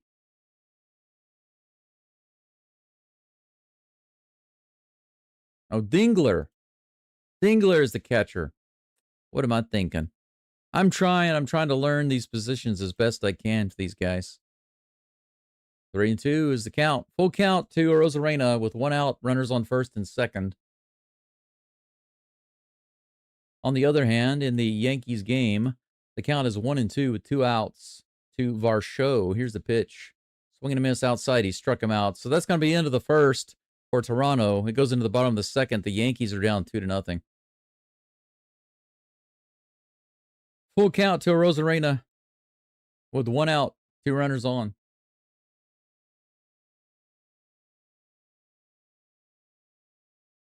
Yeah, Dill. It's funny. They say that, yeah. They used to call Okinawa the Hawaii of Japan. That's true. And the Japanese laugh here because many Japanese want to move to Hawaii. They'd like to go to Hawaii and retire there. And I laugh at them and I always ask, why do you want to leave one island to move to a smaller island? And then they laugh. I say Hawaii is like little Japan.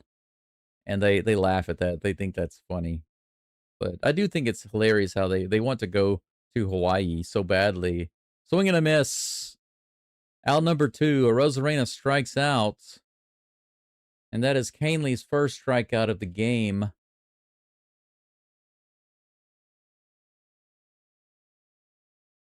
Gets him on a changeup, and he's way ahead of it. He was looking for a fastball. 1 hit and 1 strikeout for Arozarena today. And that brings up Cal Raleigh. Cal Raleigh has a...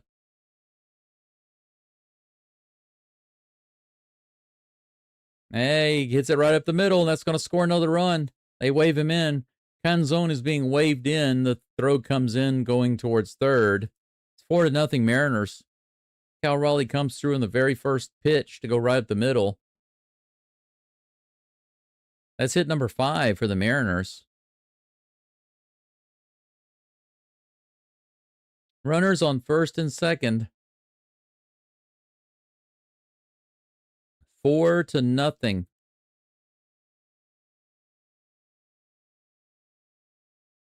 This is a terrible way to start the game off at home for the Tigers. Granted, we still got a lot of baseball left.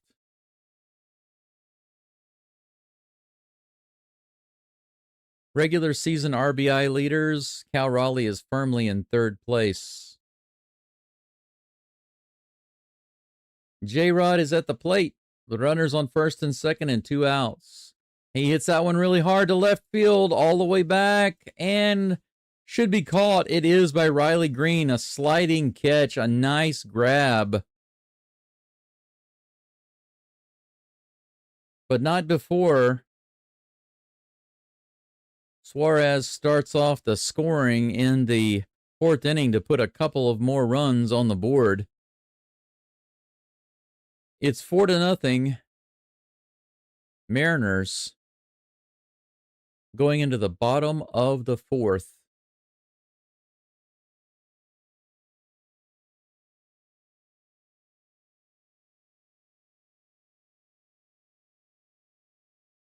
Blue Jays Yankees are in the bottom of the 2nd. We'll follow this game for a moment or so while we're on break. It's 2-0 Blue Jays. They have one hit, a 2-run shot by Guerrero Jr. He had a man on first base and drove him in the 1st inning. The count is 2-0 to Trent Grisham. Here's the toss. That's hit down the first baseline. It'll be taken by Guerrero for out number 1. Guerrero, that is. I'm stumbling over my words. Got about 60 people following along right now. Aaron Judge comes to the plate.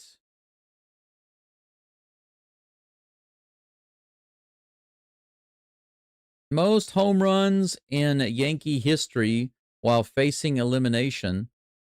Aaron Judge is tied with 5. With Yogi Berra and Mickey Mantle.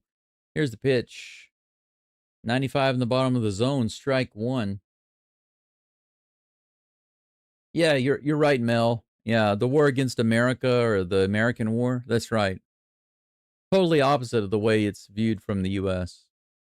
That's hit hard to left center field, and that'll be a line drive base hit for Judge. He'll roll into first base with a 1-out single here in the bottom of the 1st.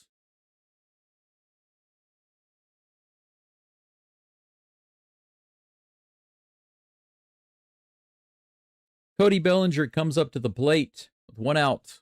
Judge on first base. Shane Bieber is on the mound for the Blue Jays. 1 hit for the Yankees, 1 hit for the Blue Jays. It's 2-0 Blue Jays.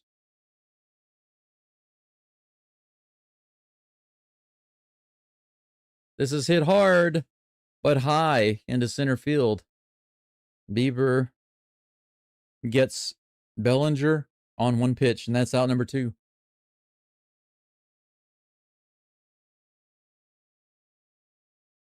Ben Rice comes to the plate. Aaron Judge on first base, 2 outs.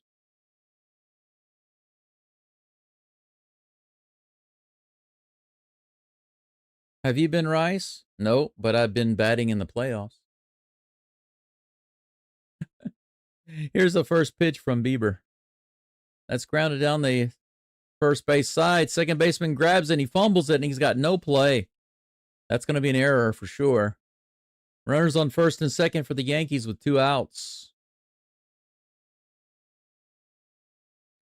And we're going to have to jump over to the Tigers game right quick. Riley Green at the plate. Here comes the pitch. Outside. The splitter. Today, Green is 0 for 1. Here comes the next pitch from Gilbert.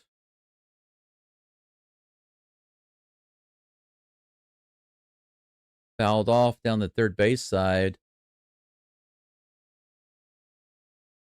Looks like Stanton is at the plate with 2 runners on and 2 outs, first and second. First pitch is fouled off, strike 1. 1 ball, 2 strikes to Riley Green. Here's the pitch in the dirt, and it bounces away. That'll be ball 2. The count is even 2-2.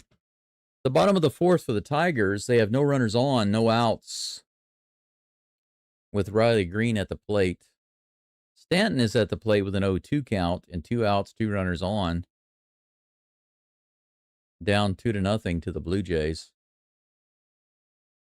Here comes the pitch to Green. Swing and a miss, strike 3. 1 away. Spencer Torkelson is due up next for the Tigers. The count is 1-2 to Stanton. Here comes the Shane Bieber pitch from the Blue Jays. Stanton fouls it off. The count remains 1-2. Right now, the Yankees are trying to get some runs in. They are down 2-0 in the first. It's the bottom of the first. Giancarlo Stanton at the plate with a 1-2 count, with 2 outs and 2 runners on. Back to the current game. Torkelson is at the plate. Very first pitch, he skies it out to center field, and that's put away for out number 2. Nobody on, and 2 outs here in the bottom of the fourth for the Tigers. Stanton hits it out into left field. That'll score Judge. It's 2-1.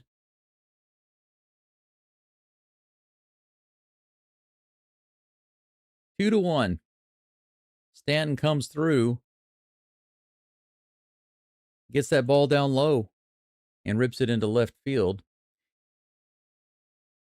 Zach McKinstry is at the plate, facing Gilbert. Here's the first pitch. High and outside, ball 1.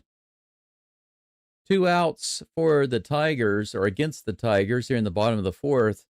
They're trying to find a way to claw back into this game. They're down 4-0.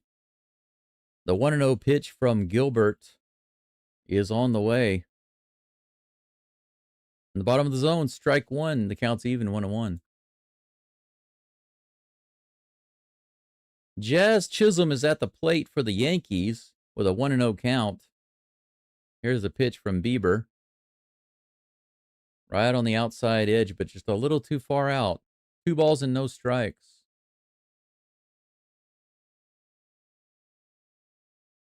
Zach McKinstry with the Tigers is at the plate for Logan Gilbert, or facing Logan Gilbert, with the 1-2 pitch on the way. In the dirt, and it bounces away. That's ball 2, 2-2. Raleigh seems to have hurt his hand. He's kind of shaking his hand off. 3 balls and no strikes to Chisholm, and the Yankees at bat. They've put 1 run on the board against the Blue Jays. The 3-0 pitch coming. Right in there.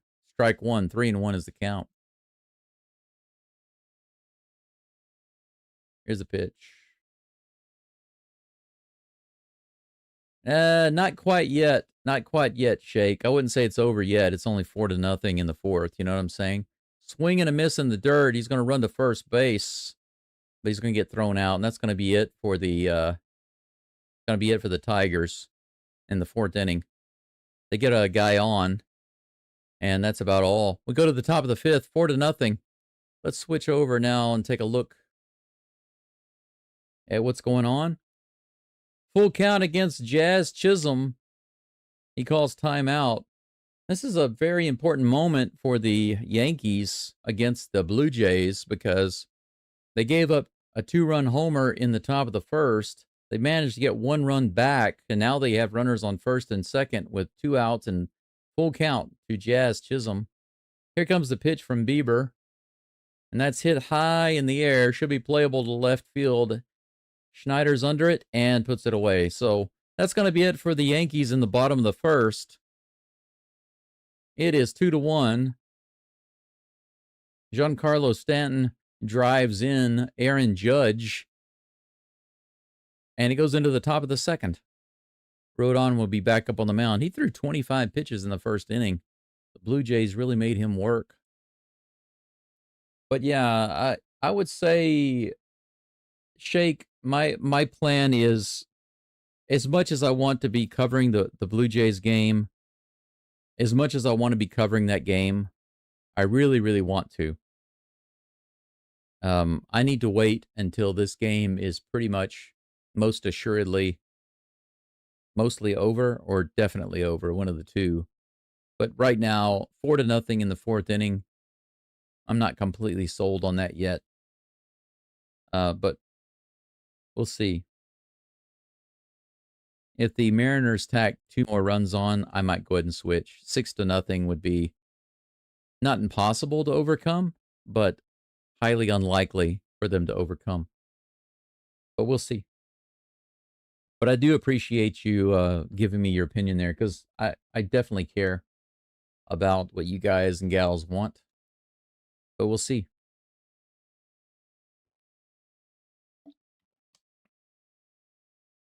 Both games are on commercial break right now. So there's nothing to show you or update at all right now.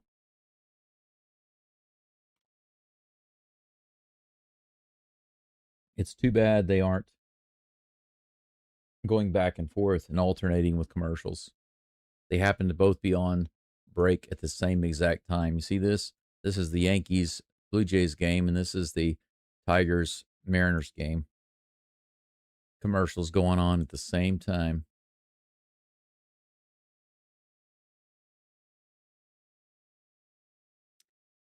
The Tigers bringing in another pitcher.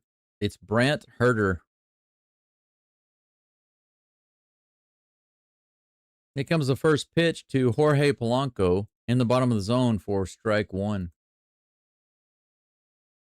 For the Yankees, Rodon will be pitching to Ernie Clement starting off the top of the second in just a moment. Here's the next pitch from Herter. Polanco grounds that one to the shortstop. Baez grabs it, fires it over the first, and that's out number one. Josh Naylor will be up in just a moment. Top of the second, the Blue Jays batters will be Ernie Clement, Anthony Santander, and Isaiah Kiner Falefa. Rodon is on the mound, tossing the first pitch, and that's in there for a strike against Clement. Josh Naylor is at the plate. He swings and fouls off the first pitch. The count is 0-1 against Herter.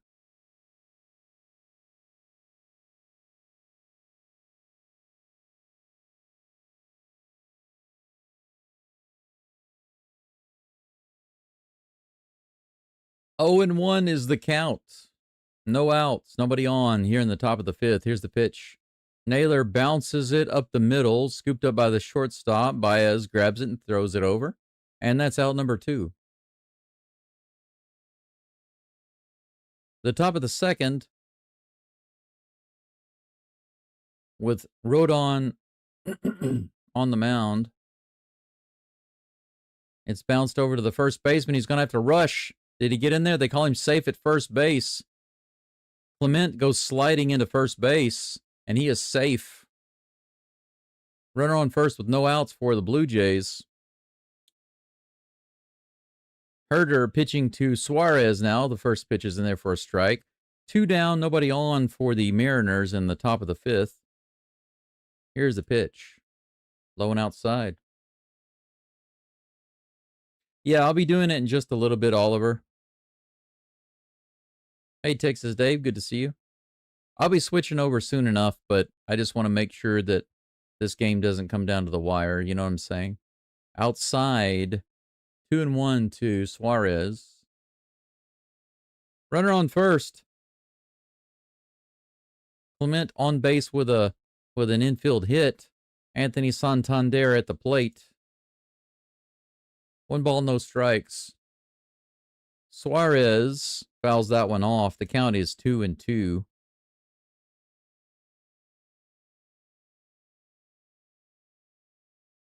Texas Dave says, go Jays, go. 2 balls, 2 outs, 2 strikes. Brant Herter dealing to Eugenio Suarez. Here's the toss. Swing and a miss. That's strike 3, and that's going to be into the inning. 1-2-3 inning for Brant Herter. And we go to the bottom of the fifth. The Tigers down 4-0. Let's go over to the Blue Jays-Yankees game. Santander is at the plate with a 1-1 count. Runner on first. No outs. Top of the second. Right in there.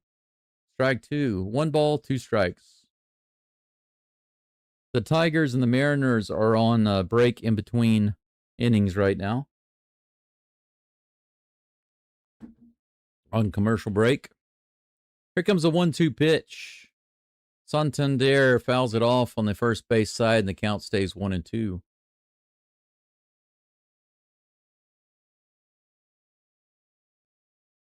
I appreciate you guys and gals staying with me here.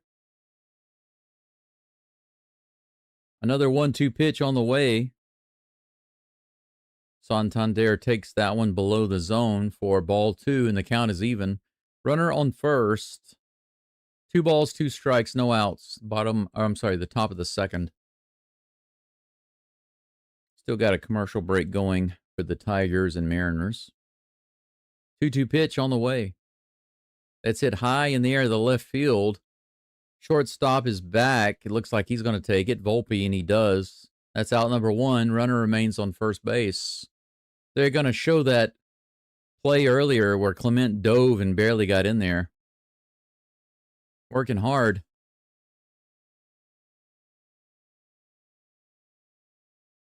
One down, Isaiah Kiner-Falefa will come to the plate to bat for the Blue Jays here in the top of the second. Here's the pitch. High and outside, ball 1. Still got the commercial break going for the Tigers and Mariners. 1 ball, no strikes to Falefa. Here's the toss from Rodon, should I say. 94, high and outside, swing and a miss. 1-1 is the count. Hey, Rusty Gamer, good to see you. Finally getting off work. Otsukare-sama deshita. Thank you for your hard work. Long commercial break for the Tigers and Mariners. Fine by me. I can check out more of the Blue Jays-Yankees game. The count is 2-1 to Falefa with 1 out. Clement on first base. Rodon doesn't look like his image at all with that beard. Here's the pitch. That's hit high in the air. Is it going to be playable? It goes back into the crowd, and that'll be strike 2. The count is even, 2-2. All right. So we're back with the Mariners and the Tigers for the bottom of the 5th. The Tigers trying to do something here. 86 below the zone, ball 1. Logan Gilbert still on the mound for the Mariners. 55 pitches, 33 in the zone. He's given up 3 hits today. Here comes a 1-0 toss to Dingler. That's in there for a strike, 1-1. Parker Meadows is on deck and Javier Baez in the hole.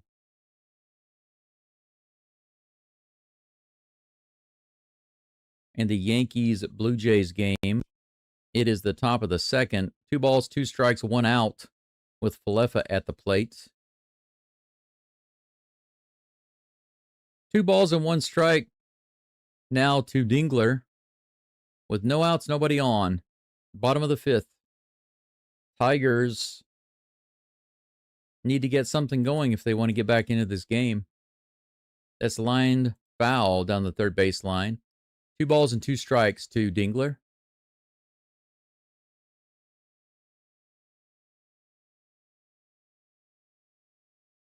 And 2 balls and 2 strikes to Falefa. Same count in both games right now. 1 out, 1 on. Here's the pitch from Rodon. That's hit high in the air to shortstop. Should be easy for Volpe. That's 2 fly balls to Volpe in this inning. That's 2 down. It's a full count now to Dylan Dingler. Dingler has nobody on, no outs. He's the leadoff batter here in the bottom of the 5th. Here comes a pitch from Gilbert. Ooh, almost got him up and in. Ball 4. Yeah, they say it hit him on the elbow, but it doesn't really matter. So it's a hit by pitch, but a walk.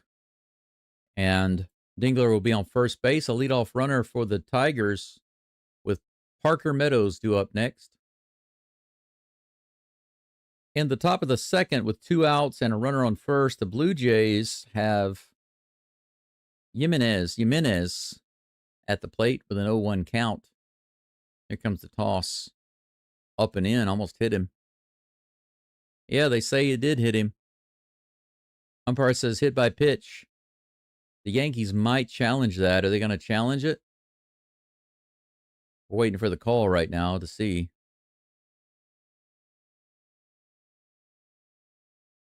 It was close. Going to be difficult to overturn it. Yeah, you can't see it from there. Yeah, it doesn't look like they're going to challenge it. Meanwhile, the ball is hit over to the third base side by Parker Meadows. Suarez makes a great throw over to first base by barehanding it to get the out. 1 down. but the runner gets to second base. So the Tigers have a runner in scoring position with one down. Next batter is Baez, and he hits it out into right field. The runner is going to have to stop at third. Tigers have runners in scoring position, or a runner in scoring position on the corners with one out. They got a little something cooking. A little something cooking. It looks like the Yankees are going to challenge that hit by pitch. I'm not so sure they're going to be able to overturn that, though. I mean, you can't really see anything. You can't see whether it hit him or not.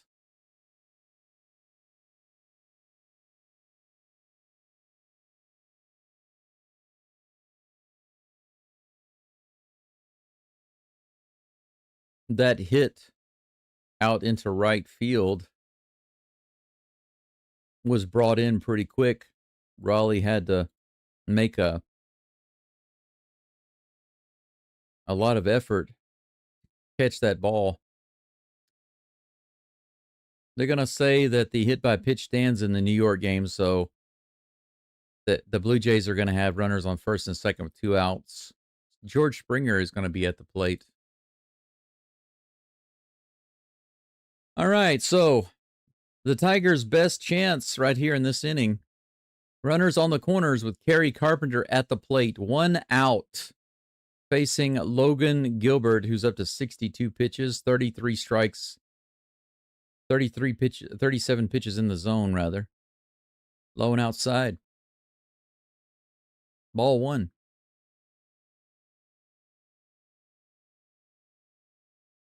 Rodon is facing George Springer with runners on first and second and two outs.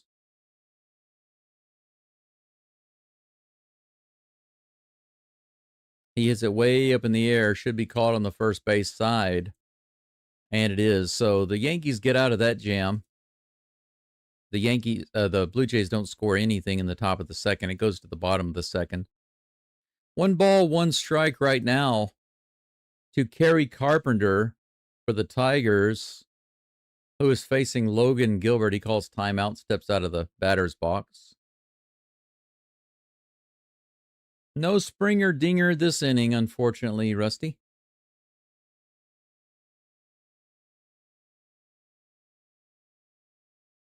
Hey, Steel Viper, good to see you. See several people coming in. A lot of familiar names. In the dirt, Raleigh blocks it, saves a run. 2 balls and 1 strike. The Yankees and Blue Jays are on break in between innings. It's the middle of the second, and the Blue Jays are winning 2-1 right now. The count here is 2-1 with 1 out, runners on the corners. Here's the pitch to Carpenter. Swings at it, fouls it off. 2 balls and 2 strikes.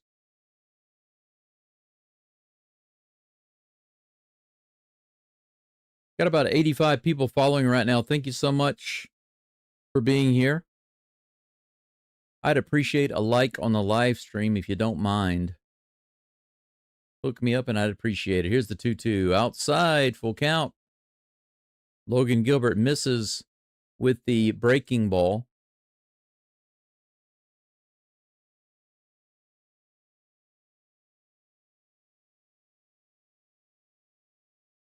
Kerry Carpenter at the plate with a full count. Runners on the corners, 1 out in the bottom of the 5th. The Tigers are down 4-0. The crowd is on their feet looking for something to happen, something good to happen. Here's a pitch. It's grounded to second base. It might be a double play, and it's a bad throw to first base. Naylor can't handle it, and they're going to say that he bobbled the ball, and Dingler scores. That's 1 run on the board for the Tigers. Crawford's throw to first base, unsurprisingly not good. Naylor shaking his head. He thinks he had it. Let's take a look at that out. I don't know about that. Oh, okay, I see. He bobbled the ball and it. Oh, okay, I see. That's what happened. Yeah, he never caught the ball. I don't know why Naylor was shaking his head unless he was shaking his head at himself. So it was a good catch at first, but he couldn't. He didn't ever have control of it. Almost, but almost isn't good enough. Gleyber Torres is at the plate with a 1-0 count. Right in there for strike one. The count's 1-1.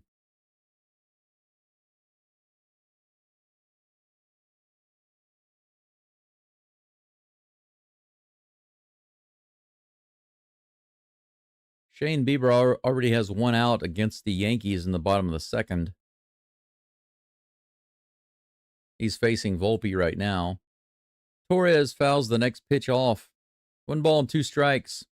The Tigers have 2 outs here in the bottom of the 5th. They've scored 1 run so far, and the count is 1-2 to Gleyber Torres. Logan Gilbert dealing on the mound with 71 pitches, 42 in the zone. Here comes the next pitch. In the dirt, stopped by Raleigh. 2-2 is the count. It's 4-1. The Blue Jays game, 2-1. Blue Jays over Yankees. 1 ball, 2 strikes to Anthony Volpe, and here's the pitch. He threw his bat. What is with people throwing their bats? Strikes him out, and the bat goes into the dugout of the Blue Jays.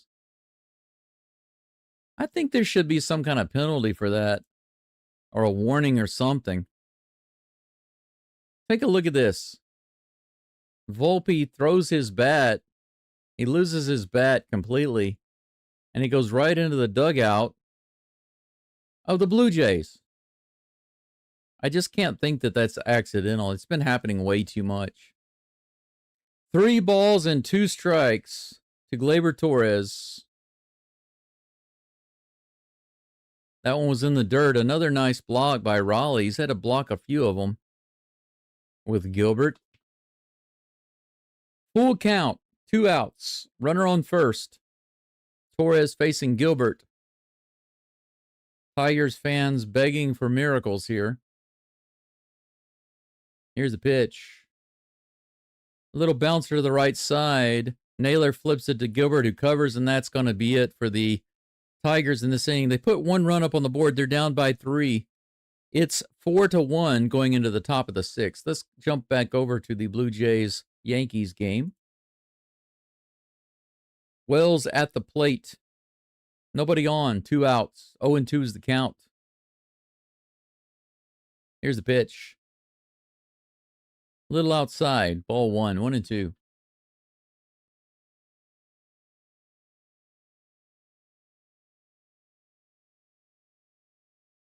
Austin Wells, batter number 9 at the plate. He takes that one in the dirt. 2 balls and 2 strikes. Good eye on that one. Didn't chase it.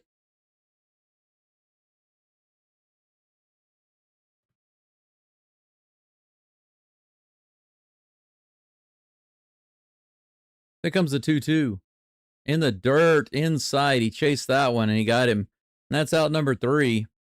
Nothing doing for the Yankees in the bottom of the second. It's 2-1 going into the top of the third. Vladimir Guerrero Jr. on deck. Davis Schneider will be leading it off, followed by Guerrero, and then Alejandro Kirk.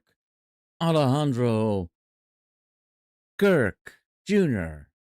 No, that's Guerrero Jr. I'm just being silly. So the Blue Jays-Yankees game's now on commercial break, and we're waiting for the Tigers-Mariners game to come back from commercial break.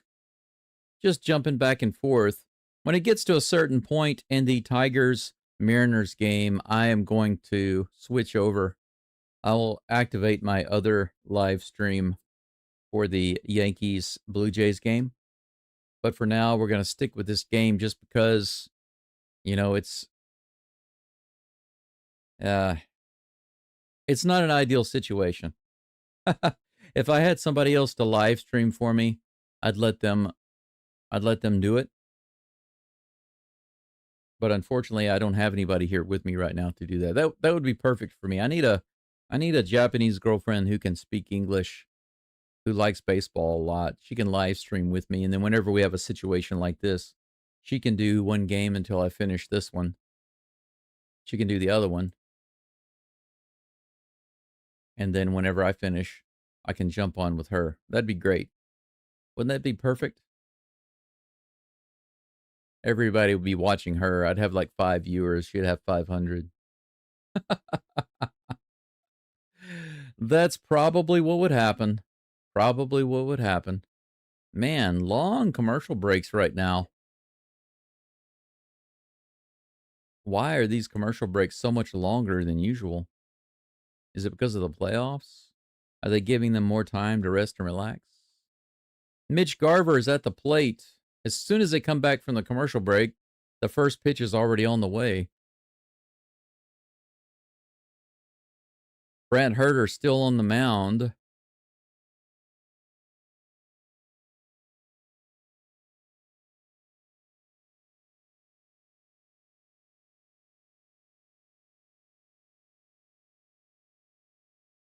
Robles is at the plate.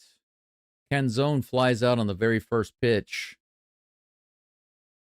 Here's the pitch. Line drive straight to the shortstop. Look at that. 2 pitches, 2 outs. Back to back. A fly out and a line out. Mitch Garver and Victor Robles. Back to back. 2 pitches, 2 outs. Randy Rosarena. No, J.P. Crawford is next. Third pitch of the inning for Herter. Right in there, strike 1.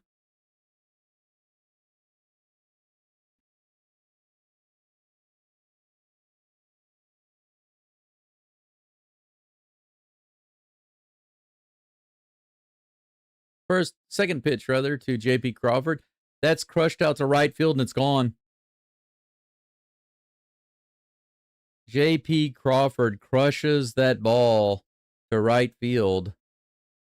And it is 5-1 Mariners. So here's my plan, guys. Mariners are up by 4 runs. And I know that's not a huge amount. That's a 397-foot home run to right field by J.P. Crawford. But if the Tigers don't do anything in the bottom of the 6th, I'm going to go ahead and switch over to the Yankees game, just to let you know. The Yankees-Blue Jays game, rather. And then I will just flip back over to check in with the Mariners game. How about that? That is my plan. That is my plan. But it looks like they're changing out the pitchers. They're going to bring in another pitcher. Yankees fans are not happy right now because the leadoff batter, check this out, the leadoff batter, Schneider, rips one down the line, and Vladimir Guerrero Jr. comes to the plate. He's got a 2-run homer today. The Yankees intentionally walk him. They're not going to pitch to him. So they put another runner on. 2 on with no outs. Can you believe that? Alejandro Kirk at the plate. Here's the pitch from Rodon.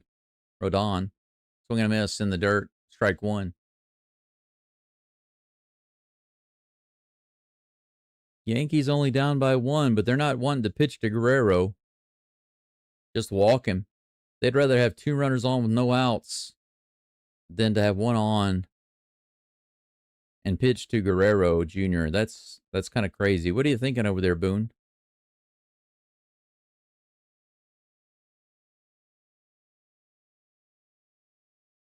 Alejandro Kirk. Here's the 0-1 pitch from Rodon. 95 up and in. Could have been a strike. Called the ball. 1-1.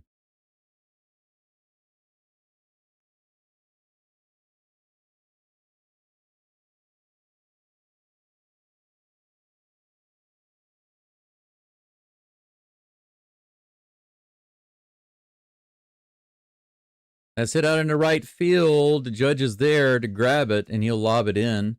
Runners are not able to advance. They stay on first and second. One down. Blue Jays have 2 runners on with 1 out here in the top of the third. Rodon up to 52 pitches, 32 in the zone. He's going to be facing Dalton Varsho, who's been doing really well in the postseason.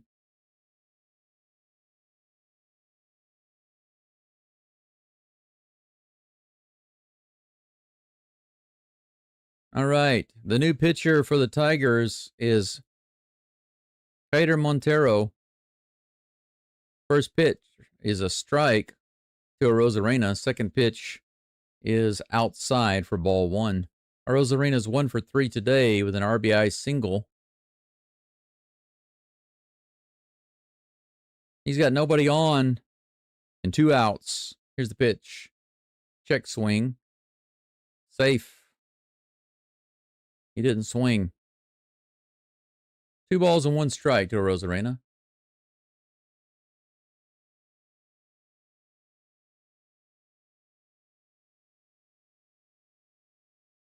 Varsho looks like he's going to line out. Oh, he dropped it. He dropped it. Schneider's headed home. They throw it home a little too late. The Blue Jays score again. 3-1 Blue Jays. Here's the pitch to Arozarena. Swing and a miss. Struck him out. And that's it for the Tigers in the bottom of the 6th. 1, 2, 3. No, I'm sorry. That's it for the Mariners in the top of the 6th. But one more run on the board thanks to that bomb by J.P. Crawford.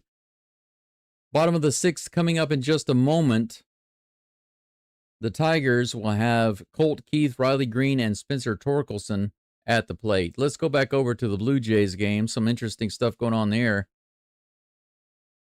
Schneider has scored after that hit from Dalton Varsho to left center field. It was a sliding attempt on it, but it was dropped.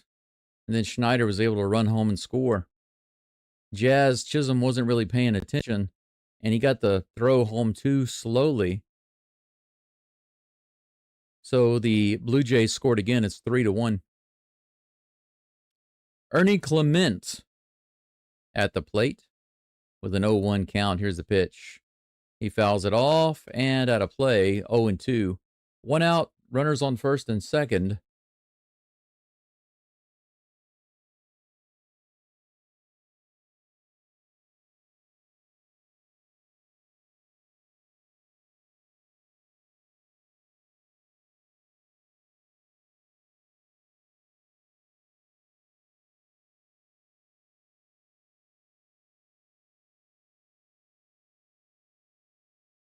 Oh and 2 to Clement with 1 out, runners on first and second.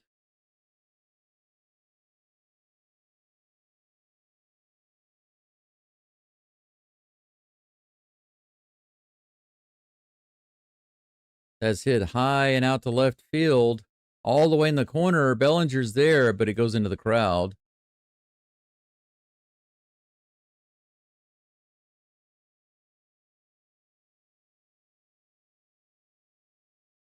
Yeah, Jazz is just standing there. By the time he throws it home, it's too late.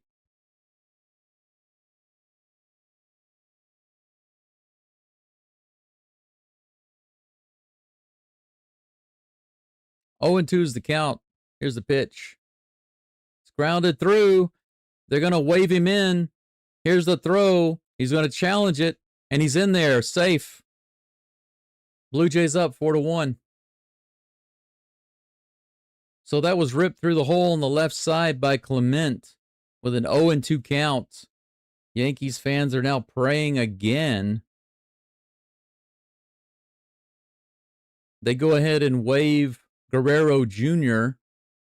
They go ahead and wave him in. The throw comes in. Woo, what a big jump and a dive. And he slid right in there head first. It's 4-1 Blue Jays. The Tigers, on the other hand, are down 5-1 to the Mariners in the bottom of the 6th. That first pitch is in there for strike 1. Colt Keith is at the plate. This might be the last inning I call on this game before I switch live streams. Here's the pitch.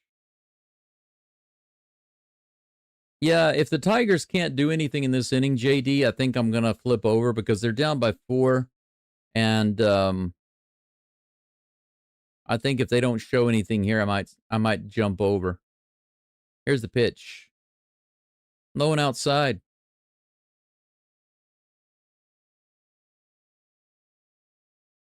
One ball and 2 strikes is the count to Colt Keith. Logan Gilbert still on the mound for the Mariners. Here's the pitch. Swing and a miss. Got him. Strike 3.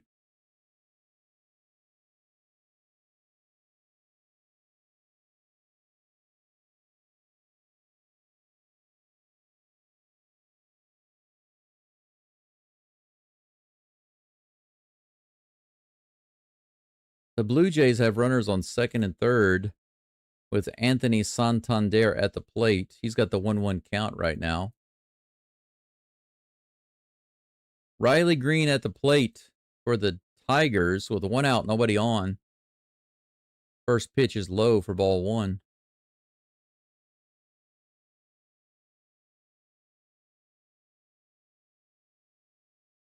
One ball and 2 strikes to Santander. The Blue Jays have another opportunity to score more runs right here. Back to the at-bat for Riley Green. Low, ball 2. Stay for the dumper at-bat before you leave.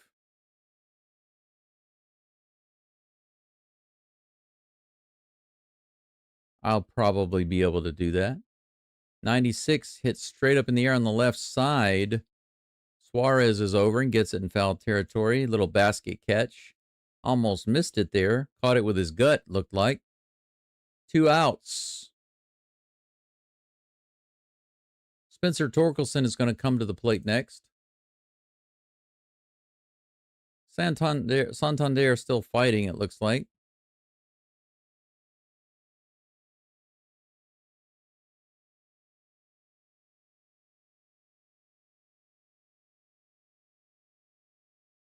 Bottom of the 6th for the Tigers. They are down 5-1. Here comes the pitch from Gilbert. Swing and a miss by Torkelson. Strike 1. 2 outs, nobody on. Santander has the 1-2 pitch. That's high. 2 balls and 2 strikes. The Blue Jays have 2 runners on, second and third, with 1 out. With a 2-2 count. Torkelson is at the plate with an 0-1 count. 2 outs, nobody on for the Tigers. Here's the pitch. In the dirt. 1-1.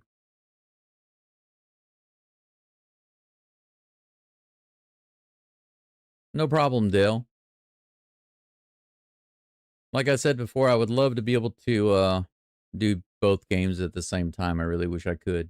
The best I can do right now is kind of go back and forth and do my best to let you guys know what's going on in each game. Santander hits one into right field, and that's going to score at least 1 more run. The throw comes in. Holy cow, 6-1. 2 more runs come in. It's 6-1 Blue Jays. That might be the game that gets blown out, and that's going to be it. Boone's going to come out and take Rodon out. Wow. And speaking of that's it,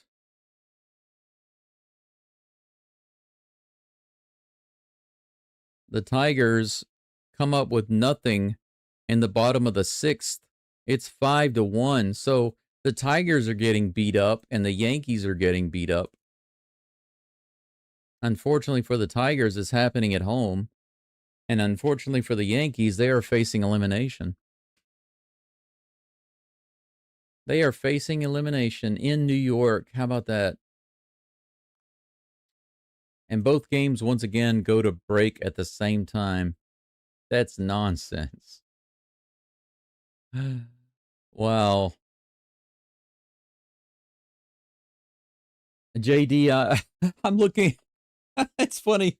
Did Daryl call a Tigers comeback yet? No, not yet. But I think if Daryl says he'll probably say the Tigers will come back. They'll score 5 runs and tie it up, and then they'll walk it off in the 9th. And as soon as they score 1 run, he'll say, "Called it." Is that right, Daryl? It's just my guess.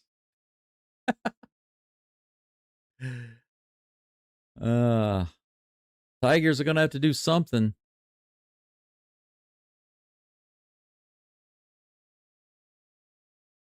The lobster count. The Mariners have 12 lobsters, but they have 5 runs, so that's not a problem. That's good. That's a good ratio. The Tigers, however, have just 1 run and 6 lobsters. That's not good at all. That's quite terrible. How many strikeouts? The Tigers have struck out 7 times. The Mariners have struck out 9 times. The Mariners have walked 4 times. And the Tigers haven't walked at all. So if you look at it in total, 6 hits for the Mariners and 4 walks. So they've had 10 men get on base. That doesn't count any hit by pitches. The Tigers have 4 hits and no walks. So they've only been able to get 4 runners on base, not including any hit by pitches. It is the top of the 7th in just a moment with the Mariners and Tigers. The Mariners up 5-1. Now with the Blue Jays and Yankees, it's somewhat similar, but the Yankees are actually in a deeper hole. It's 6-1 Blue Jays, and they've got Fernando Cruz in there already in the top of the 4th. Addison Barger at the plate with 1 out and a runner on first. I think he's batting for Falefa. They took Falefa out. In the dirt, 2-1 is the count. The big dumper is at the plate, Dale. He's down 0-2. I didn't realize they'd already started pitching to him. So the commercial break lasts forever and a day, and then suddenly it's back out of nowhere. Raleigh's back in the box. Here's the 0-2 pitch from Montero. Swing and a miss. Not a stellar at bat there. 3-pitch strikeout against the big dumper. I'm not going to be in a hurry right now to get to the other game simply because the Yankees are getting destroyed at the moment. 2-2. High and outside. 3 balls and 2 strikes to Barger. Cruz having a little bit of problems with his cruise control. J-Rod is at the plate. 0 for 3 today with 2 strikeouts and a flyout. The Mariners scoring without him. Not needing any production from him today, believe it or not. Here comes the pitch. Bounced in on third base line. Fired over. McKinstry gets the out. 1 down. I'm sorry, 2 down. Jorge Polanco's due up next. Let's jump over to the Yankees game. 2 outs in the top of the 3rd. Nobody on. No, I'm sorry. Runner on first. Must have been a walk. 80 miles an hour just at the top of the zone. How did he miss? 1 ball and no strikes, says the umpire. Jimenez facing Cruz. Yankees trying to end this inning. They might do it right there with a grounder to the second baseman. Chisholm, he fires it over to first, and that's it for the Blue Jays in the top of the 3rd. No more runs for the Blue Jays, but they've got 4, and it's 6-1 going into the bottom of the 3rd. The Yankees are down by 5. Speaking of 5, it's 5-1 in this game right here.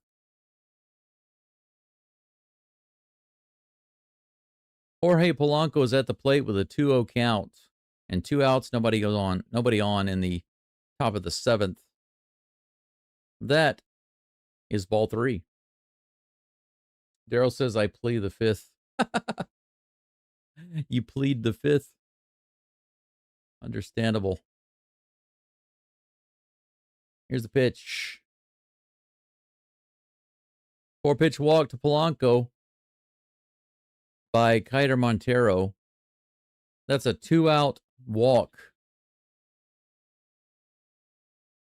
Jorge Polanco goes to first base. Josh Naylor comes to the plate in just a moment.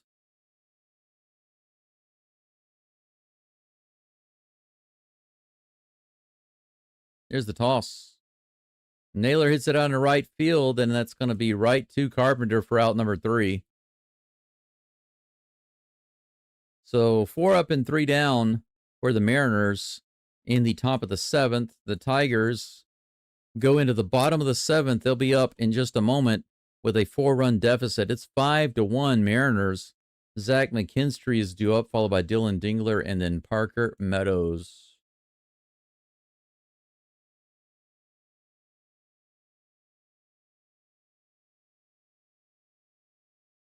As we jump over to the Yankees-Blue Jays game, they are still on commercial break.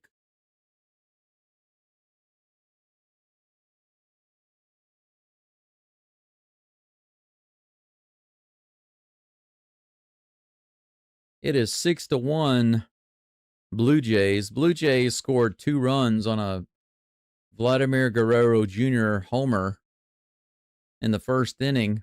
The Yankees answered with 1 run of their own. Judge had a hit, got on base, was driven in shortly after that. And it was 2-1. Second inning was pretty quiet. No runs scored by either team. But then the top of the 3rd got a little wild, got a little crazy, and Rodon had to be pulled out of the game by Boone. 4 runs were given up. Cruz was brought in to try to shut it down. He was finally able to do that. But even though the bleeding was stopped, the Yankees lost a lot of blood in the 3rd inning. It's 6-1 going into the bottom of the 3rd. Hey, Angel. Yeah, this is going to be it for me, I think, for the Tigers in the bottom of the 7th. I was going to see if they did anything in the 6th, but I figured since the Yankees-Blue Jays game is so under control right now, it's not close. There's no real rush to jump over there, you know what I'm saying? I definitely want to watch the Blue Jays smack the Yankees around, though.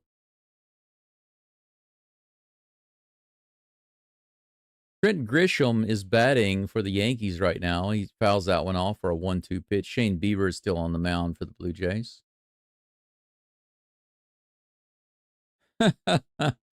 That's cute. Squirrel just sitting there watching the game. Oh, to be a squirrel. Much shorter life. But the freedom. Oh my God, the freedom. Here's the 1-2 pitch to Grisham. Outside. 2-2. No outs. Bottom of the 3rd. The Yankees at the plate. Matt Brash is on the mound for the Mariners. Throws that first pitch right in there for strike 1 against Zach McKinstry. Let's see what the Tigers can do in the bottom of the 7th, guys and gals. That's inside. Ball 1. Too far inside. 1-1.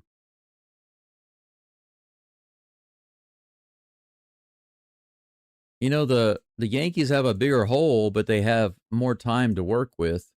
The Tigers are down by 4, but if they don't do anything this inning, they're only going to have 6 more outs. This crowd is looking really dejected right now. Here's the 1-2 pitch, low and inside, 2-2 to McKinstry.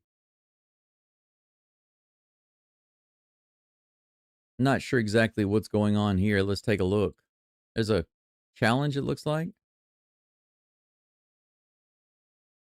I think it's catcher's interference.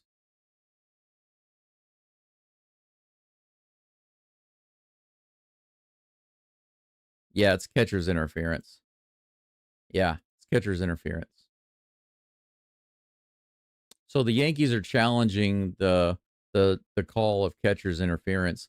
This is hit right up the middle. McKinstry is thrown out at first base for 1 down. The Tigers have Dylan Dingler due up next with 1 out in the bottom of the 7th. In the Yankees-Blue Jays game, the Yankees right now are saying that there was catcher's interference, I believe. So they are reviewing it. Trent Grisham is at the plate with a full count.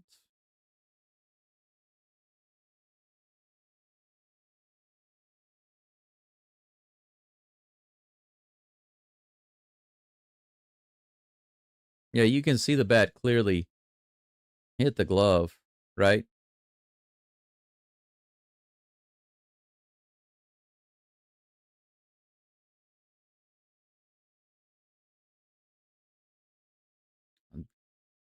Wow. They are saying that the ruling on the field stands. Boone is going crazy because they're saying it's not catcher's interference. But Grisham's bat clearly hit the glove. Clearly hit the glove. Look at this. It's clear.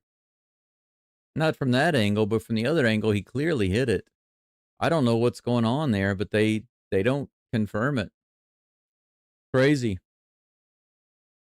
Tigers hit it over to a shortstop. That's Dingler, and he gets thrown out at first base for out number 2. All right, 2 up and 2 down. Nobody on base for the Tigers.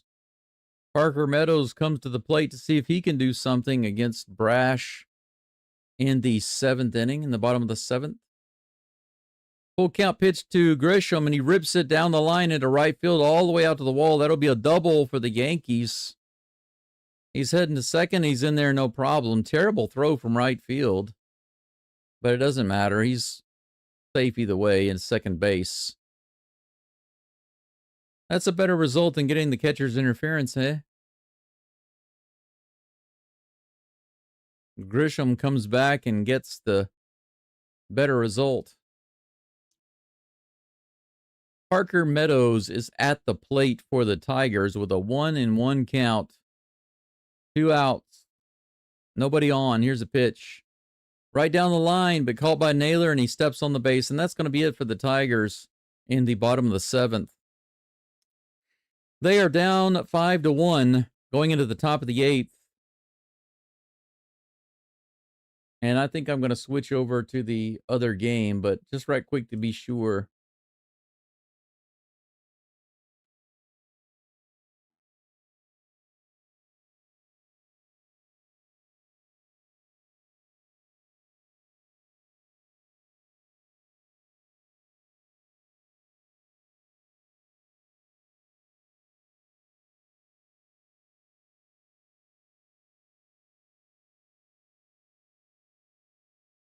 There we go. Here's a quick poll. I'm going to ask you guys and gals, what do you think? Switch over to the Blue Jays Yankees game or stay here. I'm going to let you vote on it because right now I think it might be a good time to go, but Aaron Judge is at the plate with a 1-2 count. Runner on second with no outs. That gets away, and Grisham is going to go over to third base easily. Wild pitch. Gets away from Kirk. That'll be a wild pitch charge to Bieber. 2 balls and 2 strikes to Judge. Angel says, it is a thing of beauty watching the commentators all depressed keep talking about the Yankees have come back 4 times to win the series. Not today. Yeah, I don't think they can. They are clearly outmatched. I knew that they were outmatched playing the Blue Jays, but they're proving it, right? Here comes the 2-2 pitch to Judge. He rips that out to left field. Is that going to be done? Yes, it bounces off the wall. They bring it in quick, but Grisham is able to trot home. Judge is into second with a double. Fast running by Judge. They cut the lead to 4. It's 6-2. Blue Jays with no outs. Judge on second base, and Cody Bellinger due up next. Please get your vote in the live chat, guys and gals. Right now, we've got a 4-run game between the Blue Jays and the Yankees in the bottom of the 3rd. The Yankees have a runner on second with no outs. Bellinger at the plate. The Tigers are down also by 4 runs, but it is the top of the 8th, and the Mariners are coming up to bat. First pitch to Bellinger is in there for strike 1. Dale says, finish the game. Appreciate that. Make sure you get your vote in, Dale. If you have voted already, I appreciate that. I just want to see if there's an overwhelming majority.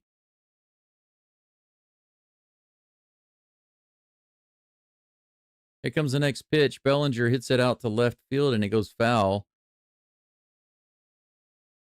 The count is 0-1. Judge on second with no outs. 0-1 is the count to Bellinger.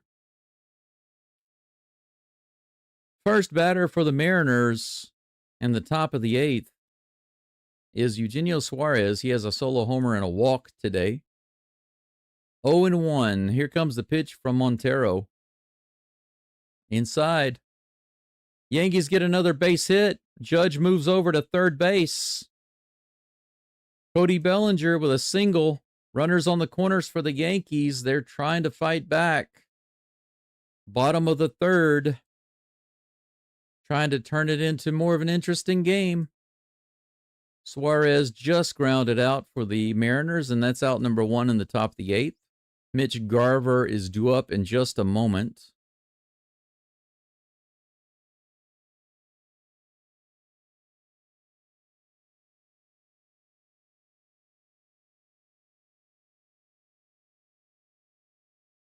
Thanks, Oliver. It's I've never done this before. I've never switched back and forth between games before.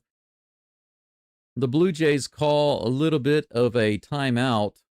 They're on the mound having a meeting right now, so we'll take a look at the Tigers game. The count is 0-1 to Luke Raley, who's batting for Garver, who was batting for Canzone. Here's the pitch, swing and a miss. 0-2. Nobody on base for the Mariners in the top of the 8th. 0-2 is the count.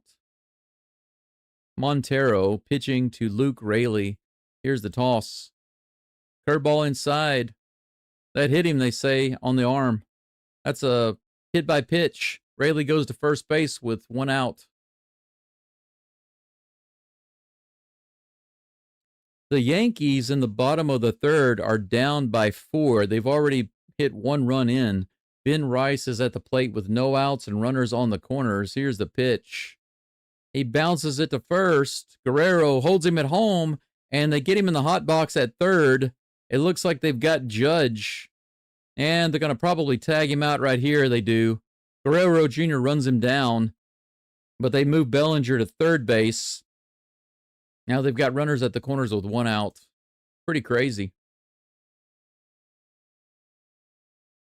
Victor Robles at the plate with an 0-1 count. Craziness going on in the Yankees-Blue Jays game right now. 1 out in the top of the 8th. The Mariners have a runner on first with an 0-2 count to Victor Robles. Here's the pitch from Montero. That's hit out into right field, and the right fielder will take it. No, he drops it. Carpenter drops it. It bounces off of his glove, and they're booking it around the bases. Runners on second and third for the Mariners on a missed line drive. What a terrible misplay out in right field by Carpenter. Did you see that? This line drive hit by Robles out in right field, and it bounces right off the glove of Carpenter, and runners move around to second and third. I think he misjudged that a little bit, and when it came in a little high, it bounced off of his glove. That should be an error. Runners on second and third for the Mariners. The Tigers are not doing themselves any favors right now on defense. J.P. Crawford, who has a home run today, is at the plate. He takes the first pitch high and outside. Ball 1. Only 1 out. 2 runners in scoring position. Giancarlo Stanton hits one deep to center field, and it's caught for out number 2, but that's going to score another run. Bellinger will tag up and go in. It is 6-3. 6-3 Blue Jays. 2 balls and no strikes to J.P. Crawford. And he's got runners on second and third with 1 out. Here comes the pitch from Montero. Low and outside. Ball 3, 3-0. He's thrown 3 straight balls to Crawford. Randy Rosarena's on deck. The Yankees have Jazz Chisholm at the plate with a runner on first and 2 outs. Chisholm fouls it off. Here's the pitch to Crawford, the 3-0. He unleashes on it and rips it down the first baseline, hoping to turn that 3-0 pitch into something big, but he fouls it off. 3 balls and 1 strike. Mariners trying to put some nails in the coffin on the Tigers right here. They might do it. Here's the pitch. Fouls it off. Full count to Crawford. 1 out, runners on second and third. Let's take a look over at the Yankees-Blue Jays game. Chisholm is 1-1 at the plate. That's high and outside for ball 2. 2-1. The Yankees have managed to score 2 runs in this inning. They've halved the lead 6-3 in the bottom of the third. 2 balls and 1 strike to Chisholm. Here comes a pitch from Bieber. A little outside, 3-1.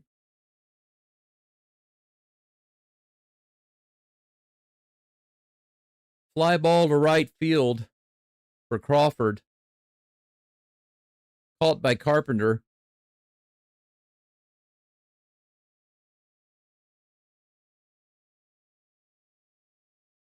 But there's a tag from third base, and that's going to be another run for the Mariners. It's 6-1. Rosarena is now at the plate. Takes that first pitch inside for a ball, and they get him trying to steal third base. Mariners try to get a little greedy there. Robles attempts a steal at third base. They might be looking at it, and they might be challenging it. As it stands right now, nope, they're not going to challenge it. That was a good throw, good tag, perfect. Nothing but perfect right there. All right. The Yankees inning just ended, but they managed to get 3 runs. It's 6-3 going into the top of the 4th.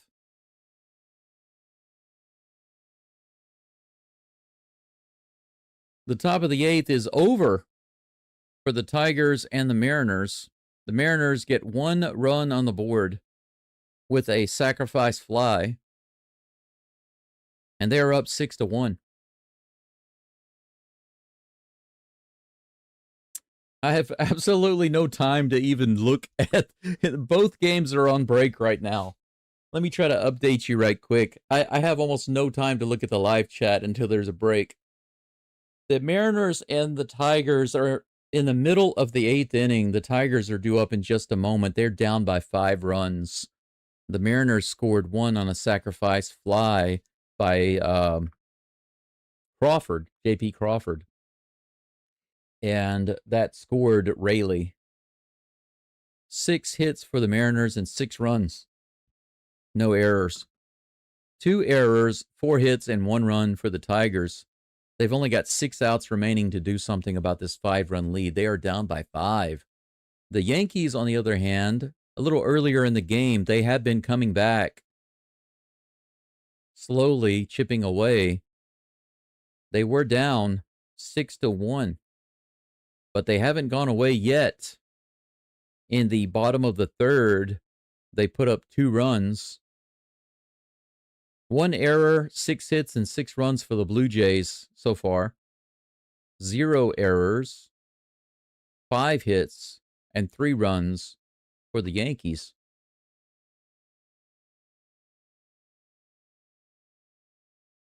It looks like this is it's not an assured game. I mean, the Blue Jays are still in the seat, the leader's seat, the driver's seat right now, up by 3 runs. But there's plenty of baseball left. 6 more innings to go. Mason Fluharty is on the mound now for the Blue Jays. He's going to be facing Ahmed Rosario. Rosario in for McMahon. First pitch in the top of the fourth. I'm sorry, in the bottom of the third. I forgot. I thought maybe with that commercial break, the inning was over, but apparently it's not. They just pulled in a new pitcher. Runners on first and second with 2 outs. The Yankees are still at the plate. This inning is not quite over yet. My bad. That's what happens when you do 2 games at the same time. Commercial break comes on and you think the inning is over. But quickly it's 0-2. 2 strikes. 2 strikes on Rosario. 1 ball, 1 strike to Baez. Bizzardo is now on the mound for the Mariners. The count to Rosario is 1-2. Timeout called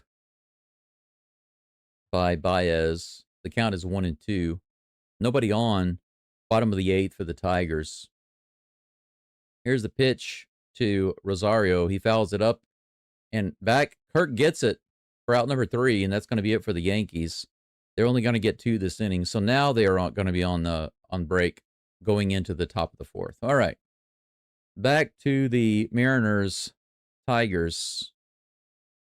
That pitch was right in there to Baez for strike 3. Baez complaining about it, but there was nothing to complain about. That was a good pitch. 1 down. Kerry Carpenter comes to the plate. Strike 1. Nice pitch. 94-mile-per-hour sinker.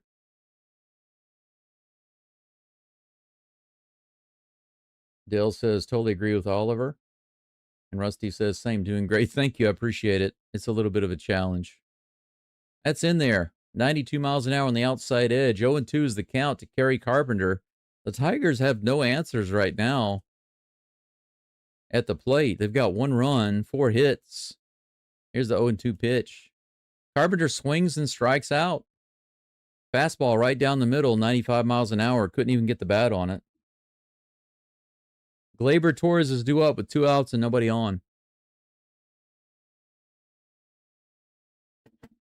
Tigers are down to 4 outs.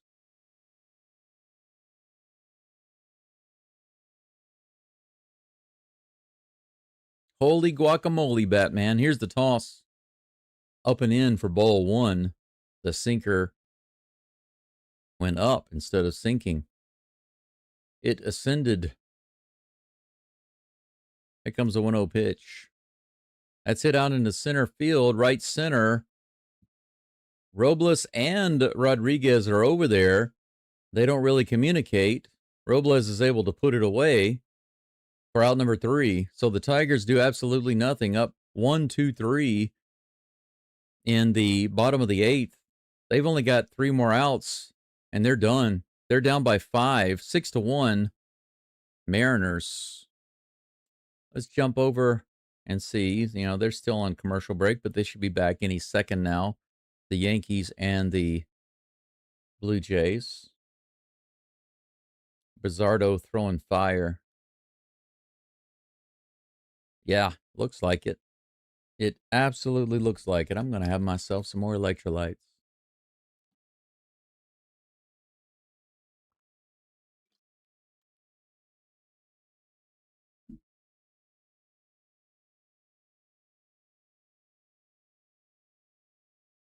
Let's see here. Where's my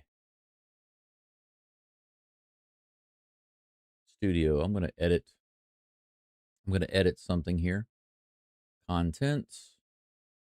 Live. Edit. Customization. Redirect. There we go. Save that. All right.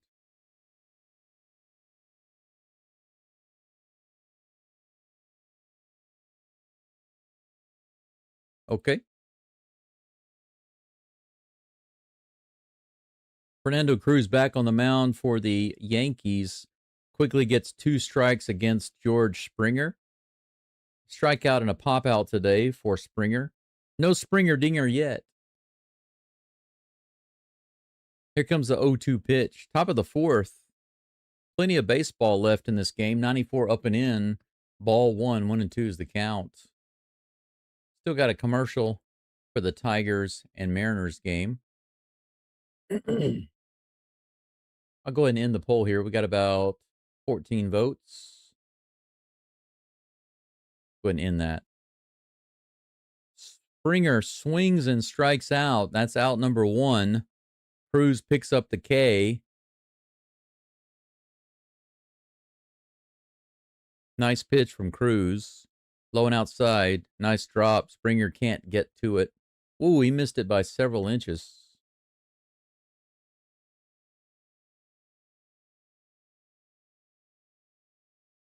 That's fouled off. 0-1 is the count to Davis Schneider. The Blue Jays started off this game with Schneider getting on base and then Vladimir Guerrero Jr. promptly hitting a 2-run homer. That was the tone that the Blue Jays set early. And in the 3rd, they added 4 more runs. The Yankees have been able to get some runs on the board, but right now it is 6-3. That is up and in for ball 1. 1-1 with 1 out. Nobody on for the Blue Jays. Davis Schneider at the plate. Oh, by the way, the Mariners just got a double. Arozarena leads off the top of the 9th with a double. No outs. Mariners threaten to get more runs. They're up by 5, 6-1. Here's that hit. Low and outside. He just goes opposite field with it right down the line. All the way out to the wall in right field. Practically to the wall. Cal Raleigh is due up next. The big dumper. Let's take a look and see what he's got at the plate. Here's the pitch. Outside, ball 1. Checking back in on Davis Schneider, who is facing Fernando Cruz. 1 ball and 2 strikes with 1 out, nobody on in the top of the 4th. The Blue Jays up by 3. Next pitch to Raleigh is in the dirt. 1 ball, 1 strike. Strikeout by Schneider. The splitter, swing and a miss. That's 2 outs. 2 up and 2 down for the Blue Jays. Guerrero has the 2-run shot and an intentional walk in this game so far. Next pitch from Raleigh is on the way from Hannafy. That's hit hard. It might be gone. It's all the way back, and it's over into the bullpen. That's a homer, a 2-run shot for Cal Raleigh. He is nailing down that coffin in Detroit right now. 2-run home run to left center field, opposite field for the big dumper. 391 feet, 106 mile per hour exit velocity. It's 8-1 Mariners. And I think that's pretty much it for this game. That is it for this game. Brandon, they're only multitasking play-by-play of 2 games. Yeah, the only one multitasking play-by-play. That's right. That's right. But you know what? I think the multitasking is done, right? The Mariners are now up 7 runs over the Tigers. Brendan Hannafy gives up the 2-run shot to the big dumper and a double right before that to Arozarena. This game is pretty much over for the Tigers. That's hit out in the center field. That'll be out number 1. J-Rod flies out. I'm going to go ahead and switch over, guys. I am going to jump to my other live stream, I think. I think that's it for this game. I think that we've seen all there is to see. There's no more to see. I've got my other live stream feed. I will keep going back between the games, but I want to jump over to my other live stream. So, let's see here. Let me link that to you right quick. I will link it. So now this stream should send you straight over there, but I will link it to you just so you can have it in the live chat. How about that? There we go. There you go. I'm about to go over there. You can join me there.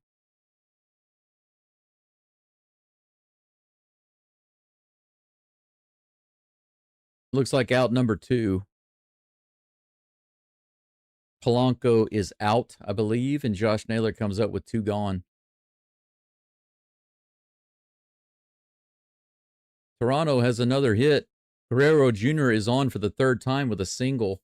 He's got a homer, hit by pitch. I'm sorry, intentional walk. And then this single right here. So in the top of the 4th, the Blue Jays have a runner on. And I'm going to jump on. It's okay, Jesse. I'm about to jump over to my other live stream, so just join me there if you don't mind.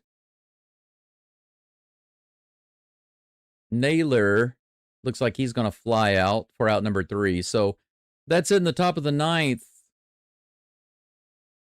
Should I wait? Should I just wait?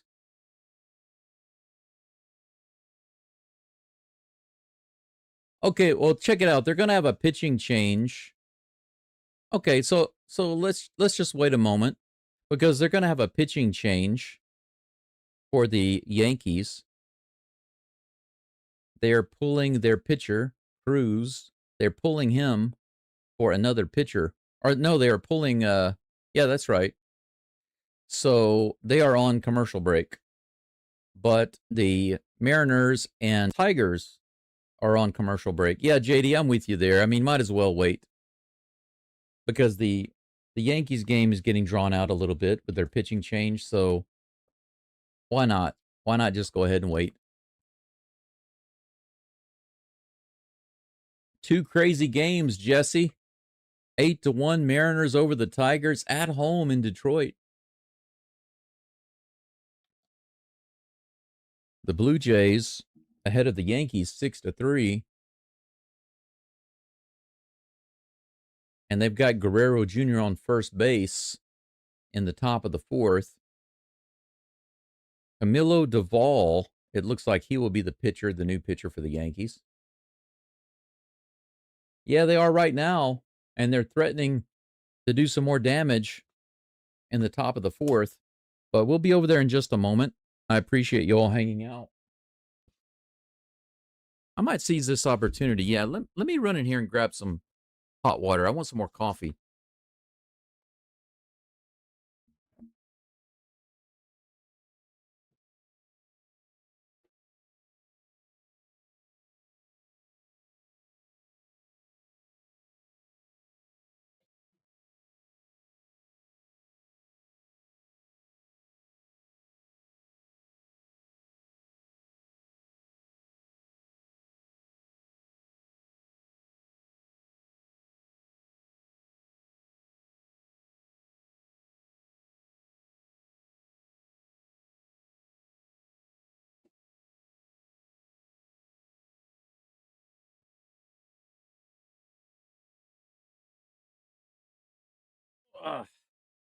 Doing 2 games at the same time, it the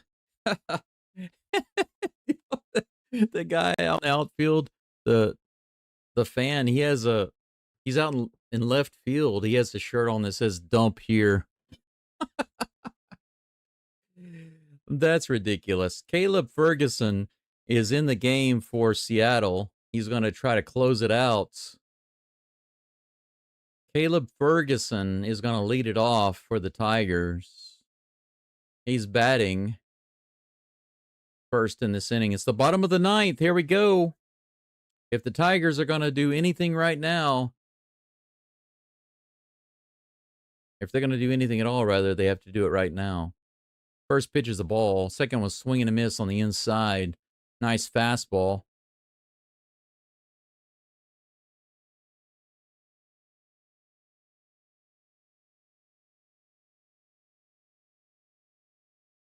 Here comes the pitch. No, Jake. My bad. Jake Rogers is at the plate facing Caleb Ferguson, the pitcher for the Mariners. 2 balls and 1 strike. Here's the pitch. He hits that one up the middle. That's going to be a hit. They've got to get 7 runs. They got their leadoff runner on base. It's not quite over yet, but it's getting there. Dell says this has been the best live stream of the year, double-double. But I haven't had a single super chat yet. Not a single donation. I'm doing double the work, and nobody has donated. The only thing that I'm going to get from this live stream is some copyright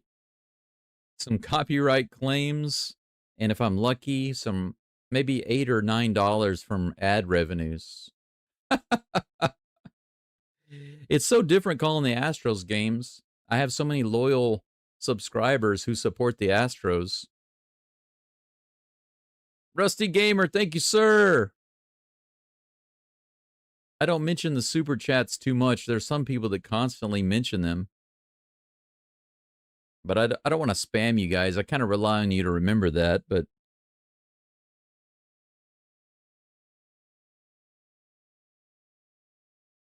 that's the first super chat of the whole day. 2-0. Here comes the pitch. A little below the zone. 3-0. Jahmai Jones at the plate, batting for Riley Green, believe it or not. Rogers was batting for Keith. We got a runner on first with no outs. Ball 4. Wow, that looked like it could have been strike 1. 4-pitch walk to Jahmai Jones. 2 runners on. Munoz warming up in the bullpen for the Mariners. Rusty, are you serious? You hit send just as I brought it up about the super chat. That's hilarious. Little meeting on the mound right now.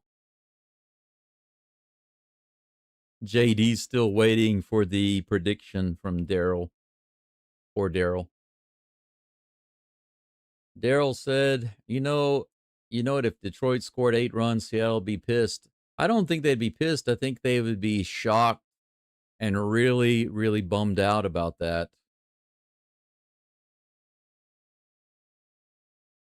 Maybe the pitcher would be pissed. The pitchers. Torkelson at the plate, over 3 today. He's got 2 runners on with no outs. That's in the dirt. Almost hit his foot. Did that get him? Nope. Ball 1. Runners stay on first and second.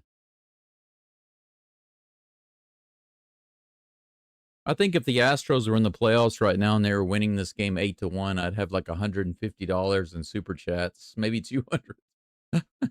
Could be more. Could be more. Here's a pitch. 93 in the bottom of the zone. 1 ball, 1 strike. Let's see what's going on. The Yankees-Blue Jays game is still on commercial. 1 ball, 1 strike. Bottom of the 9th. Inside, 2-1. The Tigers are fighting back a little bit.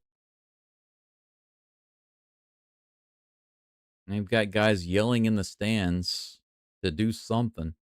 They are doing something right now. Here's the pitch. Inside, 3-1. Caleb Ferguson has thrown a lot of balls.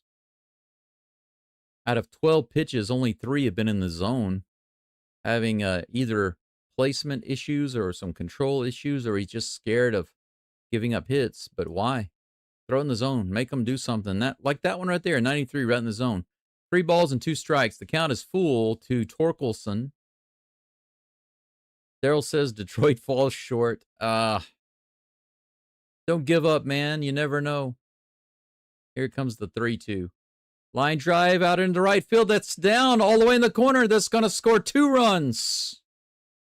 Rogers scores. Jones is waved in, and that's 2 easy runs.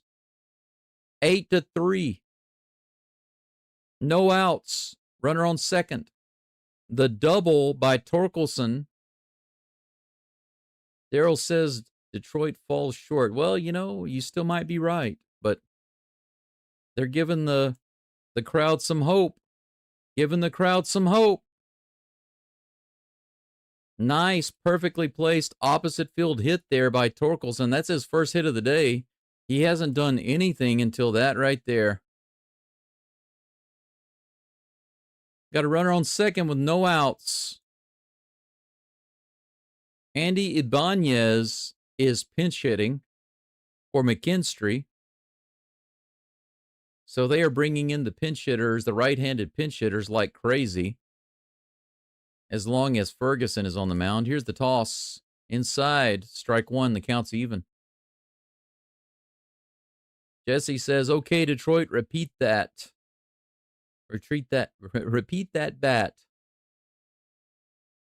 Here comes the toss. High and outside. 2-1. Bottom of the fourth, the Yankees are batting with nobody on and one out. Austin Wells at the plate with a 0-1 count. Swing and a miss. 0-2.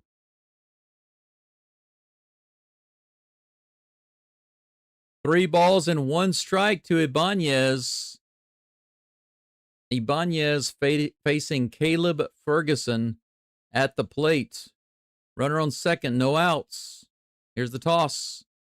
And he hits it up the middle. That's going to be another base hit. They're going to wave him around. That's going to score another run. 8-4. They've scored 3 runs here in the bottom of the third without any outs. The crowd is getting into it. Ibanez on first base. Here comes ye old manager. He's going to have a little chit-chat on the mound. Is he going to just talk with him or pull him out? We're going to see. That's it.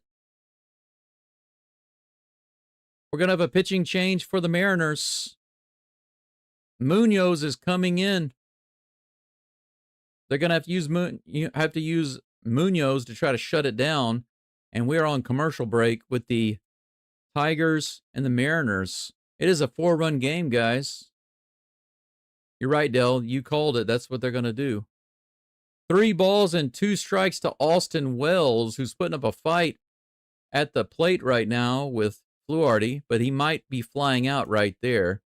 Whoa, it's misplayed over at third. It bounces off his glove, and Wells is going to get into second base.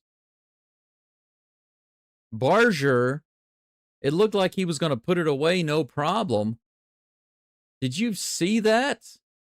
Did you see that? It looked like he was right underneath it out in left field. Barger, he floats out underneath it. He calls it. It looks like he's got it, and then suddenly it's like, no, he doesn't have it, and it bounces off of his glove. Right at the last moment, he took off running and botched it. Terrible defense there. That's an error. Wells goes to second base. Grisham at the plate with 1 out. The Blue Jays might be helping the Yankees back into this game. Man, what in the world is going on with these games? And they're making a call to the bullpen right now. After that, I don't know. That's not Fluharty's fault. Here's a pitch to Grisham. He fouls it off. 1 ball, 1 strike, 1 out. Bottom of the fourth. Grisham has a double today and a run scored. Right now, he has one of his teammates on second base, Mr. Austin Wells. Mason Fluharty on the mound for his 17th pitch of the game. That's high. 2 balls and 1 strike.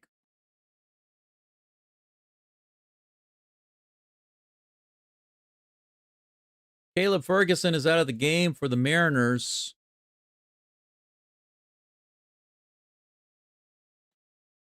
Fluharty is still pitching to Grisham. Woo! Up and in. Almost got him in the face right there. A little dangerous. 3 balls and 1 strike.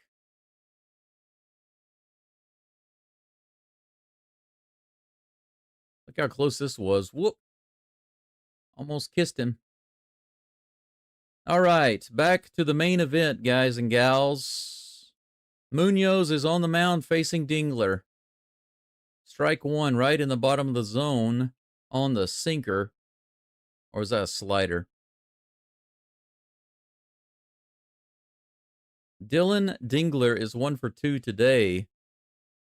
Here comes the 0-1 pitch. That's outside, 1-1. Andre Munoz.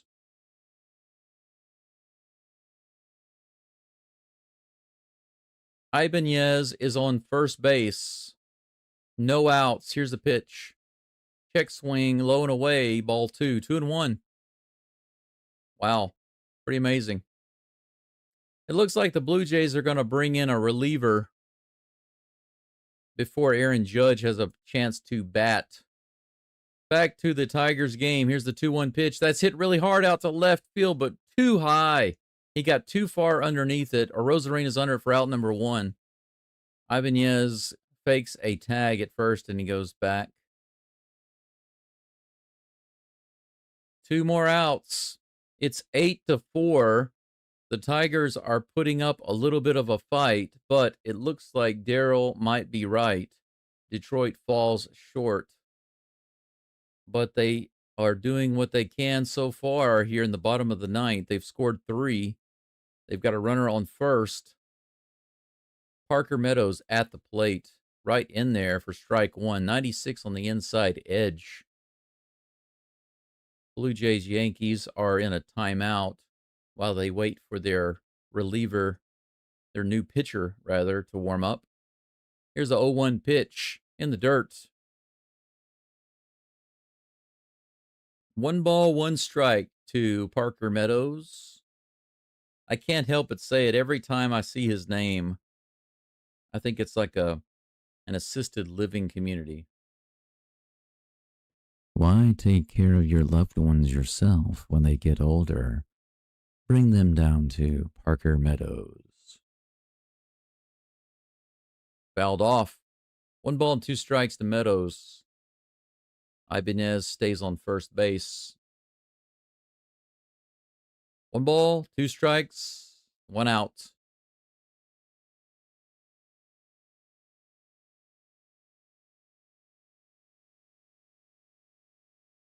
Jesse says, imagine Detroit gets bases loaded and walk-off grand slam. That would be epic. Well, they would, they'd have to get a run first and then get the grand slam. Lewis Varland is in for the Blue Jays, by the way, in the bottom of the 4th, facing Aaron Judge. The Yankees trying to come back on the Blue Jays. Wow, ripped down the right field line by Meadows. Josh Naylor makes an amazing stop and steps on the bag. An amazing line drive catch. And that's it. The game is over. Seattle wins 8-4 on an amazing catch. Unassisted double play by Josh Naylor. The crowd is stunned. Wow. Judge is down 0-2 with 1 out. Runners on first and second. There's that play. Line drive to Naylor. You can see it right here. Jumped up, caught it, stepped on the bag. 2 outs. And that ends it for the Tigers. That's all for the Tigers. I'm going to go ahead and jump over on my other live stream. That's hit really hard to left field. It's deep and off the pole. Judge hits a homer, a 3-run homer. Judge just tied this game up in the bottom of the 4th with a 3-run blast. His first home run in the postseason, and he did it off of Lewis Varland, who was brought in specifically to pitch to him. 2 runners on. 3-run shot. This game is tied 6-6. Holy cow. The Yankees have come back from a 5-run deficit and tied this game. 1 out in the bottom of the 4th, and he clears the bases with a 3-run blast. How about that? You got to have nothing but respect for that guy right there. He is an amazing player. Holy cow. Off the pole in left field. Can you believe it? All right, time to switch over, okay? I'm going to switch over. I got to change my scoreboard. I hope you guys and gals can join me over there. Let me show that right quick. This is out number 2, a fly ball to left field. Bellinger goes down, but here is the homer by Judge. Look at this. Boom. Crazy. All right. Thank you so much for watching this live stream. Join me for the other live stream, which has my scoreboard up for the Yankees and the Blue Jays. The Tigers lose this one, unfortunately, 8-4 to the Mariners. But we're going to jump over to the tied ball game, the really awesome ball game going on right now with the Yankees and Blue Jays. All right, let's go. Let's go.